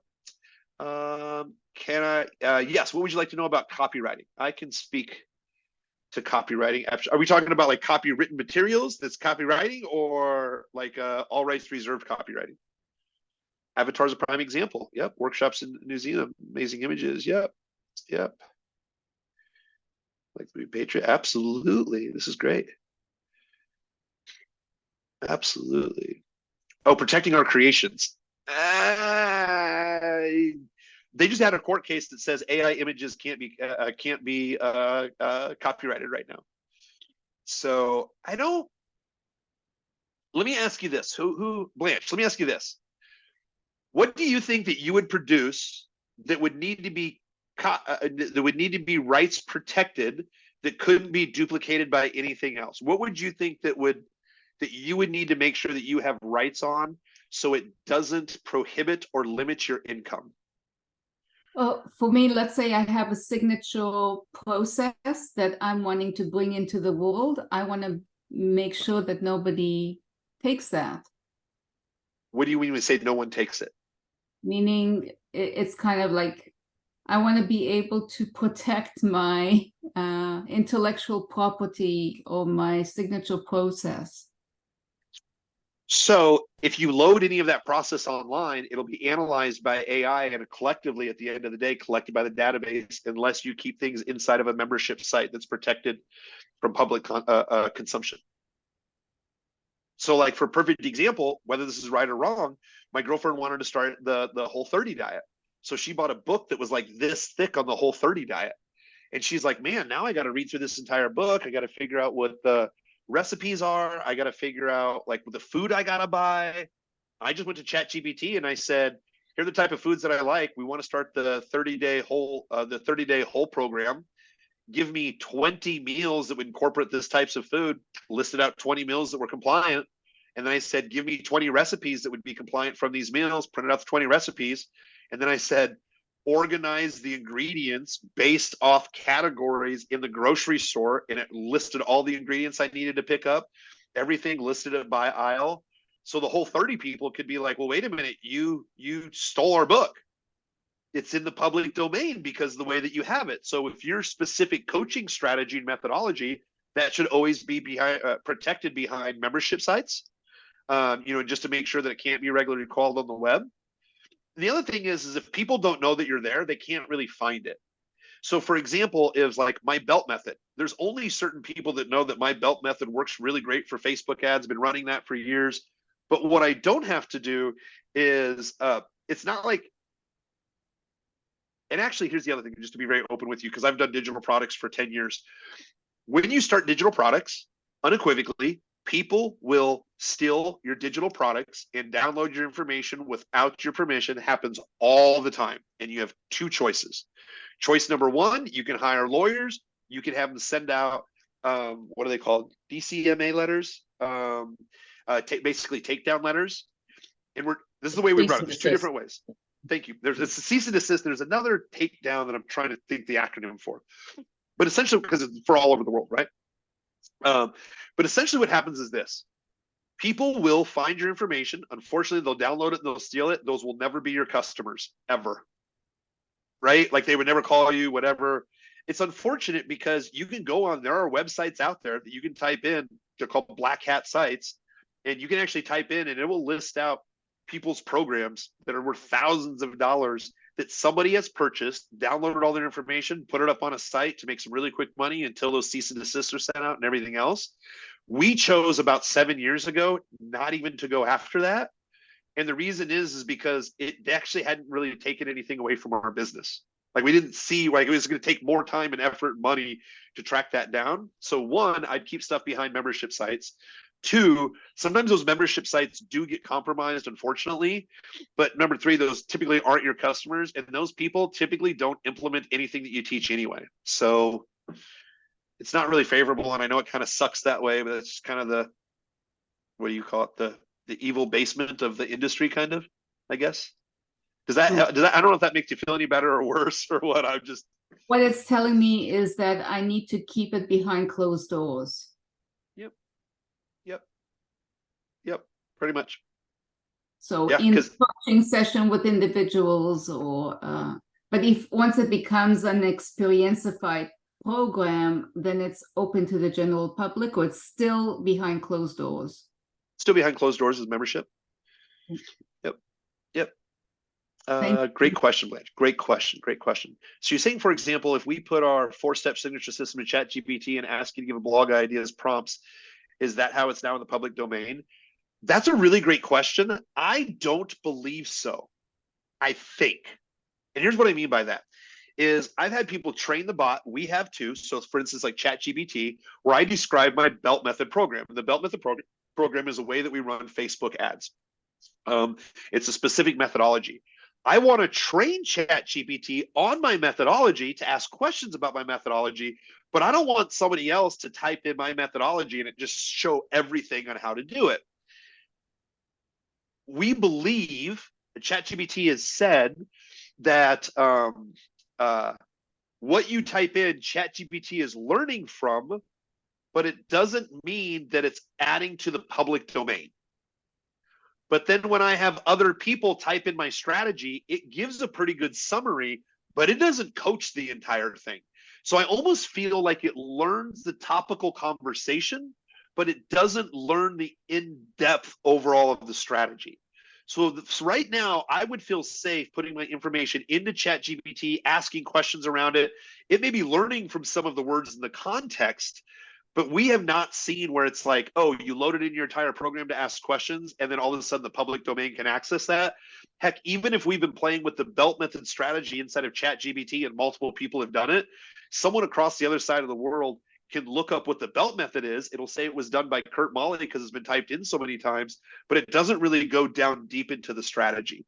So we believe that it's learning from the collective information, but it's not duplicating all of your information word for word that somebody would be able to exploit.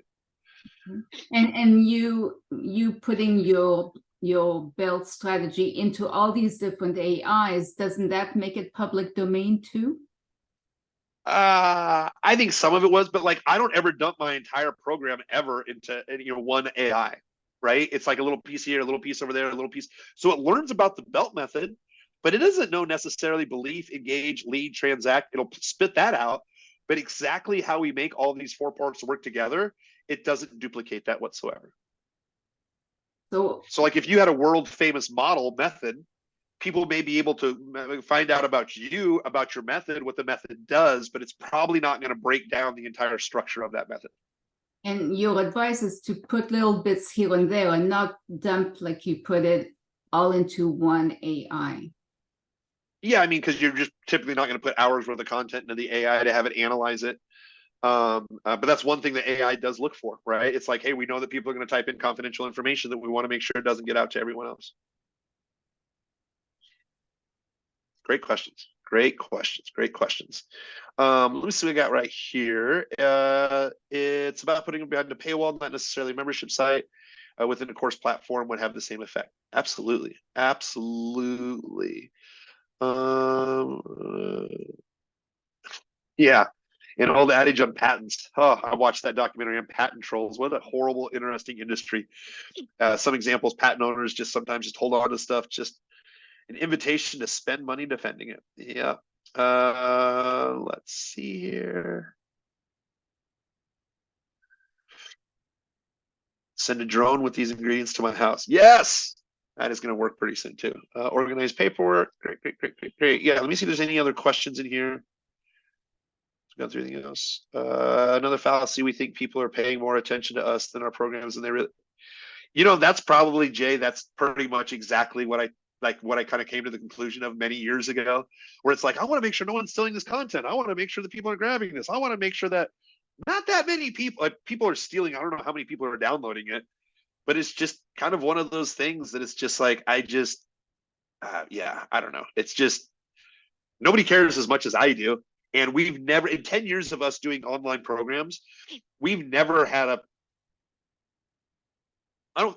person who's bought any of those illegal download sites ever call us and ask us for customer support. No one's ever approached me and said, hey, I downloaded your program and I stole it from you, because who would ever do that in their right mind, right? Because obviously that's the way that we get paid. I just feel that the people who download that stuff typically aren't going to be our best customers. They're not going to use the information. They're just looking for a bunch of stuff for free anyway that they're going to put in the, I mean, most people don't complete courses anyway, let alone you get it for free. It's just something you said you got for free that you'll probably never look at anyway.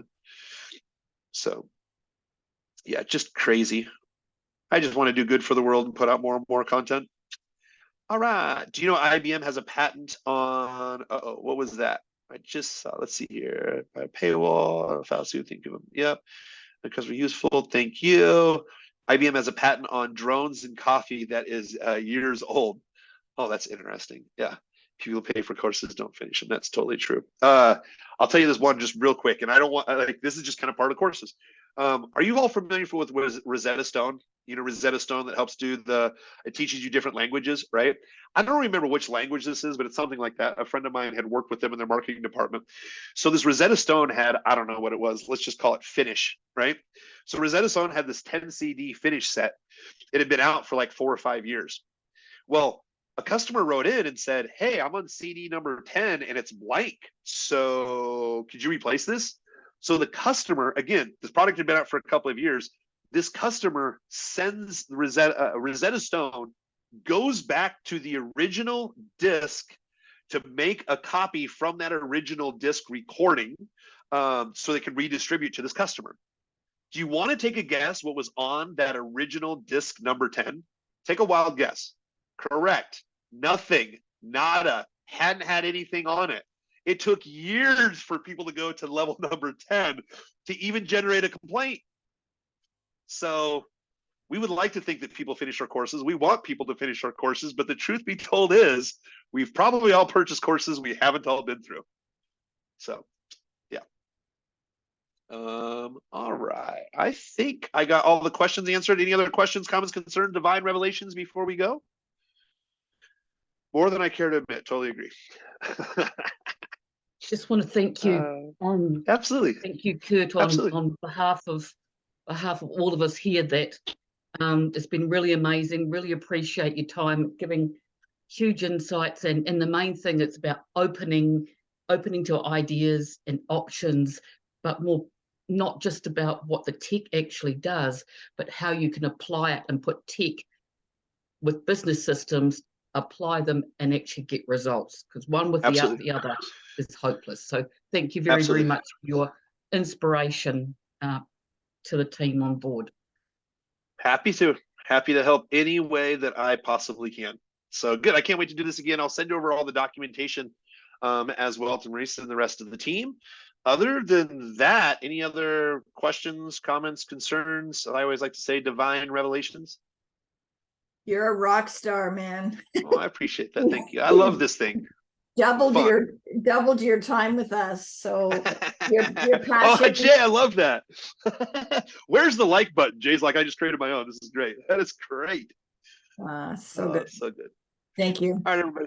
I appreciate you very, very, very much. Other than that, I will see you the next time that we do this. Enjoy yourself. By the way, if you are on social media, I am on the Facebooks.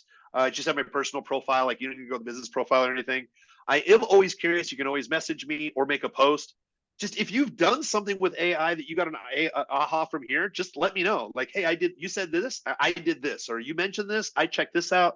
I always love to know what happened next. So I'm just regular Kurt Malley on Facebook, CurtMally. That's it. Thank you. Thanks, everyone. Thank I you. appreciate you all so much. You guys have a great, great, great, great night. You too. Happy fatherhood. Thank you. Oh, thank you very much. I really appreciate it. Thank you. Bye. Bye. Good night.